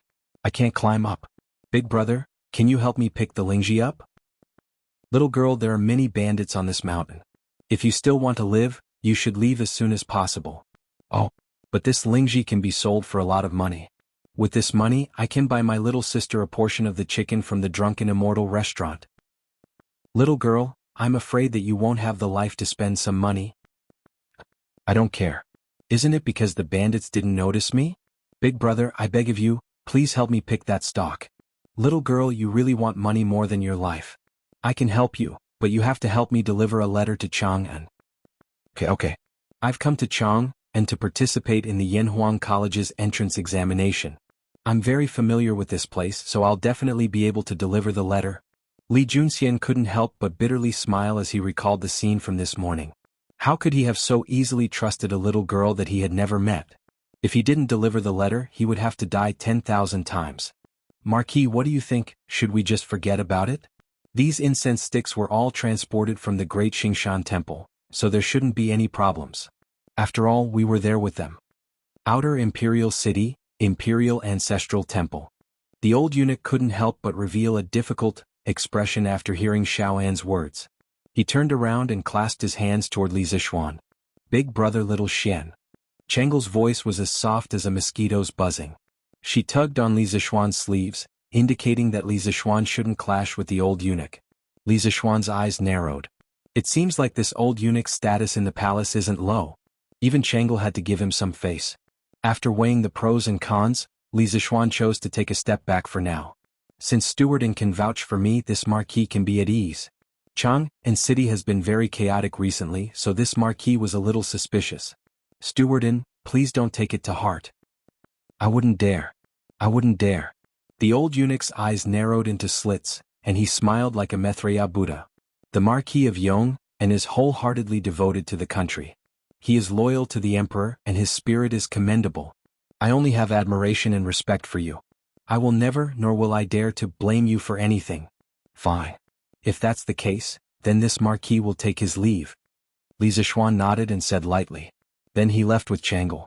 Suddenly he felt as if his eyes were blinded by something. Looking in the direction of the light, Li Zishuan could only see that the young eunuch had his hands tucked into his sleeves. On such a hot day it was very strange. Li Zishuan pretended not to see it, and quietly walked towards the Vermilion Bird Gate with Changle. Brother Xiaoxian, don't you want to know Steward Anne's identity? After walking a distance, Changle couldn't help but ask. Li Zishuan nodded and said, I want to. Then why don't you ask me?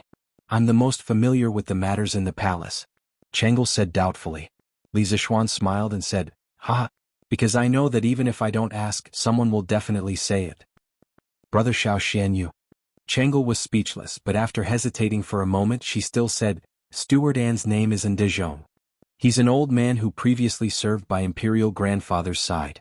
He has a very good relationship with eldest uncle. After Imperial Father ascended the throne, Steward Anne was arranged to the Imperial Ancestral Temple to guard the memorial tablets of Emperor Taizu and Emperor Shizu. Although it's like this, Steward Anne relies on his previous connections and has quite a bit of prestige in the palace. Moreover, due to Imperial Grandfather's relationship, Imperial Father also can't be too harsh on Steward Anne. Therefore, Changle didn't want Brother Xiaoxian to have a conflict with Steward Anne. After Li Yuan ascended the throne, his father Li Gui was posthumously awarded the title of Emperor Yuan, and the temple was named Shizu. His grandfather Li Hu was posthumously awarded the title of Emperor Jing, and the temple was named Emperor Taizu. Both memorial tablets were enshrined in the Imperial Ancestral Temple to receive the incense of future generations. So this is Li Yuan's steward eunuch, no wonder he's so arrogant. Li Zishuan heard this and suddenly understood. He muttered in his heart and then looked at Changle and said gently, I understand. Thank you Changle for the reminder. Changle smiled sweetly and said, Brother Xiaoxian, you're welcome. Li Zishuan smiled and said, Haha, all right. We're already at Vermilion Bird Gate, Changle. As a tour guide, you should return to the palace. Brother Xiao Xian still has important matters to attend to and can't stay in the imperial city any longer. Oh. Chang'e looked at Li Zixuan reluctantly, but she didn't want to show it too obviously. The reluctance in her eyes only flashed for a moment. She nodded and said softly, "Then Brother Xiao Xian, I'll return to the palace first. Take care. Also, don't worry if you can't complete the mission that Imperial Father gave you. When the time comes, Chang'e will plead for mercy for you." Li Zixuan shook his head and laughed in spite of himself, saying, "Ha, then I'll thank Chang'e in advance for her kindness." "All right.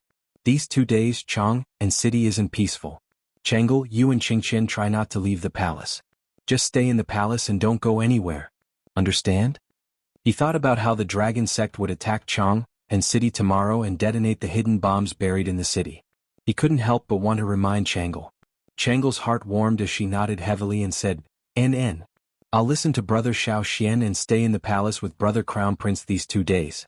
We won't go anywhere. Go back quickly."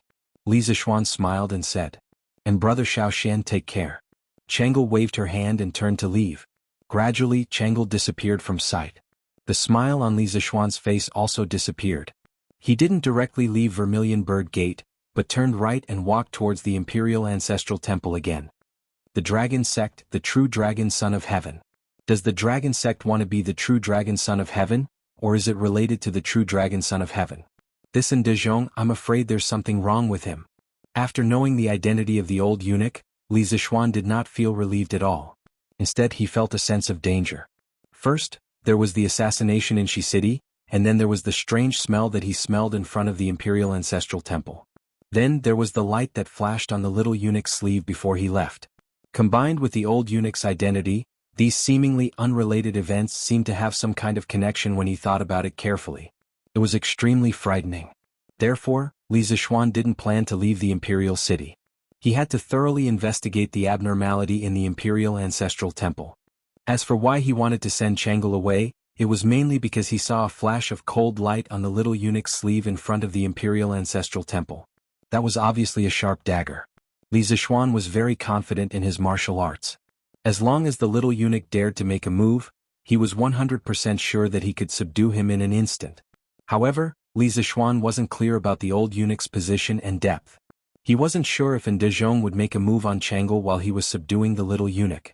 Therefore, for Chang'e's safety, Li Zixuan could only think of a way to send the little girl away first. Chapter 1589.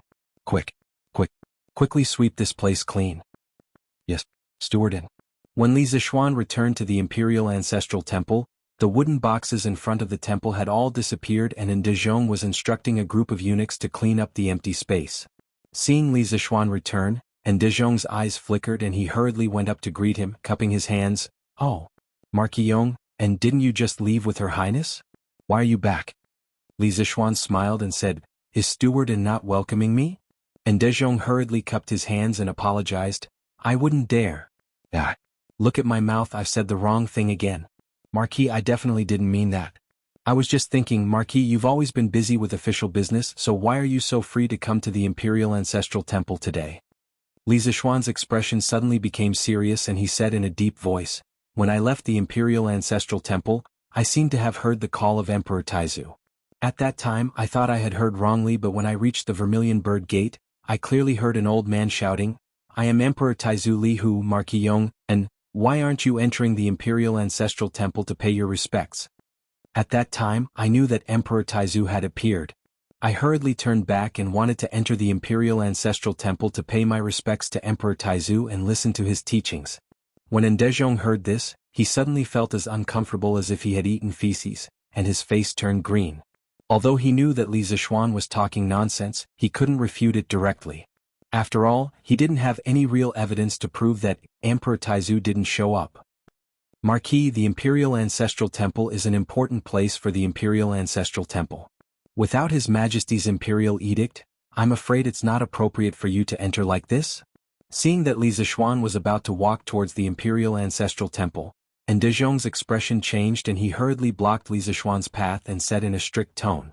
Although his tone had become harsh, Dezhong still had a harmless smile on his face. As the saying goes, don't hit a smiling person. This kind of smile made it difficult for ordinary people to get angry. Li Zixuan stood with his hands behind his back and said faintly, "Stewardin, this marquis also told you just now that Emperor Taizu appeared and wanted to summon this marquis to listen to the teachings of the emperor. If you don't let this marquis in, Emperor Taizu will blame me and will appear in your dreams at night." And De Jong couldn't help but shudder as he felt a chill in his heart. But after hesitating for a moment, he still shook his head and said, "Marquis, even so, I can't let you in. Unless there is an imperial edict from His Majesty, no one is allowed to enter the imperial ancestral temple." After saying that, and De Jong bowed slightly, but his body stood still in front of Li Zixuan. Obviously, unless Li Zixuan stepped over him, he would definitely not move aside. The situation suddenly became a stalemate. The eunuchs near the imperial ancestral temple also came over and stood behind De Jong. Their intentions were self-evident. As for the imperial guards near the south gate of the imperial ancestral temple, although they also noticed the commotion, no one took the initiative to come closer. Li Zixuan narrowed his eyes. If he had only suspected that there was something wrong with the imperial ancestral temple, now he was almost certain that there was something wrong with the imperial ancestral temple. Otherwise, De Jong wouldn't have racked his brains to stop him from entering the imperial ancestral temple. "Unfortunately, I do have an imperial edict with me." Li Zixuan suddenly smiled and then took out a bright yellow imperial edict from his sleeve. He waved it and said, "But I can't tell you the contents of the imperial edict. However, I have a gold medallion bestowed by His Majesty. Seeing the gold medallion is like seeing His Majesty. What else do you have to say?" Silence. The moment Li Zixuan showed the gold medallion, everyone in front of the imperial ancestral temple couldn't help but look at the gold medallion in Li Zixuan's hand. And De Jong's cheeks twitched violently. After being stunned for a moment, he took the lead and bowed to the gold medallion. "Greetings, Your Majesty. Greetings, Your Majesty." The eunuchs behind De Jong all bowed in unison. Li Zixuan had long since moved to the side. He was very clear in his heart that he was not blessed to enjoy these people's great salutes. At this time, he looked at De Jong with a slight playfulness and said indifferently, "Chiefin, can this marquis go in now?" And De Jong's expression was unnatural. He forced a smile and said, "Of course. Marquis, please." Li Zixuan nodded with satisfaction.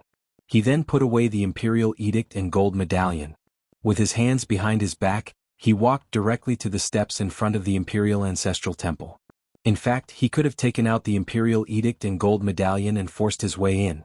However, if he did that, he wouldn't have the chance to test De Jong's reaction and attitude. And De Jong, who was following behind, secretly gave a look to the eunuch beside him. The eunuch nodded and quickly followed Li Zixuan. The imperial ancestral temple was very big. If it was calculated in square meters, Li Zixuan roughly estimated that the entire temple's floor area was at least 2,000 square meters. In the core area of the capital, there was actually someone who used a house of more than 2,000 square meters as an ancestral hall. It was estimated that only the ancient royal families could do such a rich thing. "Marquis, the memorial tablet of Emperor Taizu is here." After entering the imperial ancestral temple, the eunuch who was following Li Zixuan the closest hurriedly came to Li Zixuan's side and led the way. Li Zixuan glanced at the eunuch indifferently. With his excellent memory, he naturally recognized the eunuch in front of him. He was the Shaoan Zi from before, the person whose sleeves flashed briefly with a cold light. "You can lead the way." Li Zixuan almost instantly understood De Jong's plan. They didn't want him to wander around the imperial ancestral temple and investigate as he pleased. They wanted him to quickly finish paying respects to Emperor Taizu and leave as soon as possible. Li Zixuan inwardly sneered. "Since this young master is here, I won't leave until I find out what's going on." Although it was already noon and time for lunch, Li Zixuan didn't feel the slightest bit hungry. When Li Er had given him this case, he had been worried sick. Although Li Junxian had said in the letter that the Dragon King sect was plotting something in Chang, he hadn't specified what sort of plot it was or where it was deployed. This was an unsolved case. Li Zixuan had been forced to accept this task in the face of danger. In truth, he had been very nervous because he wasn't confident that he could uncover the Dragon King sect's plot. Now that he had stumbled upon a clue, how could he easily give it up? He wanted to follow the vine to the melon and uncover the big boss behind the scenes. "Marquis, this is Emperor Taizu's memorial tablet." After passing through two side halls, Li Zixuan finally arrived at the ancestral hall where Li Hu was enshrined. As Emperor Taizu of the Great Tang, although he hadn't sat on the throne for a single day, Li Hu naturally enjoyed the treatment of a single room. His portrait was hung on the wall in the center of the ancestral hall, and in front of the portrait was a memorial tablet, candlesticks and incense burner. Li Zishuan nodded and said, "This marquis wants to listen to Emperor Taizu's teachings. All of you are dismissed." The eunuch turned to Ndezhong. After some thought, Ndezhong bowed and said, "Since that's the case, this one will take his leave." After saying that, he turned around and left with the few eunuchs beside him.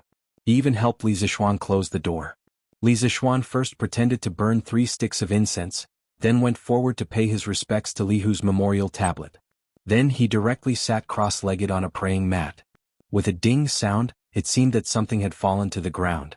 Li Zishuan hurriedly looked down and saw a burnt bamboo stick lying beside the praying mat. This was the bamboo stick given to him by the little girl who delivered Li Juanxian's secret message on the way to the palace. It was said that the Mad Bull, in the Western market, had this bamboo stick filled with sulfur tied to its tail. Picking up the bamboo stick from the ground, Li Zishuan unexpectedly put the stick to his nose and sniffed it. The pungent smell of sulfur immediately assaulted his nostrils. Li Zishuan frowned. His eyes darkened as he muttered to himself, "Similar. Too similar. Could it be that the wooden box from before was filled with sulfur as well?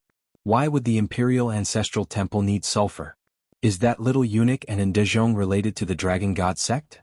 A series of questions lingered in Li Zishuan's mind. After pondering for a moment, he carefully put away the bamboo stick in his hand and then sat down cross-legged. His powerful mind power immediately spread out. When Li Zishuan first transmigrated last year, he realized that his mental strength was abnormally strong. Not only did he have an eidetic memory and a sharp mind, he could also construct 3D models of various complicated machines in his mind. At that time, he thought that this was the golden finger that he had as a transmigrator. However, after several breakthroughs in his martial arts realm, Li Zishuan realized that his mental strength was extremely strong, and it had something to do with the Supreme Mystery Sutra. Moreover, as his martial arts realm got higher and higher, his mental strength would also get stronger and stronger. Now that he was a Zhongshe late-stage expert, his mental strength was naturally incomparable to before. Furthermore, this was the first time he used his golden finger, after half a year. As he exerted all his mental strength floated through every corner of the Imperial Ancestral Temple and then fed back to the nerve center of his brain, allowing his brain to draw a 3D model of the temple. This process sounded a bit mysterious, but the principle was a bit like an ultrasonic radar. After a while, every table and chair in the entire Imperial Ancestral Temple appeared in Li Zishuan's mind. At the same time, Li Zishuan opened all the pores on his body and crazily absorbed the qi in the Imperial Ancestral Temple. He wanted to confirm whether there was sulfur in the Imperial Ancestral Temple. Wherever there was sulfur, there would be a pungent smell. With Li Zishuan's martial arts cultivation and the special properties of the Taishen Sutra, it was relatively easy to find this smell in the air. It was reasonable to say that with Li Er's imperial edict, Li Zishuan could directly search by force. However, the Imperial Ancestral Temple was, after all, a very sacred and solemn place of the Li family's ancestral temple. If he was not 100% sure, Li Zishuan would not dare to go too far here. Firstly, it would make Li Er look bad. Secondly, if he found nothing in the end, he would definitely be impeached and punished. Therefore he came up with such a stupid idea. Humph! There is indeed something wrong with this Imperial Ancestral Temple. There is so much sulfur stored in it. After a long time, Li Zishuan suddenly opened his eyes. A cold light flashed in his eyes as he murmured in a low voice, "Northwest. The first room." After saying that, he stood up from the futon and directly turned to leave the room. Ndezhong had been waiting outside. When he saw Li Zishuan come out, he hurriedly walked up to him and said, "Marquis, have you finished listening to the Imperial Edict of Emperor Taizu?" "Yes." Li Zishuan nodded and then said with a serious face, "Emperor Taizu said that there is an evil spirit in the Imperial Ancestral Temple, and he wants me to go and get rid of the evil spirit. Directorin, since you are in charge of the Imperial Ancestral Temple, you should cooperate with me. Quickly lead the way."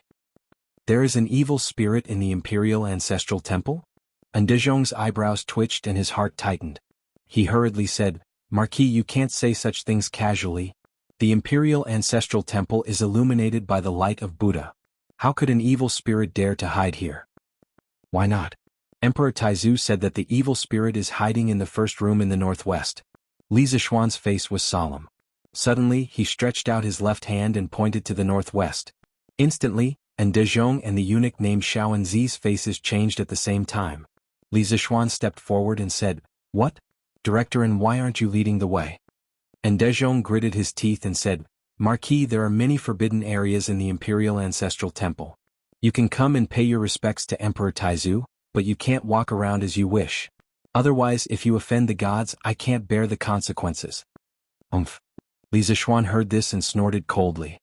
He took out the imperial edict from his sleeve and read aloud, "The Emperor of the Tang Empire decrees that Marquis Yong and is to thoroughly investigate the case of the Dragon Sect.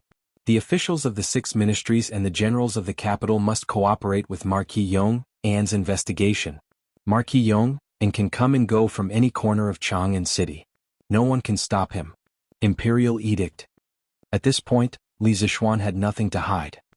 He must quickly find out why there was so much sulfur in the Imperial Ancestral Temple. As for Dezhong and that Shaoanzi, there must be something wrong with them. When Li Zixuan took out the Imperial Edict, everyone hurriedly bowed and stood to the side. When Li Zixuan finished reading, the 4 or 5 eunuchs and Dezhong were all shocked. Obviously, they didn't expect that Li Zixuan would give Li Zixuan so much power. At this time, Li Zixuan was simply the second Li heir in Chang'an City. He could go wherever he wanted and ask for help from whoever he wanted. "Director, and why haven't you received the Imperial Edict? Don't tell me you want to go against the Imperial Edict?" Li Zixuan stared at Dezhong without blinking and said indifferently. Dezhong's expression changed. After a while, he gritted his teeth and shouted, "Marquis, and how dare you? How dare you fake an Imperial Edict? Men, quickly arrest Marquis and..." Yes. The 4 or 5 eunuchs immediately surrounded Li Zixuan and the atmosphere in the room became tense. Without another word, Shaoanzi pulled out the dagger hidden in his sleeves and thrust it at Li Zixuan's throat in a flash. Chapter 1590. You're courting death. Li Zixuan did not panic in the face of the sudden assassination attempt. On the contrary, he had been looking forward to this moment for a long time. As long as these people could not help but make a move, it meant that they were guilty. It also meant that he was getting closer to the truth. When the dagger in Shaoanzi's hand was 3 inches away from Li Zixuan's throat, Li Zixuan leaned back slightly, and the dagger that was flickering with cold light missed. Li Zixuan didn't intend to let Shaoanzi go just like that. He placed his right hand on Shaoanzi's wrist and gently squeezed. Suddenly, with a kacha sound, Shaoanzi let out a painful howl because his wrist was completely dislocated. Immediately after, Li Zixuan's other hand directly grabbed Shaoanzi's clothes, lifted him up, and ruthlessly smashed him towards the 4 little eunuchs who were about to rush up. Immediately there were miserable cries of, "Ouch!" These people did not know martial arts at all. Li Zixuan did not feel any pressure when dealing with them. He took care of them with one move. However, there was still one more person in the room. The moment Li Zixuan tossed little Anzi out, Dezhong also moved. The old eunuch instantly disappeared from where he was standing, and in the next moment he was 10 feet behind Li Zixuan. His palm turned into a claw, and he ruthlessly grabbed at the back of Li Zixuan's neck. This speed was definitely not something an ordinary person could possess. The old eunuch was also a martial arts expert. He was at least close to the Grandmaster realm or had already reached the Grandmaster realm. What was worse was that the old eunuch's fingernails were purplish black. In this era, there were no nail salons that could dye people's fingernails. The old eunuch's fingernails were purplish black, which meant that he had applied poison on them. You are indeed not ordinary. Although Li Zixuan's back was facing Dezhong, he did not let his guard down. When he first met Dezhong, he felt that he could not see through Dezhong's strength. He had always been on guard against this old eunuch. Li Zixuan did not dare to let his guard down in the face of the old eunuch's claw. He turned around with lightning speed, drew the wind-chasing sword from his waist, and slashed at Dezhong's claw. So what if his fingernails were poisoned? Could it be that they could withstand a sword? When he had left the Taiji Palace, the wind-chasing sword had been returned to him. Right now he could use it to deal with Dezhong. Wind-chasing sword was incomparably sharp and cold. Dezhong naturally did not dare to receive it head-on. He grunted and hurriedly retreated. When he reached the corner of the wall, there was an iron rod leaning against the wall.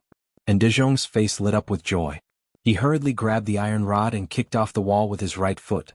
His entire body changed from retreating to advancing, flying towards Li Zixuan. Clang, clang, clang. The metal rod collided fiercely with the wind-chasing sword in the air, producing a series of clanging sounds. However, the wind-chasing sword was so sharp that even though the metal rod was solid, it was still an ordinary metal. After a while, The metal rod was cut into the shape of a hedgehog by the wind-chasing sword. Since they were in the house, Li Zixuan could not use his swordsmanship. If he used all his swordsmanship, it was very likely that he would destroy the entire house. Even if he found out that Ndezhong was hiding behind the scenes, Li Er would not let him off easily. After all, this was the Imperial Ancestral Temple. Therefore, Li Zixuan could only rely on brute force and the most primitive sword moves to deal with Ndezhong's swordsmanship. Even so, it was enough. I didn't expect that there would be a master in the Imperial Ancestral Temple. Chiefin, you must be hiding here for something big, right? Li Zixuan blasted Ndezhong away with his sword, and then a wisp of a cold smile appeared on the corners of his mouth as he spoke indifferently. The Ndezhong in front of him was only at the beginner stage of Grandmaster. Moreover, due to the fact that his body was damaged, his personal strength was weaker than an ordinary master. After Ndezhong steadied himself, he took 2 deep breaths. Then, with a face full of resentment, he said, Li Zixuan, don't be conceited and arrogant just because you are strong in martial arts and are favored by the emperor. There will be a day when you, your parents, and your wife will be beheaded because of your meddling in other people's business today. You will regret it. Die. Li Zixuan's face turned cold. His eyes were filled with murderous intent and coldness. He could allow others to harm him, but he could not tolerate others threatening his family. After saying that, Li Zixuan held the wind-chasing sword in his hand and stabbed it into Ndezhong's chest. Come on. Kill me. If you kill me, your whole family will be buried with me. Seeing Li Zixuan coming at him with sword in hand, Ndezhong seemed to have gone mad. He threw his head back and laughed loudly. He actually stood straight on the spot without dodging, planning to use his flesh and blood to receive Li Zixuan's sword strike. The reason for this was mainly because after the battle just now, Ndezhong already knew Li Zixuan's current strength in martial arts realm. He was fully aware that he could not defeat Li Zixuan no matter what. Instead of being captured and interrogated, it would be more straightforward to die under Li Zixuan's sword. Perhaps to him this was the most perfect ending. Seeing that Ndezhong did not dodge, it was obvious that he was ready to die. Li Zixuan's wind-chasing sword in his hand moved slightly to the left before it touched Ndezhong.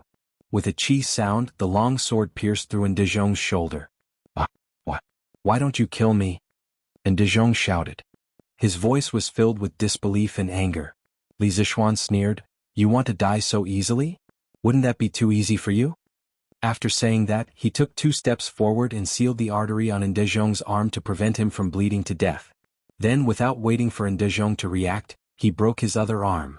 After doing all this, Li Zixuan looked at the 5 young eunuchs in the room and the old eunuch Ndezhong.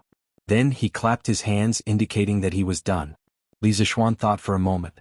With so many eunuchs, he wouldn't be able to escort them all by himself. Li Zixuan strode out of the Imperial Ancestral Temple in a flash and shouted in the direction of the southern gate, Someone come quickly. There's an assassin in the Imperial Ancestral Temple. Whoosh.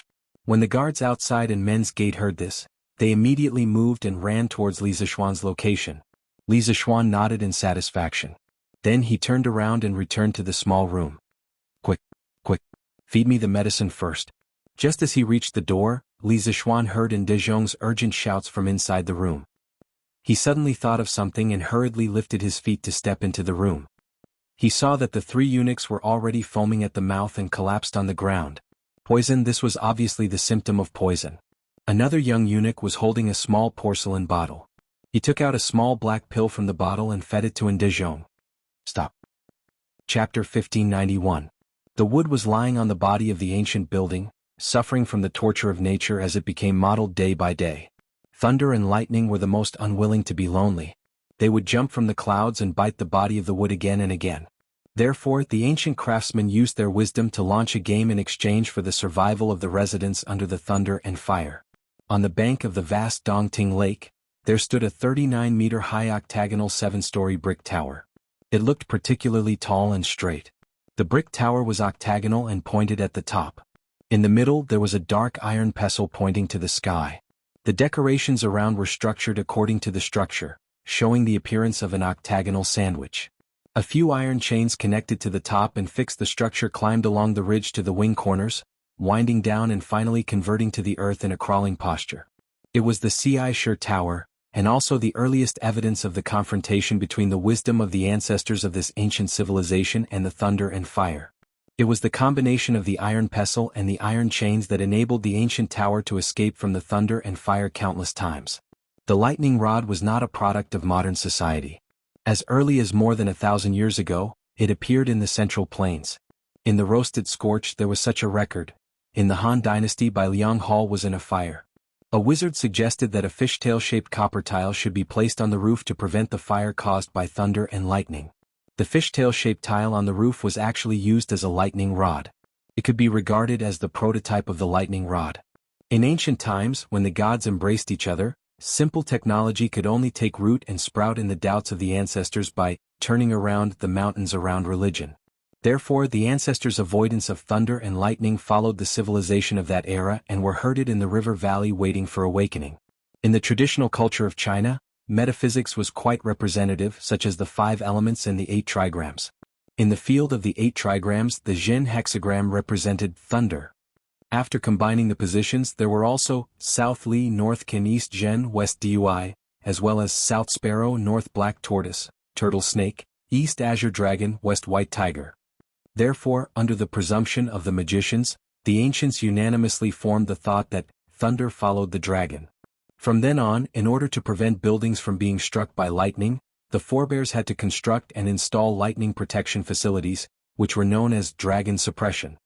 Therefore, in the extraordinary appearance of the ancient buildings, many lightning arresters known as dragon guards began to grow and multiply on the bodies of the ancient buildings in China. For example, in China, the tip of some ancient towers was often coated with a layer of metal membrane. Then, it was connected to the central pillar of the underground tower using a material that was easy to conduct electricity. The end of the pillar was connected to the dragon cave, where the metal was stored. This formed a kind of ancient dragon subduing. In addition, such as the howl tails that stood upright on many ancient towers and palaces, the animal-shaped tiles on the roofs and the so-called thunder god pillars that often stood in the tall temples, they all formed good conductive channels with the earth and became important members of the dragon suppressors. These were the crystallization of the wisdom of China's ancient craftsmen. For thousands of years, our ancestors had used extreme ingenuity to develop the simple science into a shocking appearance. Although it had weathered wind, rain, thunder, and lightning, it had remained unmoved for thousands of years. And the dragon subduing on the roof of the imperial ancestral temple had been modified by someone into a gunpowder magazine. Li Zishuan raised his head and saw several thin iron wires being pulled down from the cracks in the roof and inserted into a wooden box at the top. Although Li Zishuan didn't graduate with a history major in his previous life, he still knew that ancient buildings had lightning arresters. Besides, even if he didn't know this in his previous life, he still had the memories of his previous life. Thus, when Li Zishuan saw those iron wires coming down from the cracks in the roof and associated them with the dragon subduing on the roof, as well as Li Juanshan's secret letter stating that the clouds would change color and thunder would rumble, Li Zishuan understood everything. Someone wanted to attract lightning to the imperial ancestral temple. When the lightning sparks were combined with the sulfur and charcoal in the room, the imperial ancestral temple would most likely be doomed. But would the sulfur and charcoal really be detonated by the lightning sparks? Li Zishuan wasn't sure. After all, these two things were flammable at most. Even Li Zishuan didn't know if they could be ignited by the lightning sparks, because he had never done any experiments in the modern era. The color of the box at the top seems to be different. Is it a coincidence or are the things inside different? At this moment, Li Zishuan noticed that the color of the wooden box at the top was slightly lighter. He couldn't help but feel a little suspicious. After pondering for a moment, Li Zishuan tapped the ground with the tip of his foot, and his whole body left the ground. He soared into the air and flew toward the box at the top. He saw that the top of the box had been punched with 5 small holes, which were just enough for 5 iron wires to pass through. Li Zishuan pulled out the metal wire from the wooden chest. Then he carried the wooden chest and returned to the surface. Just as he was about to open the wooden chest to investigate, he heard a series of hurried footsteps coming from outside the imperial ancestral temple. His heart skipped a beat and he turned around to greet them. Just as he reached the main hall of the imperial ancestral temple, he saw Li Zishuan striding in. Li Zishuan hurriedly clasped his hands and bowed. "Paying respects to your majesty." Li Zishuan's face was dark as he said in an unfriendly tone, Marquillon, and how dare you cause trouble in the imperial ancestral temple?" Li Zishuan clasped his hands and said seriously, "Your majesty, this subject did not cause trouble. This subject came to the Imperial Ancestral Temple to investigate a case. Investigate a case? Li Zishuan's heart sank when he heard this. Things had indeed reached the worst-case scenario that he had predicted. The dragon sect's influence had already infiltrated the palace. Thinking of this, he asked with an ugly expression, "Then what did you find out?" Li Zishuan was about to speak when he suddenly paused. After a moment of hesitation, he said, "Your Majesty, please dismiss your attendants and follow this subject to a place." Since someone like Ndezhong could be used by the dragon sect, Li Zishuan was not sure if there were any spies among Li Zishuan's attendants. Therefore, for safety's sake, he suggested that Li Zishuan dismiss his attendants and follow him to the special room in the northwest. Li Zishuan clearly understood this and did not hesitate. He turned his head and ordered, "All of you wait outside. Today, without my orders, no one is allowed to take half a step into the Imperial Ancestral Temple." Understood. The Imperial guards and eunuchs who followed Li Zishuan all cupped their fists and answered. Li Er nodded, then turned to look at Li Zishuan and said indifferently, "Lead the way." "Yes, Your Majesty." Li Zishuan made a sound of agreement and turned around to lead Li Er towards the first house in the northwest. After a while, the two of them arrived at the room where the sulfur and charcoal powder were stored. Li Zishuan pointed to the wooden boxes in the room and said to Li Zishuan, "Your Majesty, these boxes were sent from outside the palace by Steward N. They are the location of the Dragon Sect's secret plot." "You're saying that the Dragon Sect's secret plot is related to these wooden boxes?" Li Zishuan's eyes narrowed. "That's right." Li Zishuan nodded and pointed to the 5 iron wires hanging from the cracks of the roof. "Your Majesty, please take a look. The other end of these 5 iron wires is connected to the dragon seal on the roof and the other end is connected to one of these wooden boxes. Your Majesty, do you know what is in these wooden boxes?" Li Er frowned and took the initiative to open a wooden box. Then he put his hand inside and grabbed a handful of powder. He looked at it carefully. Suddenly, a layer of cold sweat appeared on Li Er's back. "Is this sulfur powder and bamboo charcoal powder?" Because of Li Zishuan was one of the few people in the world who knew the formula of HY. When he saw the sulfur powder and bamboo charcoal powder, Old Li had the urge to run away. He had seen the power of gunpowder and he did not think that his body could withstand the power of gunpowder. Chapter 1592. Tomorrow morning, the Heavenly Dragon rebels will attack the city. If we check the army before the battle, it will shake the morale of the army. In the Imperial Ancestral Temple, Li Er was silent for a while before he faintly sighed and said. Li Zishuan was silent. Although he was worried that some of the soldiers would defect to the Dragon Sect, he had to admit that Li Er's words made sense. Checking the army at this time would indeed shake the morale of the army. It was simply giving the Dragon Sect a chance. After a moment of silence, Li Er's eyes narrowed as he continued. The Dragon Sect used the Jasper Lake holy water to lure people into their sect. Those people who were deceived didn't work all day and even spent all their wealth just to join the Dragon Sect and obtain the Jasper Lake holy water. The Dragon Sect used demonic arts and holy water to confuse the common people. This emperor does not believe that this emperor's army will defect to the Dragon Sect and betray this emperor. Most of the generals of the 12 capital guards have fought with this emperor in the past. This emperor believes in them. As long as these generals do not defect, Chang and city will not fall. Confidence. Even though the city would be besieged tomorrow, Li Er was still so confident. The 18 rebellions of the past, the Xuanwu Gate Rebellion in the 9th year of Wuda, and the tens of thousands of Turkic soldiers besieging the city were all unable to defeat Li Er. The Dragon Sect now only had a few tens of thousands of soldiers. How could they scare Li Er? In any case, Old Li had seen a lot of things. Your Majesty is so bold. Li Zishuan clasped his hands and praised. Then he said, However, I think that your Majesty should make 2 preparations. On the one hand, you should gather all the generals in the capital and let them be on guard against the rebellion of the soldiers in the camp. On the other hand, you should select soldiers from the Imperial Army and set up 9 supervision teams to guard the 9 city gates in the east, west and south of Chang and city. If there is a rebellion at the city gates, they can delay it for a while. Your suggestion is not without reason. This emperor will have someone arrange it in a while. Li Er nodded. The most important thing is to move all the boxes of sulfur, charcoal and gunpowder away. The Imperial Ancestral Temple is an important place of the imperial family. No matter what, no mishap is allowed. This emperor obeys. Li Zishuan cupped his fists and accepted the order. Just as he was about to turn around and arrange for people to come in and move the boxes, A soldier's urgent voice came from outside the Imperial Ancestral Temple. Your Majesty, Marquis, something bad has happened. Steward N and the other 2 eunuchs died on the way to the Supreme Court. It's General Bai Lang. What? Steward N is dead? Li Zixuan instantly recognized the owner of the voice. It was the general in charge of escorting in De Jong and the others. Hearing this, his expression suddenly changed and he exclaimed, "Umph." Lier was also furious. He flung his sleeve and took the lead to leave.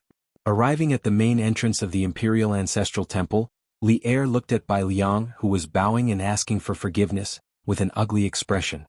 He said coldly, "Speak. How did De Jong die? Who was the murderer? Did you catch him?" Bai Liang had originally come to report to Li Zixuan, but he did not expect Lier to be here as well. This was really bad luck.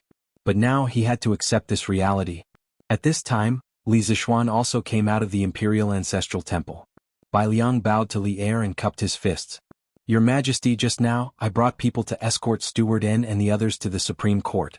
On the way, 3 soldiers suddenly brandished their swords and killed Steward N and the others. Then they directly killed themselves. When I reacted, it was already too late. Your Majesty, please punish me. After saying this, Bai Liang knelt on one knee and did not dare to raise his head. When Lier heard this, he could not help but be furious. Bastard! In the Imperial City, my key criminals were killed by your soldiers. How did you manage the army?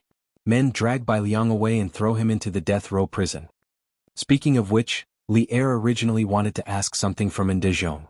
He did not believe that De Jong was the only one who contributed to the entire Heavenly Dragon conspiracy. He dared to conclude that there must be other officials and generals who secretly provided assistance to De Jong. But now that De Jong was dead, all the clues were cut off. This meant that his hopes of finding more Heavenly Dragon sect spies from De Jong were completely dashed. How could Lier not be angry? Your Majesty, please calm down.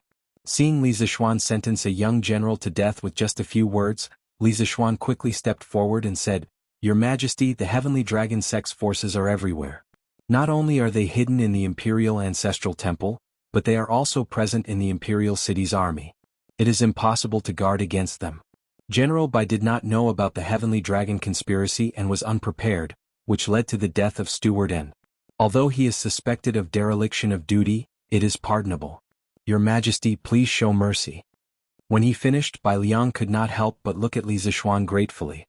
Lier took 2 deep breaths, finally calming down the anger in his heart. He waved his hand and said, Humph. You may be spared from death, but you cannot escape punishment. In a while you will receive 20 strokes of the military rod. In addition, we will give you a chance to make up for your mistakes.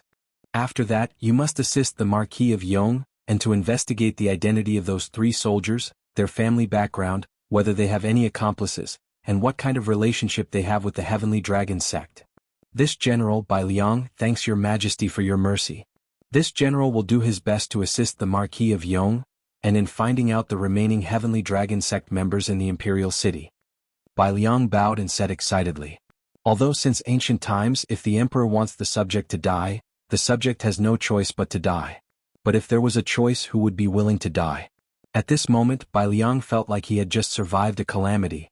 Lier turned to Li Zixuan and said solemnly, Marquis of Yong, and we are very pleased that you were able to find the hidden danger in the Imperial Ancestral Temple so quickly.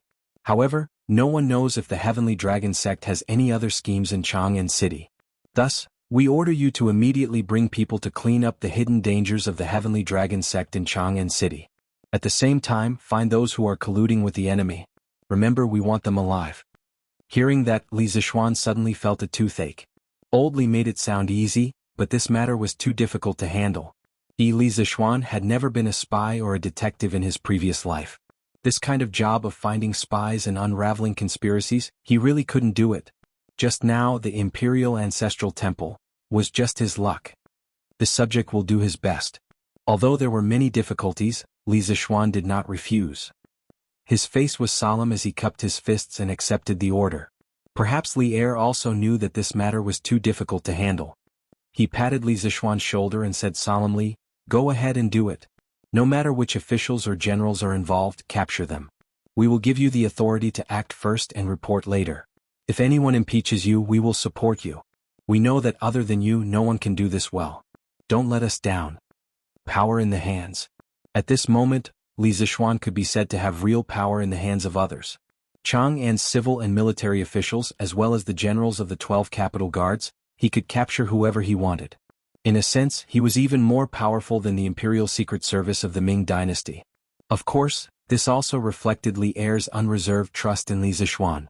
Li Zixuan was a little touched. "Thank you, Your Majesty, for your trust. I will do my best to eliminate the hidden dangers in Chang'an."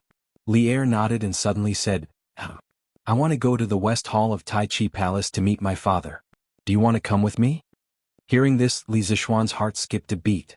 After he came back to his senses, he waved his hand and said, "Your Majesty is catching up with the father and son of the retired emperor.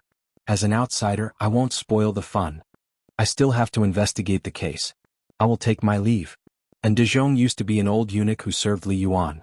Now that Ndezhong colluded with the Dragon Sect and tried to blow up the Imperial Ancestral Temple, it was hard for Li Er not to suspect that Li Yuan had secretly instructed him to do so.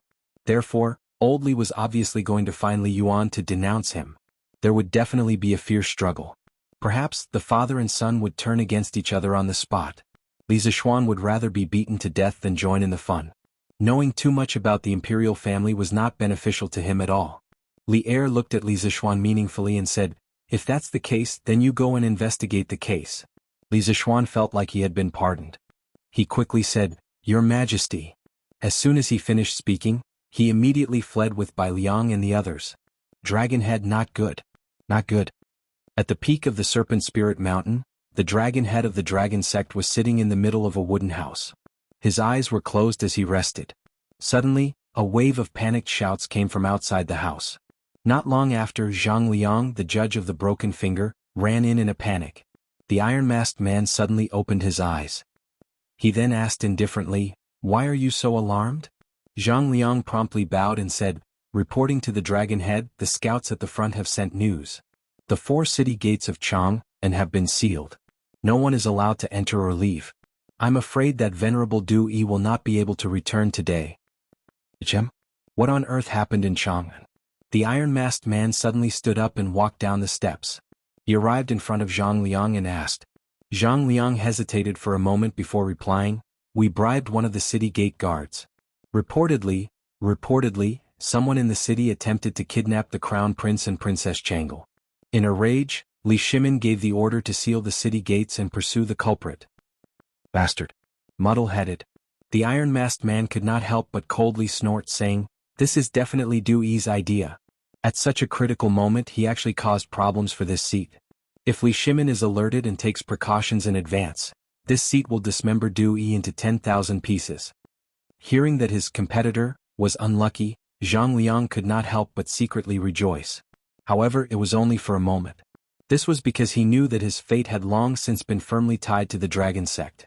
If the Dragon Sect did not succeed this time, his fate would be extremely miserable. Dragonhead, since the 4 city gates of Chang'an have not been opened, it means that Li Shimin has not captured Venerable Du Yi and the others. Moreover, there are still many disciples of our sect in Chang'an. They will definitely assist Venerable Du Yi in evading the Imperial Court's pursuit. Dragonhead need not be overly worried. Zhang Liang bowed slightly and said. Hearing this, the iron-masked man felt somewhat at ease. After a moment of silence he said, "Pay close attention to the situation in Chang'an.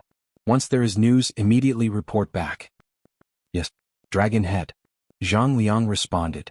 Finally, he hesitated for a moment before asking, "Dragonhead, will we act according to the plan tomorrow?"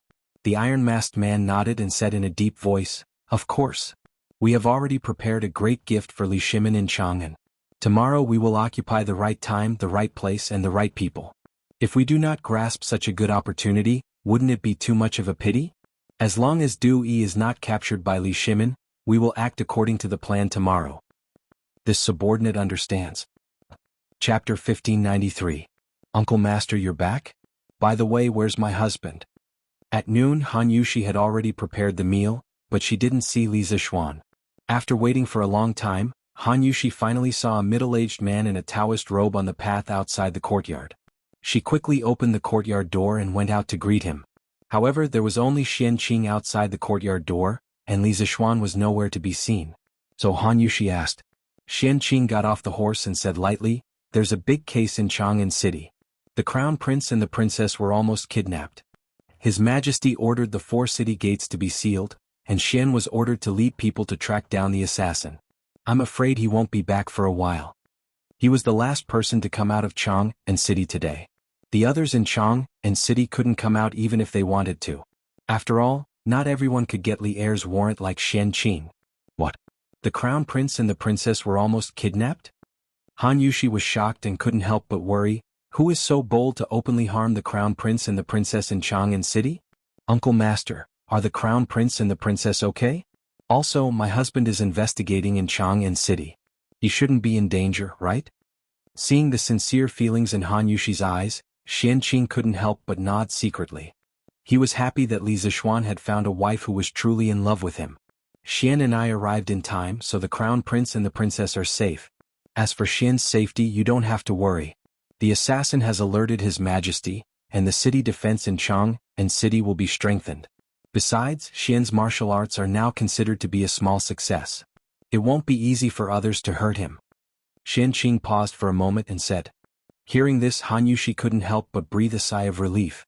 When she was about to speak, she heard the sound of a carriage not far away. Looking over, she saw a carriage slowly coming here. Looking at the sign, it was the carriage of the Li family. Father and mother are here. The carriage came to the gate of the courtyard, and Han Yushi hurried to greet them. The curtain opened and a head popped out. It was Lan Er, followed by Father Li and Madame Li. Father, mother, why are you here? Han Yushi went forward to support Madame Li's arm and asked casually. Li Zixuan had rushed back to Cloud Mountain last night and didn't have the time to return to the Marquis's residence in Lantian County. Before the morning court session, Li Zixuan had told Han Yushi that he would bring her back to Lantian County in the afternoon. In the morning, Han Yushi had also sent a family guard to the Marquis's residence to inform Father and Madame Li that Li Zixuan had already returned to Cloud Mountain and would return to the Marquis's residence in the afternoon. Han Yushi did not expect Li Jingma, Madame Li and Lan Er to come directly to Cloud Mountain. Hey, isn't it all because of your mother? Once she heard that Xian'er had returned, how could she still be willing to wait bitterly in the manor? She kept urging this old man to quickly pack up and come to Cloud Mountain. Hearing Han Yushi's question, Li Jingma couldn't help but stroke his beard. Mrs. Li glared at her husband and said unhappily, Master, you're still scolding me? Previously, when I heard that little Xian had returned to Cloud Mountain, I don't know who was the one who walked around in the study alone and muttered for half a day. If I didn't urge you to come over, I'm afraid our study would have been flattened by you. Li Jingma's face instantly turned red. Then he became angry from embarrassment and said, You. Women are really unreasonable. I can't be bothered to talk to you. Yushi, this is? Li Jingma was about to walk towards the side courtyard when he finally noticed Xian Qing standing at the side. Li Jingma couldn't help but ask. Only then did Han Yushi react and hurriedly introduced, Father, mother, this is husband's martial uncle. The family guard in the manor should have told you before. This time, martial uncle had helped husband a lot in the north. Xian Qing stood up and cupped his hands. This humble Taoist Xian Qing from Dragon Tiger Mountain greets Master Li and Madame Li. Hearing this, Li Jingma and Madame Li were shocked. Father Li hurriedly cupped his hands and bowed. So it's martial uncle from the same sect as little Xian. Sorry for the disrespect. Madame Li also bowed and said respectfully, Little Xian was apprenticed to Taoist priest Spirit Void in the early years. During this period, Taoist priest Spirit Void has taken great care of little Xian. Taoist priest Xian Qing, please come in. It's noon. This old woman will personally cook a few good dishes to entertain Taoist priest. Li Jingma and Madame Li were grateful to Taoist priest Spirit Void from the bottom of their hearts. If Taoist priest Spirit Void hadn't brought Li Zixuan back to Dragon Tiger Mountain to recuperate and learn martial arts, Li Zixuan might have died when he was 7 or 8 years old. Therefore, after hearing about Xian Qing's identity, Father Li and Madame Li immediately treated Xian Qing as the most distinguished guest. Both of you are welcome. Little Xian is your son and my martial nephew. It's natural for martial uncle to take care of his martial nephew. Xian Qing cupped his hands and bowed back. Then he said, I heard from little Xian that Mr. Zhang San and Mr. Emo are injured in Yanhuang College. This humble Taoist will go and take a look first. I won't accompany you for lunch. Please forgive me. After that, Xian Qing cupped his hands again and bowed. Then he turned and walked toward Yanhuang College. However, his back view looked more or less in a sorry state. Xian Qing was obsessed with swordsmanship all his life. The number of people he had met could be counted with 2 hands. He could practice swordsmanship, but he wasn't good at dealing with others. Therefore, instead of staying to eat with Madame Li and Li Jingma, he would rather go back to the academy to heal the bearded man and Mo Huai. This? Seeing this, Li Jingma opened his mouth and said in confusion, Yushi Taoist Master Li is, Han Yushi quickly explained, Father, martial uncle must have eaten in Chang'an City. Moreover, martial uncle is also proficient in medical skills. Last night, Mr. Wenji was cured by him. Mr. Zhang San and Mr. Mo do need his help. Father and mother, please don't be offended. What? Mr. Wenji is well? Li Jingma was shocked. Then he quickly waved his hand and said, Don't be offended, don't be offended. Celestial Master Taoism has done a great favor for us. Yushi, you just said that Mr. Wenji is well. Is that true? Li Gang not only had a high reputation among scholars, but also had a good impression of Li Gang. After hearing the news that Li Gang was seriously ill, Li Jingma was also very worried. Therefore, when Han Yushi came to Yunshan to visit Li Gang yesterday, Li Jingma and Madame Li didn't stop her. Instead, they supported her with both hands. Han Yushi smiled and said, Of course it's true. Old Master has moved back to his own courtyard from Dr. Sun's courtyard today. Father and mother, you don't know. Since Mr. Wenji got better last night, little Anren has been so excited as if it's the new year. Oh, it should be said that he hasn't been so happy even during the new year. Ah, good, good. Li Jingma stroked his beard and laughed. After lunch, I'll visit old master. Alright, where's Xian? Even if he went to the morning court, he should be back by now, right? Han Yushi's eyes dimmed and she said softly, My husband may not come back today? Chang'an City? Chang'an City. The kidnapping incident in Shi City and the subsequent closure of the city gates made the people in Chang'an City feel a trace of a solemn atmosphere. Then the Imperial Army, Supreme Court, and the Imperial government's troops all went out to search for people of unknown origin in the streets. This made the people even more frightened. Everyone had a sense of crisis in their hearts. Some old people couldn't help but murmur secretly, Is the Golden Age coming to an end? Is the world going to be in chaos again? The assassination of the Crown Prince and the Princess in the streets in the capital city was definitely a hidden conspiracy. It meant that someone wanted to go against the Imperial Court. This made the old people couldn't help but think of the chaotic times in the late Sui dynasty. Marquis, the Military Weapons Bureau, Zongjing Temple, and Zongling Temple have all been investigated. No abnormalities have been found. However, I'm afraid that we can't investigate in the Imperial City. Supreme Court. Lu Dui sat high up in the seat of honor. Li Zishuan and Sun Fujia sat on his left and right respectively. As for Dai Zhou, he led the Supreme Court's Yamen runners to search for Du Yi's whereabouts in Chang'an City. At this time, Chang Ping, the general of the Anshan Gate, came in and reported to Li Zishuan with a bow. After finding out the hidden danger in the Imperial Ancestral Temple, Li Zishuan didn't dare to relax. He listed 4 secret Yamens in the Outer Emperor City that were easy to cause trouble. Then he ordered Chang Ping to lead the Imperial Army to investigate.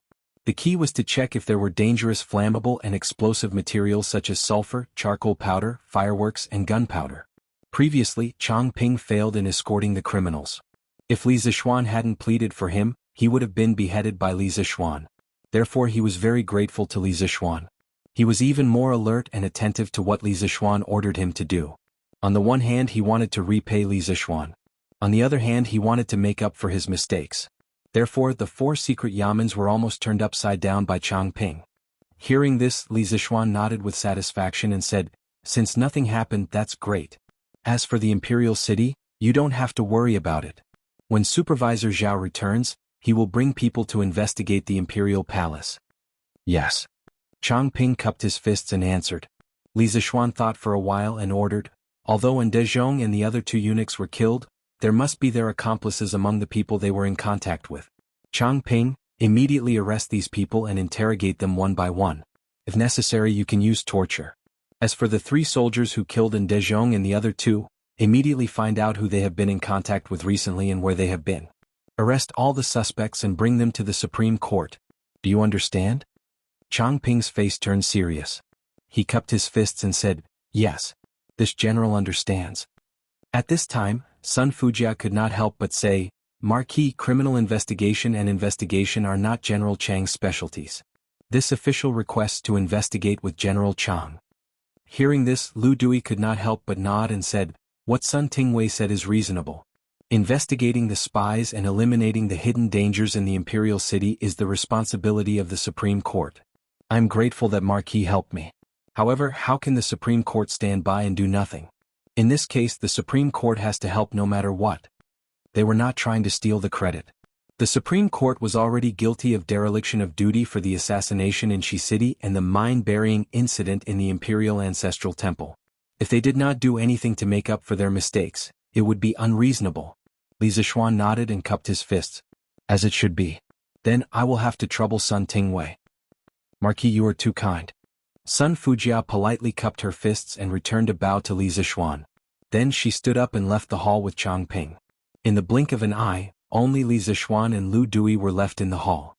After a few moments of silence, Lu Dui said, Marquis is a young hero. He single-handedly saw through the schemes of the Heavenly Dragon sect. Otherwise, the Imperial Ancestral Temple would have been destroyed by lightning tomorrow, and this old man would have died 10,000 deaths. For this matter, this Lu and the Supreme Court owe Marquis a great favor. After saying this, Lu Dui stood up and clasped his fists to Li Zishuan. Before Changping had come to report, Li Zishuan had told Lu Dui and Sun Fujia about Li Juanxian's secret letter and what they had experienced in the Imperial Ancestral Temple. Firstly, the Supreme Court needed to help solve the case and needed to know some inside information. Secondly, Lu Dui and Sun Fujia had always been staunch supporters of the Qin King's faction. They would never collude with the Heavenly Dragon sect. By telling them, Li Zishuan did not need to worry that they would leak the secret. Official Lu's words are too serious. You and I are both His Majesty's subjects. We eat from the sovereign and share the sovereign's burdens. This is what this Marquis should do. Li Zishuan hastily got up and clasped his fists in return. Chapter 1594. Isn't this because of the Jade Lake holy water? In the main hall of the Supreme Court, Li Zishuan was stunned for a moment before answering Lu Dui's question. Regarding the Jade Lake holy water, Li Zishuan had heard Li Tai mention it in a telegram before returning to Cloud Mountain. It was said to be able to cure all diseases and had been passed down as miraculous by the people. Of course, Li Zishuan had to admit that the dragon sect's methods were indeed brilliant. This was because most people were greedy for life, especially those who were seriously ill and incurable. If there was a chance to live, they would be willing to do anything. The dragon sect used the Jade Lake holy water to stimulate the desire of the people to live, which was why they were able to recruit so many followers in such a short period of time. Unexpectedly, Lu Dui shook his head and said, Marquis Yong, and do you really believe that there is a miracle medicine or Jade Lake holy water that can cure all diseases in this world? Li Zishuan frowned and replied decisively, this Marquis naturally does not believe in such things. Heaven and earth give birth to all things, and all things can complement each other and also counter each other. All medicines are targeted at the symptoms. What kind of illness one is suffering from must be the medicine used. If someone says that there is a medicine that can cure all diseases, then that person must be a liar. The medical technology of the 21st century was so advanced, but there were still so many incurable diseases. In the Great Tang, where medical technology was lacking, how could there be a miracle medicine that could cure all diseases? Li Zishuan would never believe such nonsense even if he was beaten to death. Hearing this, Lu Dui stroked his beard and laughed, Ha! Marquis Yong, and you are not the only one who doesn't believe it. Anyone with the slightest bit of medical knowledge would not believe that the Jade Lake holy water can cure all diseases. As the Grand Steward of the retired Emperor, Ndezhong's knowledge and experience were extensive. How could he not know this? Besides, Ndezhong's body is very healthy, and I've never heard of him having any bedridden family members. The so-called Jade Lake holy water is not attractive to him. Hearing Lu Dui's words, Li Zishuan was startled because he felt that Lu Dui's words were very reasonable. Previously, the commoners were fighting to join the Heavenly Dragon sect because of the Yaoqi holy water, so he subconsciously thought that everyone wanted to join because of the Yaoqi holy water. However, he had neglected the most basic requirement. Many people did not believe in the Heavenly Dragon's sacred water, nor did they need it. For example, Ndezhong. Then, in Minister Lu's opinion, why did Ndezhong betray the imperial court and help the tyrant? After a moment of silence, Li Zishuan said seriously. Lu Dui stroked his beard and said with a twinkle in his eyes, the human heart is very complicated, but it is also very simple. The pursuit of profit was not for life but for wealth or fame. Ndezhong has been living in the palace for a long time. Now that he has lost the emperor's favor, he probably doesn't lack money.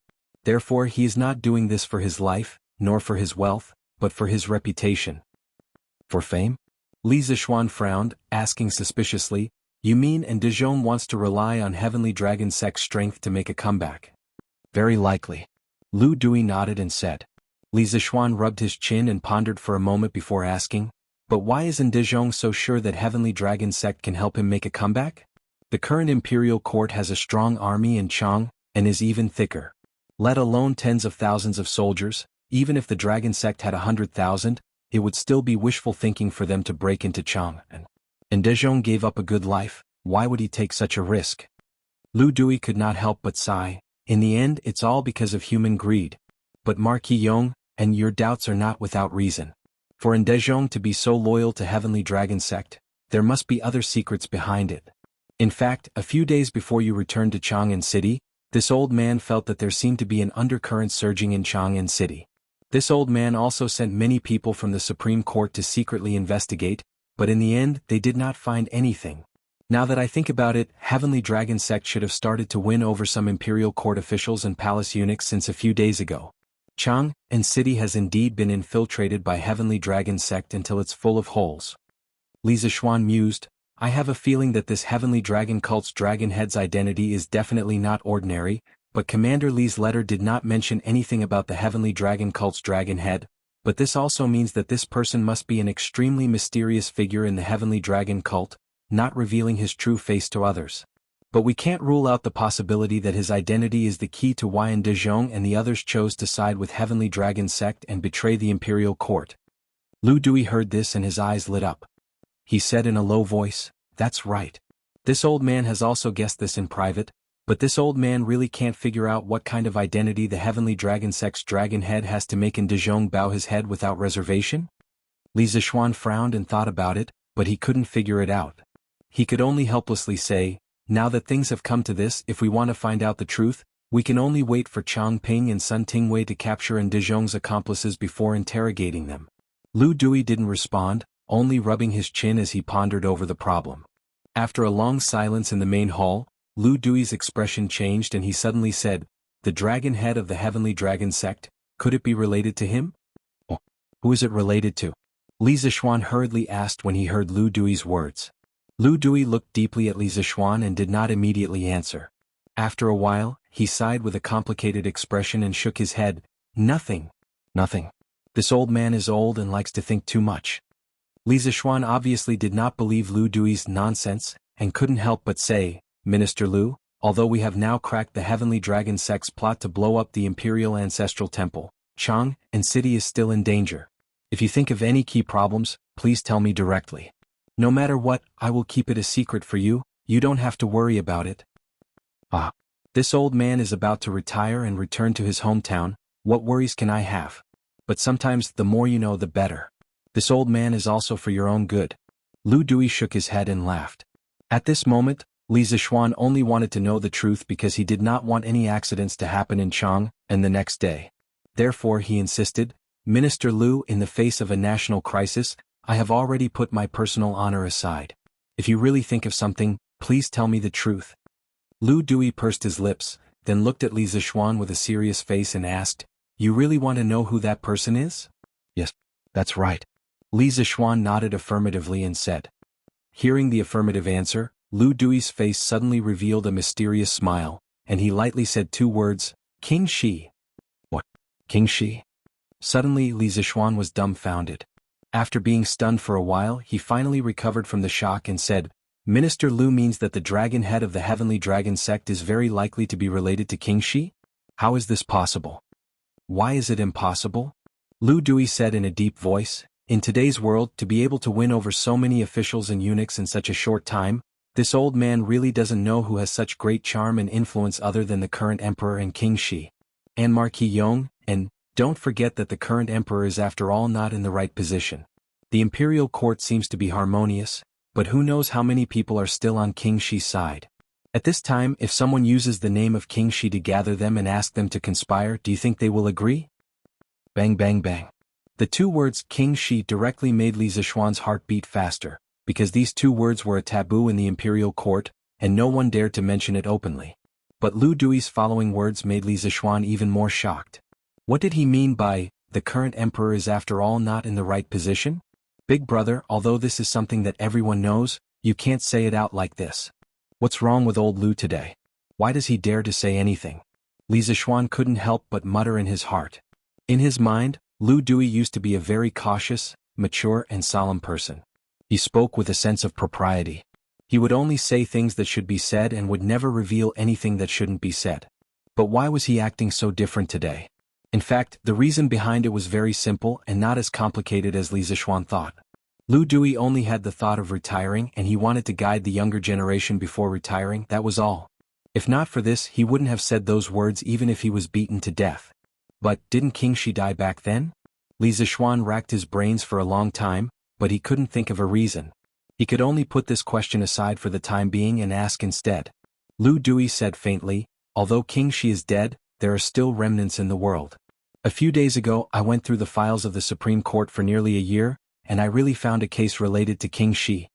Hearing this, Li Zishuan immediately perked up, only to hear Lu Dui continue. In March this year, Wang Renbiao, the provincial governor of Qizhou, reported that Zhang Liang, the former county magistrate of Yong County, attempted to rape Li Jingqiu, a commoner, and used King Shi's gold medallion to harm Li Jingqiu's family. At that time Wang Renbiao took office in Qizhou. Li Jingqiu carried a coffin to block the city gate and cried about her grievances. After the matter was exposed, Zhang Liang disappeared. Li Zishuan was shocked because he was too familiar with this matter. Half a month ago he went to the north to kill locusts. When he passed by Qizhou, he had secretly matched Wang Renbiao and Li Jingqiu. However, after he finished matching Wang Renbiao and Li Jingqiu, he put this matter to the back of his mind. He didn't connect this matter to the case of the dragon sect. As for the crucial King Shi's gold medallion in Zhang Liang's case, he didn't pay much attention to it from the beginning to the end. Lu Dui was indeed worthy of being the Chancellor of the Supreme Court.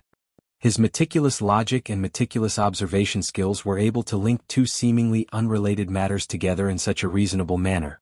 At this moment, Li Zishuan couldn't help admiring old Lu's ability to solve cases. Sure enough, there was a specialization in this field. Old Lu's specialty was investigation and trial. This time, he chose to cooperate with the Supreme Court to investigate the case, which was indeed a wise move. Chancellor Lu, I also heard about this from Renbiao. According to your analysis, this Zhang Liang is a remnant of King Shi, and it is very likely that he is in the dragon sect at this moment? Chapter 1595. Marquis Yong-han, since His Majesty has given you the power to mobilize all forces to investigate the case, Marquis Yong-en, you don't need to be afraid of the slightest thing. Once you find out that the officials of King Shi's faction have been in contact with Du Yi, you can send troops to ambush them around their residences. Tomorrow, when the dragon sect attacks the city, if they make any strange movements, you can take them all down. Once the dragon sect is destroyed, His Majesty will naturally be free to punish those officials. In the Supreme Court, Lu Dui stood up and looked sternly at Li Zishuan. In fact, he said this with a certain degree of selfishness. In his view, if Li Zishuan directly went to see Li Er and made the matter clear, Li Er would definitely be forced to carry out a major investigation. However, even if the officials of Li Jianqing's faction were found to have been in contact with Du Yi, there was no direct evidence to prove that they had agreed to Du Yi's request. With insufficient evidence and the fact that most of those officials had not done anything to betray the court, Li Er would most likely pardon them again in order to show his image as a benevolent ruler. But among those pardoned officials, there were bound to be many fish that had escaped the net.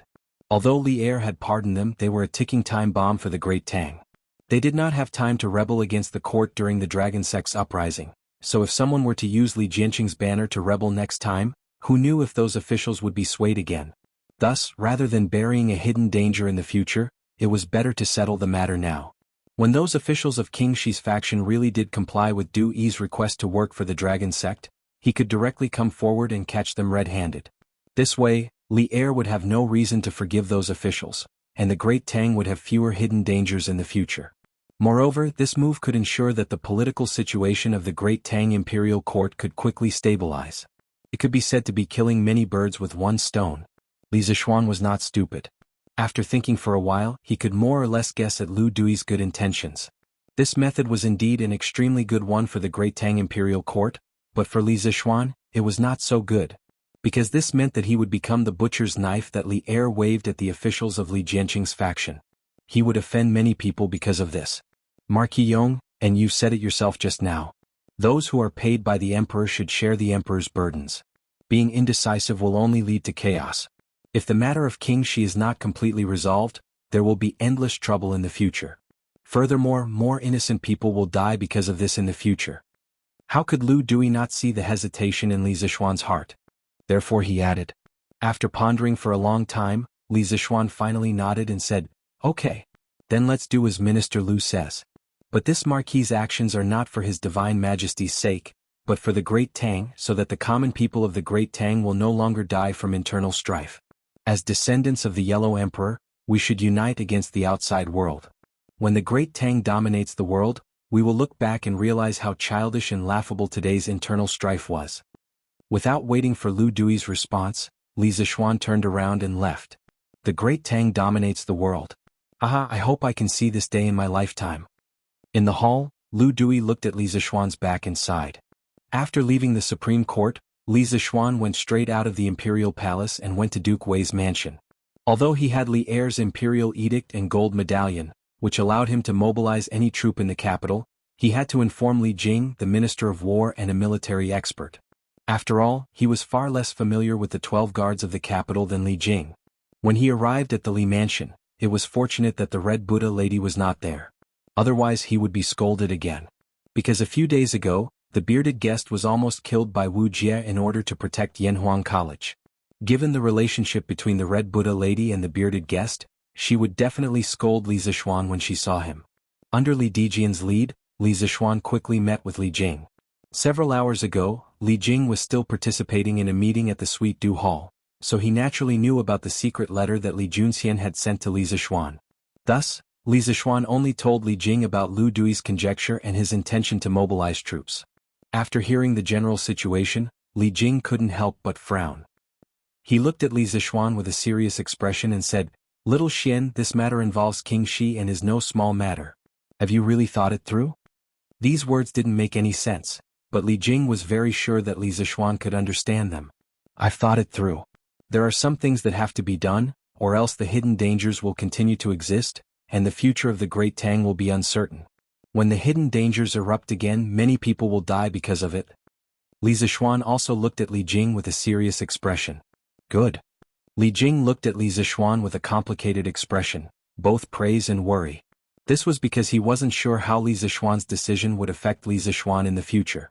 After a few moments of silence he said, "This old man will write you an order to mobilize troops. In truth, in terms of concealment, the soldiers of the Right Guard are the best.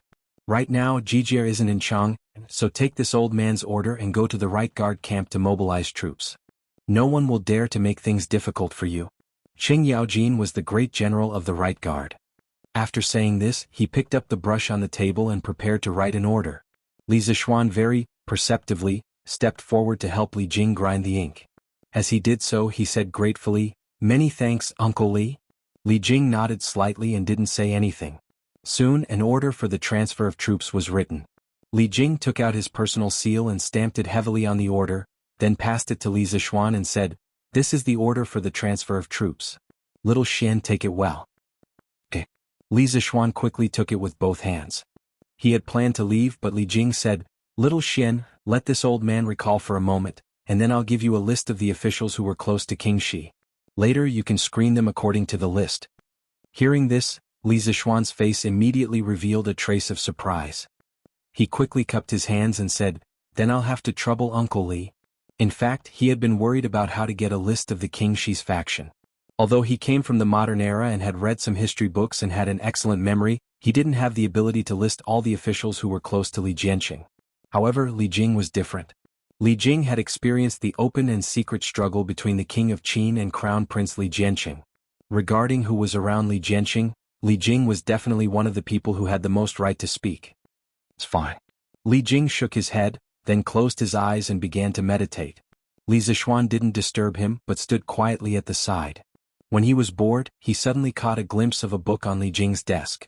There were 3 big words on the cover: "Een Talisman Machine." Li Zishuan couldn't help but be moved. He thought to himself that it turned out that Li Jing had already begun to organize his military and war experience into the art of war at this time. It was a pity that the original work couldn't be passed down. Future generations could only see the big picture from the general classic and the art of war in the Taiping Imperial Library. It was really a pity. When Li Jing's Art of War is finished, I must borrow a copy of it and store it in the library of Yanhuang College for future students to study. Otherwise, wouldn't it be a pity if such a good art of war was lost? Li Zixuan secretly made up his mind. According to historical records, Li Jing's Art of War was written in 7 books: Talisman Machine, Secret Art of War, General Essentials of War, Notes of Duke Wei, Mirror of 6 Armies, New Book of War, and Archery. However, these books weren't complete as early as the Middle and Late Tang Dynasty. In the 21st century, most of them were lost. The Qing Dynasty scholar Wang Zongqi compiled the Li Weigong Art of War, based on Du Yu's General Classic, Du Mu's Commentary on Sun Tzu, and the Song Dynasty's Taiping Imperial Library, and General Essentials of War. It became the only complete reference for modern scholars to study Li Jing's Art of War. While Li Zixuan was deep in thought, Li Jing had already started writing. The names of Li Jianqing's faction were written on the paper one by one. Li Zixuan's eyesight was extremely good. When he looked over, he was shocked to see the words written on it: Wei Jing, Wang Gue, Wei Ting, Shui Wanche, Feng Li. Among these names, there was no lack of big shots in the imperial court. For example, Wei Zheng and Wang Gue were not only important by Li Jianqing's side, they were also important existences in the current imperial court. At this moment, Li Zixuan suddenly felt a little scared in his heart. Every time Li Jing wrote a name, Li Zixuan's heart would beat fiercely. After an unknown period of time, Li Jing finally put away the brush. When the ink on the paper was almost dry, he picked it up with a solemn expression and handed it to Li Zixuan. Little Xian, these are almost all the officials in King Shi's faction who still hold positions in the imperial court. However, you need to weigh the pros and cons. Although some of them served King Shi back then, they have been conscientious and loyal ever since His Majesty ascended the throne.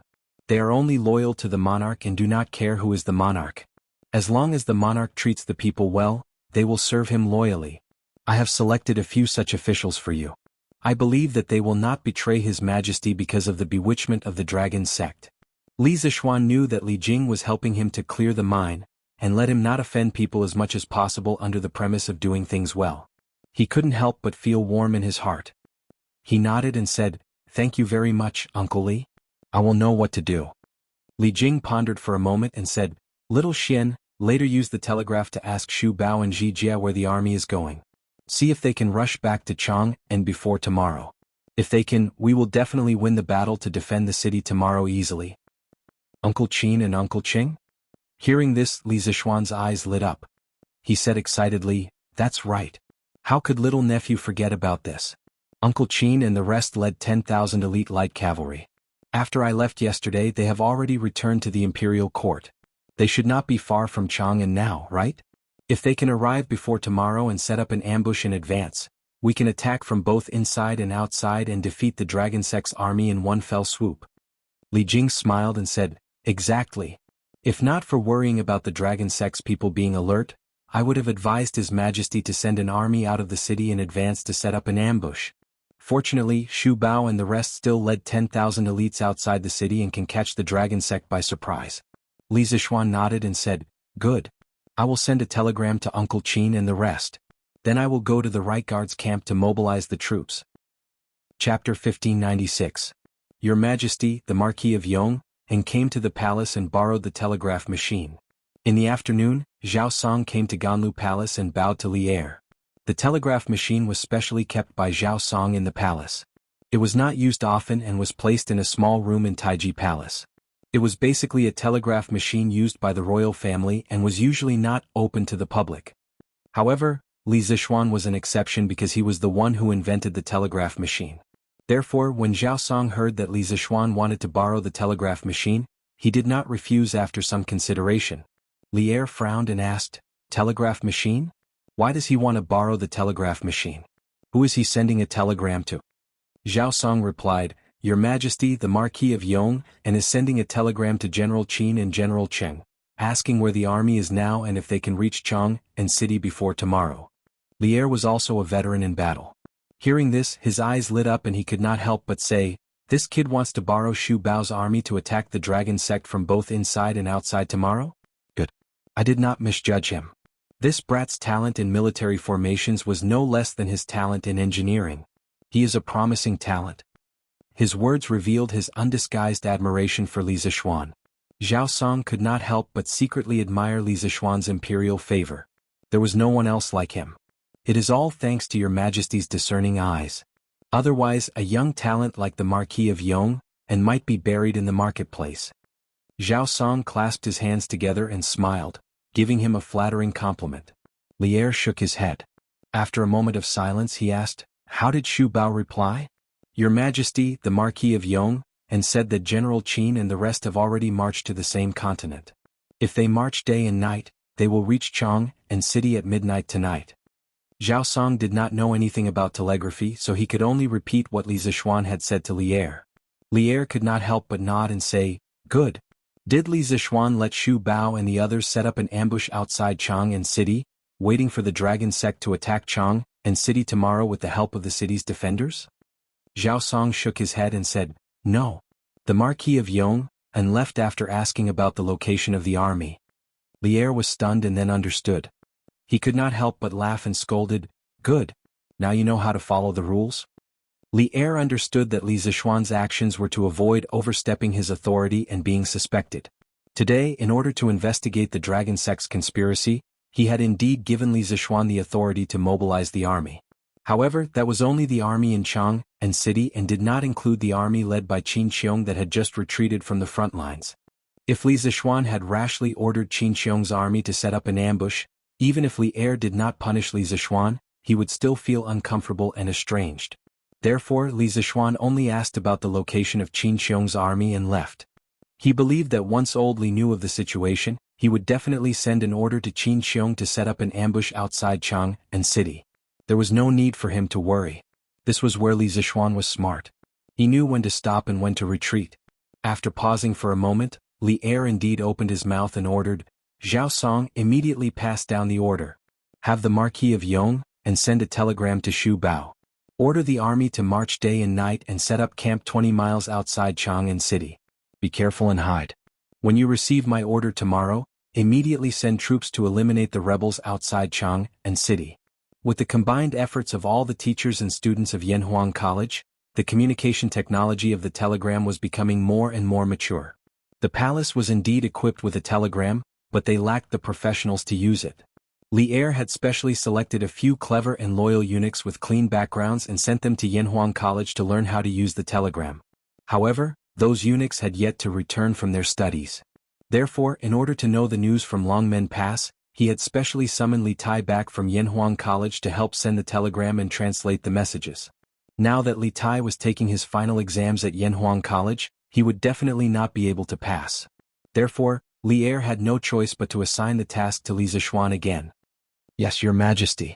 Zhao Song bowed and answered, then continued, "The Marquis of Yong, and should be at the right guard yamen now.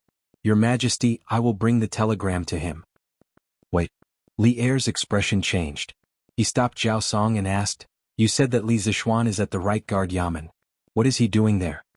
Zhao Song replied carefully, Your Majesty, I heard the Marquis of Yong, and say that he is going to the right guard yamen to mobilize troops to investigate the possible remnants of the dragon sect in Chang and city." The possible remnants of the dragon sect in Chang and city? When Li Er heard this, he seemed to have understood something. His eyes flashed and he said faintly, "Tell Li Zixuan to go ahead and investigate. No matter who is involved, deal with it strictly according to the law. Tell him not to have any fear because I am his backer." His words were resolute and decisive, but one could also hear Li Er's determination to cut off his wrist like a warrior. Zhao Song's heart skipped a beat. He bowed and said, Your Majesty. Haha. Renge, I haven't seen you for a few months and you've been promoted? In the right guard yamen in the outer imperial city, Li Zixuan took out the imperial edict and Li Jing's order to mobilize troops. After he expressed his intention to mobilize troops, the general who had received him earlier immediately turned and left. Not long after, an old acquaintance walked in. It was Lu Ringgui, who had made outstanding contributions in quelling the rebellion in Guan City and was later promoted to the right commander of the right guard by Li Er. Thus, Li Zixuan stood up and couldn't help but laugh heartily. Lu Ringgui quickly waved his hands and said, Marquis, please don't make fun of me. Now that General Cheng is not in the capital, I am only temporarily taking over the military affairs for General Cheng. The reason why Lu Ringgui was able to enter the right guard was not only because of his contributions, but also because Qing Yaojin had secretly added fuel to the fire. During the battle in Guan City, Qing Yaojin had admired Lu Ringui's ability, so old Qing had asked Li Er to transfer Lu Ringgui under his command. Of course, Lu Ringgui did not disappoint old Qing. After joining the right guards, Lu Ringgui was not only extremely hardworking in training, but also very few people could compare to him in terms of military strategy and ability to get along with others. Gradually, Qing Yaojin began to give Lu Ringgui more tasks. Ringgui, you're too humble. I'm a little regretful now that I didn't personally go to the battlefield to quell the rebellion in Guan City. As a result, I didn't get to see the battle of wits and courage between Ringgui and the Chui and Zheng families. Li Zixuan laughed and said, Marquis, you flatter me. Lu Ringgui was a little embarrassed by Li Zixuan's praise, but when he thought of Li Zixuan's intention he quickly said seriously, I heard that Marquis came to the right guard to mobilize troops. May I ask how many troops Marquis wants to mobilize? Where will these troops be used? It wasn't that he suspected Li Zixuan of any bad intentions, but since he was now helping Qing Yaojin manage the affairs of the right guard, he still had to ask clearly about something as important as mobilizing troops. This Marquis plans to mobilize 5,000 elite troops from the right guard to investigate the remnants of the Heavenly Dragon sect in Chang and City. These people must train hard and be good at hiding. Li Zixuan replied indifferently. Remnants of the Heavenly Dragon sect? Lu Ringgui frowned. Being in the army, he naturally didn't know that the mastermind behind the kidnapping of Li Qingqian and Chang'e was very likely related to the Heavenly Dragon sect. But although he didn't know, he didn't ask too much. Instead he stood up and said, Good. This general will go and organize a force of 5,000 elite soldiers and then follow the Marquis of Yong, and to investigate the remnants of the Heavenly Dragon sect. Not long after, 5,000 soldiers dressed in ordinary clothes rushed out of the right guard camp. Li Zixuan had specifically requested for them to be dressed in ordinary clothes. Under Li Zixuan's arrangements, these 5,000 soldiers would disguise themselves as ordinary citizens and infiltrate the residences of certain officials. They would secretly inquire about the movements of these officials, and Li Zixuan would arrange for people to monitor certain officials based on their feedback. The 5,000 soldiers Lu Ringgui had selected were mostly scouts. Some of them had even gone deep into the Turks and worked as spies on the steppe, so they were quite experienced in hiding. An invisible net began to slowly unfold in Chang'an City. Those officials who couldn't bear the loneliness and came out to cause trouble would all become fish in the net. Venerable One, the patrols in Chang'an City haven't relaxed at all. The city gates are still closed. It seems that the imperial court won't let this go easily. In Gi Lane, south of Chang'an City, a thin man bowed and said in a house with two entrances. The person standing opposite him was Du Yi. At this time, Du Yi had already taken off his wide bamboo hat, revealing his bald but shiny forehead. Hearing this, he frowned and said coldly, Humph! Li Shimin's son and daughter almost fell into our hands. Of course he won't let this go. Wait patiently. When the Imperial Ancestral Temple is destroyed by thunder and fire tomorrow, this old monk will lead you out and call on all the citizens in Chang'an City to resist the tyranny of Li Tang. At that time the army led by Long Tu will be outside Chang'an City. We will lead the citizens in the city and directly attack the city gates. With Long Tu's cooperation, Chang'an City will definitely be broken by us. At the end, Dewey couldn't help but laugh proudly because of his beautiful vision. The thin man standing beside him also said excitedly, Venerable One is wise. It turns out that the Venerable One has already thought of a plan to cooperate with the outside. That's why you deliberately lost control when you kidnapped the Crown Prince. The Venerable One is far-sighted. I admire you. Hearing this, Shijayadui couldn't help blushing. He asked himself honestly, when he kidnapped Li Qingqian and Chang'e, he really didn't fail on purpose. He wanted to capture Li Er's children more than anyone else, but his strength didn't allow him to do so. In the face of Li Zixuan and Xian Qing's arrival, he had no chance of winning at all. He could only flee. He didn't expect his subordinate to be so smart. He even thought of the reason for his failure. It saved him the trouble of making up a reason. What's the movement of the Imperial Guards and the Supreme Court? In the face of his subordinate's praise, Dewey remained calm and reserved. He glanced at the lean man indifferently and then asked, Venerable One, the Imperial Guards and the officials of the Supreme Court are searching for our Dragon Sect's followers. Many of our followers have been captured to the Supreme Court. But don't worry, Venerable One. This place is very safe. Even if the Imperial Court's people dig 3 feet into the ground, they won't be able to find us. Moreover, the owner of this house has a very good relationship with the owner of Guai Lane. Even if they find this place, they won't be too serious. The thin man bowed slightly and cupped his fist. Dewey couldn't help but nod and said, "That's good. In addition, you inform the rest of the people in the sect to lie low. Don't make any trouble. When the limelight is over, we'll join in the righteous action." "Yes, Venerable One." The thin man responded and then pulled the rope beside him. Soon, someone above turned the wooden wheel on the well and pulled him up from the bottom of the well. It turned out that Dewey was hiding under the dry well. No wonder the thin man said that this place was very safe and they weren't afraid of the Imperial Court's search. Chapter 1597. Yes. If I remember correctly, Boss Zhang is usually stingy. Did the sun rise from the west today? Otherwise, why would he let the servants buy so many chickens, ducks, and fish? There's even a pot of immortal drunken wine here?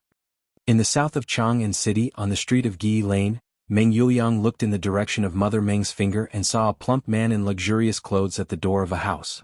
He was directing 2 servants to carry chickens, ducks, fish, and even a pot of wine. The sign on the pot was immortal drunken wine. Meng Yuliang couldn't help but be surprised. Boss Zhang's name was Zhang Dikang. His family opened a medium-sized grain store and was considered to have a small family fortune. However, he was stingy. Not only was he stingy to others, but he was also stingy to himself. Other than dressing decently, he was stingy in all other aspects, including food.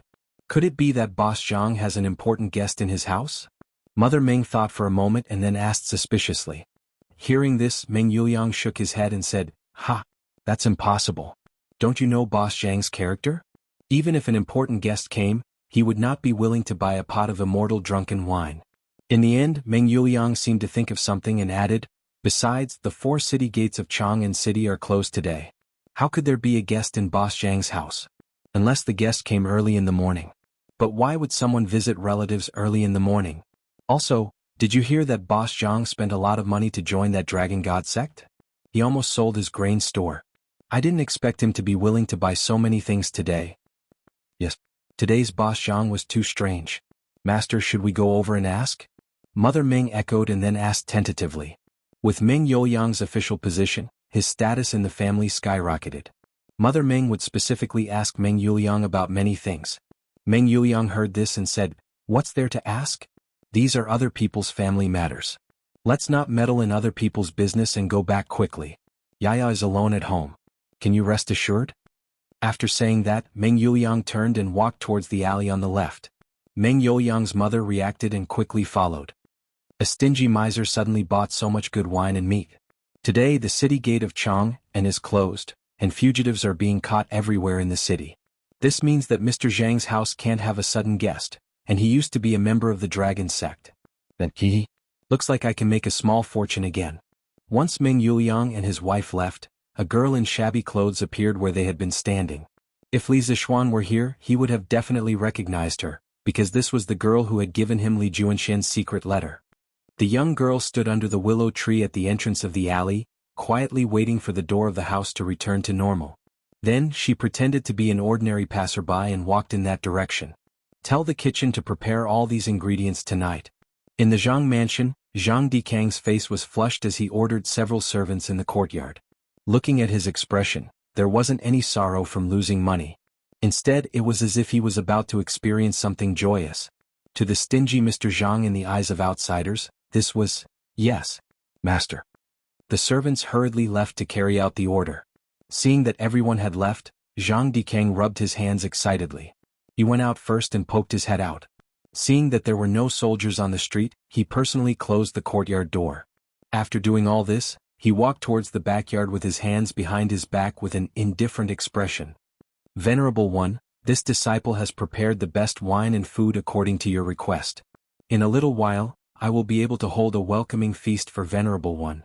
Venerable One, please wait a moment with the emissaries of the sect." Zhang Dikang went to the dry well in the rear courtyard. It was already evening and candles were already lit in the well. Zhang Dikang respectfully bowed to Du Yi. You've done very well." Du Yi nodded. "When this one returns to the sect tomorrow, I will promote you to an inner sect disciple. I will bestow upon you an inexhaustible supply of Jade Lake holy water so that you will never be sick and will live forever. Many thanks, Venerable One. Many thanks, Venerable One. This subordinate will be loyal to the dragon sect. I will go through water and tread on fire for Venerable One. Hearing this, Zhang Dikang trembled with excitement. He knelt down directly and kowtowed to Du Yi. In order to become an inner sect disciple of the dragon sect, he did not hesitate to spend all his wealth, but Du Yi did not even look at him. Who would have thought that this morning, luck would fall from the sky? Zhang Dikang finally saw the high and mighty Buddha in his heart, and the Buddha also wanted to stay in his house temporarily. Zhang Dikang was extremely excited. How could he not agree? However, Du Yi's request was very strange. He did not want to stay in the guest room prepared in the Zhang mansion. Instead, he wanted to stay under the dry well in the rear courtyard of the Zhang mansion, saying that it was convenient to study Buddhism. Zhang Dikang persuaded him many times, but it was useless. In the end, he could only give up. In addition, as a monk, Du Yi actually asked Zhang Dikang to prepare some good wine and meat. How could a monk drink wine and eat meat? After Zhang Dikang received this order, he secretly muttered in his heart. However, although there were many questions in his heart, Zhang Dikang fulfilled all of Du Yi's strange requests to the letter. He hoped to obtain Du Yi's favor and directly promote him to an inner court disciple. Now that his wish had come true, how could Zhang Dikang not be excited? Although Zhang Dikang has all 4 limbs, his body has always had some problems, kidney failure. So after hearing others say that the Yaoqi holy water can cure all diseases, Zhang Dikang went crazy. He wanted to use all means to join the dragon sect, get the Yaoqi holy water, and cure the unspeakable illness that has troubled him for a long time. Now that his dream finally came true, Zhang Dikang felt that all his efforts were worth it. In a while, send the wine and food to the bottom of the well. This Venerable One will not go up. This Venerable One will continue to study Buddhism at the bottom of this well tonight. Remember, don't tell anyone that this Venerable One is here. Otherwise, everything that this Venerable One gave you will be taken back with interest. Du Yi held the Buddhist salute and told Zhang Dikang with a serious face. Disciple understands. Disciple understands. I will arrange it now. Zhang Dikang quickly nodded and bowed. And? Are you wondering why you did not abstain from wine and meat as a monk? Du Yi's eyes stared at Zhang Dikang and he suddenly asked. No. Disciple does not dare. Venerable One must have his reasons for doing so. Disciple does not dare to ask more. Zhang Dikang quickly waved his hand. Although he did have this idea, he could not say it directly. You must know that wine and meat pass through the intestines, but Buddha's heart remains. Although this Venerable One drinks wine and eats meat, I have never forgotten Buddha in my heart. This is not breaking the precepts. Do you understand? Du Yi's face darkened as he spoke in a serious tone. When Zhang Dikang heard this, he immediately prostrated himself in admiration and said, Venerable One's Dharma is profound. Disciple admires. Disciple admires. Go quickly. In? This boss Zhang, it's not dark yet, and he closed the courtyard door. Obviously he has a guilty conscience. No, I have to find a way to go in and take a look. But how do I get in? Yes. Got it, I will climb over the wall from the backyard. Outside the front door of the Zhang mansion, the girl muttered to herself for a while, and then walked quietly toward the back of the Zhang mansion. Fortunately, Chang and city was now under martial law. Most of the people had returned to their homes, and there were very few people wandering outside. Otherwise, her sneaky behavior might be discovered by passers-by on the road. She tiptoed to the wall of the backyard. The girl wanted to climb over the wall, but she couldn't do so no matter how many times she tried. This was because the wall of the Zhang family's residence was higher than the walls of other residences. After several attempts to no avail, the girl gave up the idea of climbing over the courtyard wall because she was also afraid that a passerby would suddenly appear on the street, or that her climbing over the courtyard wall would alarm the people inside. Panting as she leaned against the courtyard wall, the young girl pondered whether or not she should give up. If there were really people hiding in this residence as she had speculated, then if she was discovered, she wouldn't be able to escape even if she wanted to. The only path left for her was death. It would be a lie if she said that she was not afraid. But the girl was not willing to leave just like that. She came to Chang'an City today to deliver a letter to Li Zixuan on behalf of Li Junxian, but she did not expect that after delivering the letter, the gates of Chang'an City would be closed and she could not leave. Tonight, she could only stay in the inns of Chang'an City. What was worse was that she was not the only one forced to stay in the inns of Chang and city tonight. She could even imagine the scene of the inns in the city being full. At this time she would have to pay a higher price than usual to get a room. Just thinking about it made her heart ache. Speaking of which, she did not sell the lingji mushroom she picked in the morning for much money. Tonight, she would have to spend a large sum of money to stay in the inn. In this way she would only earn a few hundred copper coins after painstakingly making this trip. It was a huge loss. If I can confirm that there is a venerable of the dragon sect in this house, and then tell this news to that young and handsome marquis, he will definitely be willing to reward me. Then I will be rich. After weighing the pros and cons in her mind, the girl decided to take the risk. But how do I see the situation inside the house? Faced with the predicament in front of her, the young girl was once again in a dilemma. Her gaze swept around the streets of the Zhang estate's backyard. Suddenly, the young girl's eyes lit up as she fixed her gaze on the two old ginkgo trees one zhang away from the Zhang estate's back door. Hey, I've got it. The girl first looked around, and after confirming that there was no one around, she excitedly walked to the nearest ginkgo tree. She wanted to climb the tree. But this ginkgo tree was very old, and even two people would not be able to wrap their arms around it. It would be rather difficult for an ordinary person to climb it. Who would have thought that the girl would take off her shoes without saying a word, revealing her white underwear? Then, like a nimble little monkey, she climbed up the ginkgo tree in the blink of an eye. Judging from her skillful movements, it was obvious that this wasn't her first time climbing a tree.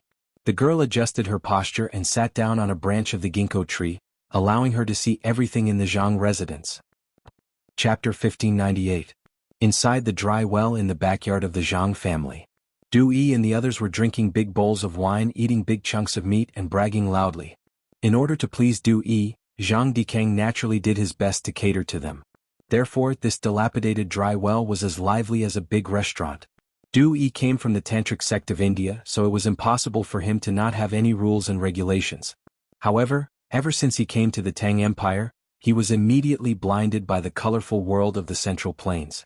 Especially after he accidentally tasted the immortal drunken wine of the Drunken Immortal restaurant, the rules and regulations that Du Yi had adhered to for decades instantly collapsed. Moreover, once the rules were broken, they could no longer be adhered to. Therefore, Du Yi had become a monk who drank and ate. Of course, he would not easily show this aspect of himself to the world.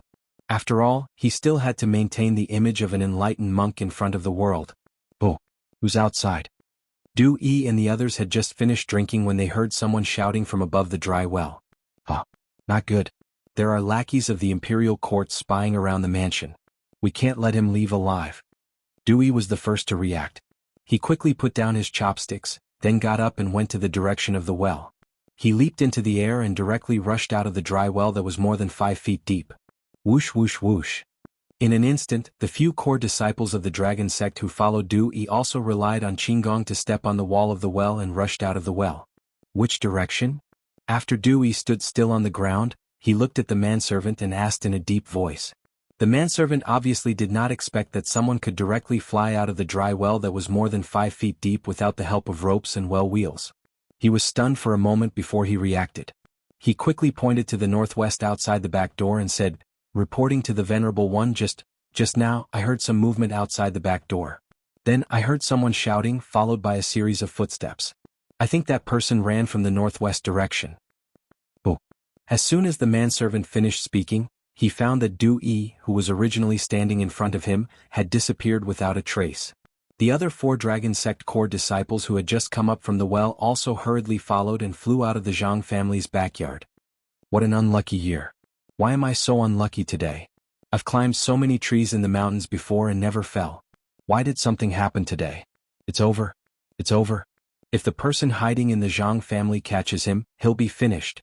In the alleyway of Gui Lane, the young girl dragged her sprained left leg and ran with all her might while limping. As she ran, she muttered softly. At this moment, the girl really had the urge to cry. Don't chase after me, none of you can see me. The girl prayed silently in her heart. But many times, praying was praying, and the reality was always contrary to one's wishes. So it's a little girl? Just as the young girl ran out of the street where the Zhang mansion was located, she suddenly heard a whistling sound and a cold snort. With that said, a bald monk in a black robe stood in front of the young girl, completely blocking her path. Aren't you Venerable Du Yi of the Heavenly Dragon Sect? Why are you stopping me? Because Dewey came out in a hurry. This time he didn't wear a wide bamboo hat on his head. After the young girl saw the big monk's true appearance, a trace of panic flashed through her eyes. Then she pointed at Dewey and questioned him loudly, trying to put up a strong front. The reason why she shouted so loudly was that she wanted to attract the attention of the people nearby. In this way she might have a chance to live today. Oh, you know me? Although Dewey had seen through the young girl's thoughts, he did not expose her. A playful smile appeared on his face. After pausing for a moment, he took 2 steps forward and said with a serious face, "Little girl, how do you know this venerable one? Tell me who sent you here." Although there was no threat in his words, his tone was much stricter than before, and even had a trace of murderous intent. The young girl was very frightened, but she didn't show it on her face because of Dewey's words. She forced herself to be calm and said, "What do you mean by who sent me here? I'm just passing by here. Why are you chasing me? Besides, 10 days ago you were in Chang and city showing your Buddha skills to the people. I was there at that time. Is it strange that I know you?" Hearing this, Dewey's eyes flashed. He believed the second half of the young girl's words, but he didn't believe a single word of the first half of the sentence. "Oh, passing by? Just passing by?" Dewey's aura changed and said coldly, "Heavenly Dragon Sect is now listed as a disobedient sect by the Imperial Court. Now that you know where I'm hiding, are you planning to report this information to the Imperial Court to receive a reward?" "Of course not. I don't know anyone from the Imperial Court. Even if I know you're hiding here, who can I report this information to?" Although the young girl wanted to say yes, but in order to survive she could only desperately deny it. Dewey snorted and sneered, "Humph? You think I'll believe your nonsense? If you know what's good for you, you'll come with me today. After the commotion dies down, I'll let you go." Hearing this, the young girl hurriedly took 2 steps back and said, "Why are you being so unreasonable? I said I'm just passing by. If you don't believe me, then forget it. But you're now a wanted criminal of the Imperial Court. If you dare to act rashly, I'll shout for help. If the patrolling Wu Ho hears the commotion, you won't be able to leave. Ha! Then why don't you try shouting? See if anyone will come to help you." Dewey sneered, and then he disappeared from where he stood. In the next moment he was in front of the young girl. It happened so fast that the young girl had no time to react. Dewey's large hand grabbed the young girl's shoulder. The young girl finally couldn't hold back and screamed in horror. Then she desperately retreated backwards, wanting to avoid Dewey's big hand. However, she didn't know any martial arts, so how could she escape from a grandmaster's full-strength grasp? Feeling that the hand was getting closer and closer to her shoulder, the young girl's heart was filled with despair and regret. She regretted that she was too greedy and had to get involved in this muddy water for the Imperial Court's reward. She also regretted that she wasn't careful when she went down the tree. Otherwise, she would have already left and passed the news to Li Zixuan. How do you know that no one will help her? At the critical moment when Dewey's large hand was less than 2 inches away from the young girl's shoulder, another voice suddenly sounded from the street. This voice made Dewey's expression change instantly, but the young girl's face was full of joy after surviving a disaster. Chapter 1599. Mother, there seems to be a fight on the street? Demao wants to take a look. Sh. What are you looking at? Don't make a sound. Be careful, the bad guys might catch you and dig out your eyes. Ah? Then Demao won't take a look. The battle between the grandmasters on the streets of Gui Lane was extremely loud. Most of the commoners in the nearby residences had heard the commotion. However, almost all of them had gathered near the cracks of their doors or had put up ladders to stick their heads out of the courtyard walls to secretly watch the battle between Li Zixuan and Dewey on the streets. Encountering such a huge battle, the people only dared to secretly watch and no one dared to come out. Of course, there were also many people who recognized Li Zixuan and Dewey. After all, these two were considered famous people in Chang and city. Father, isn't that Marquis Yong and Venerable Dewey from Dragon Sect? Why are they fighting? This? Who should we help? Nonsense. Of course we should help Marquis Yong. The Imperial Court has already announced that Dragon Sect is a disobedient sect, and the immortal techniques that Venerable Dewey displayed earlier were all lies. Only someone like Marquis Yong and would wholeheartedly think of the people. That's right. Then I'll go help Marquis Yong and... Bastard. You stop right there.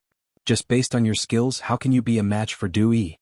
If you go, you'll only cause trouble for Marquis. Father. Then what do you think we should do? What else can we do? Quickly go out from the back door and find the patrolling Marquis outside to help. Yes, yes, yes. Father. You're still the smart one. Other than those who had been completely brainwashed by Dragon Sect, most of the people who recognized Li Zixuan and Du Yi were on Li Zixuan's side. They wanted to come out and help, but they were afraid of causing trouble for Li Zixuan. However, there were some people who were more active and had already quietly gone out from their houses to get help. At this moment, seeing that there were 4 more reinforcements in front of Du Yi, Li Zixuan's gaze turned cold and murderous. You're courting death. The reason why Du Yi was able to escape safely from Xian Qing's pursuit was because the Dragon Sect's disciples used their lives to cover for him and stall for time. In addition, Xian Qing rarely left Mount Longhu and rarely killed people. He was not used to killing people in the beginning, so Du Yi was able to escape safely. This time, Li Zixuan finally found Du Yi. Therefore he must capture Du Yi no matter what. As for the 4 people in front of him, he would not show any mercy. He must kill these 4 people in the shortest time possible. Otherwise, if Du Yi escaped this time, it would be very difficult to catch him in the future. Besides this, Du Yi was also the key to breaking the stalemate in Chang'an. As a high-ranking member of the Heavenly Dragon Sect, Du Yi not only knew more than Li Junxian, he also had an incomparable reputation in the Heavenly Dragon Sect. Many people had joined the Heavenly Dragon Sect for the sake of Du Yi's reputation as the reincarnation of the Buddha. Therefore, Li Zixuan only needed to capture Du Yi and drag him out when the Heavenly Dragon Army besieged the city tomorrow. This would be a severe blow to the morale of the Heavenly Dragon Army. At that time, many people might realize their mistake and turn their backs on the Heavenly Dragon Sect. This way many people would die in this war. Therefore, whether it was for public or private reasons, Li Zixuan had to capture Du Yi today. No one could stop him. Ping ping ping. Just as Li Zixuan pointed his sword at the 4 court disciples in front of Du Yi, the sound of galloping horses came from the direction of Yi Square. Soon after, Lu Ringgui rushed over with a group of soldiers. Marquis. This general has come to help you. You only need to deal with Du Yi. Leave this place to us. Lu Ringgui and his horse were as swift as the wind. He shouted at Li Zixuan while leaning on the horse's back. Ah, Ringgui, you came at the right time. Li Zixuan was overjoyed. He laughed and went around the 4 core disciples of the Heavenly Dragon Sect in front of him. He rushed directly towards Du Yi. The 4 people were unwilling to give up and wanted to chase after Li Zixuan. However, Lu Ringgui had already arrived. Hey, where are you going? Your opponent is me. Lu Ringgui was on the horse. He waved the horsetail in his hand and directly hit the heads of the 4 Heavenly Dragon Sect disciples. On the other side, Li Zixuan was fighting with Du Yi again. He became fiercer and fiercer. 9 Taishan swords were thrown at Du Yi's face one after another. He did not even use the Taiji swordsmanship that he was very good at because it was really unnecessary. Facing a small fry, like Du Yi who had just entered the Grandmaster realm, he did not need to defend at all. He just needed to attack with all his strength. Therefore, he did not use the Taiji swordsmanship that was slightly inclined towards defense. In fact, it was true. Facing Li Zixuan's continuous, storm-like attacks, Du Yi could not even parry. How could he think of a counterattack? At the same time, the remaining real qi in Du Yi's body was getting less and less. Du Yi knew very well that if this continued, he would not be able to escape today. Since his strength was not as good as his opponent, he could only use some methods other than strength.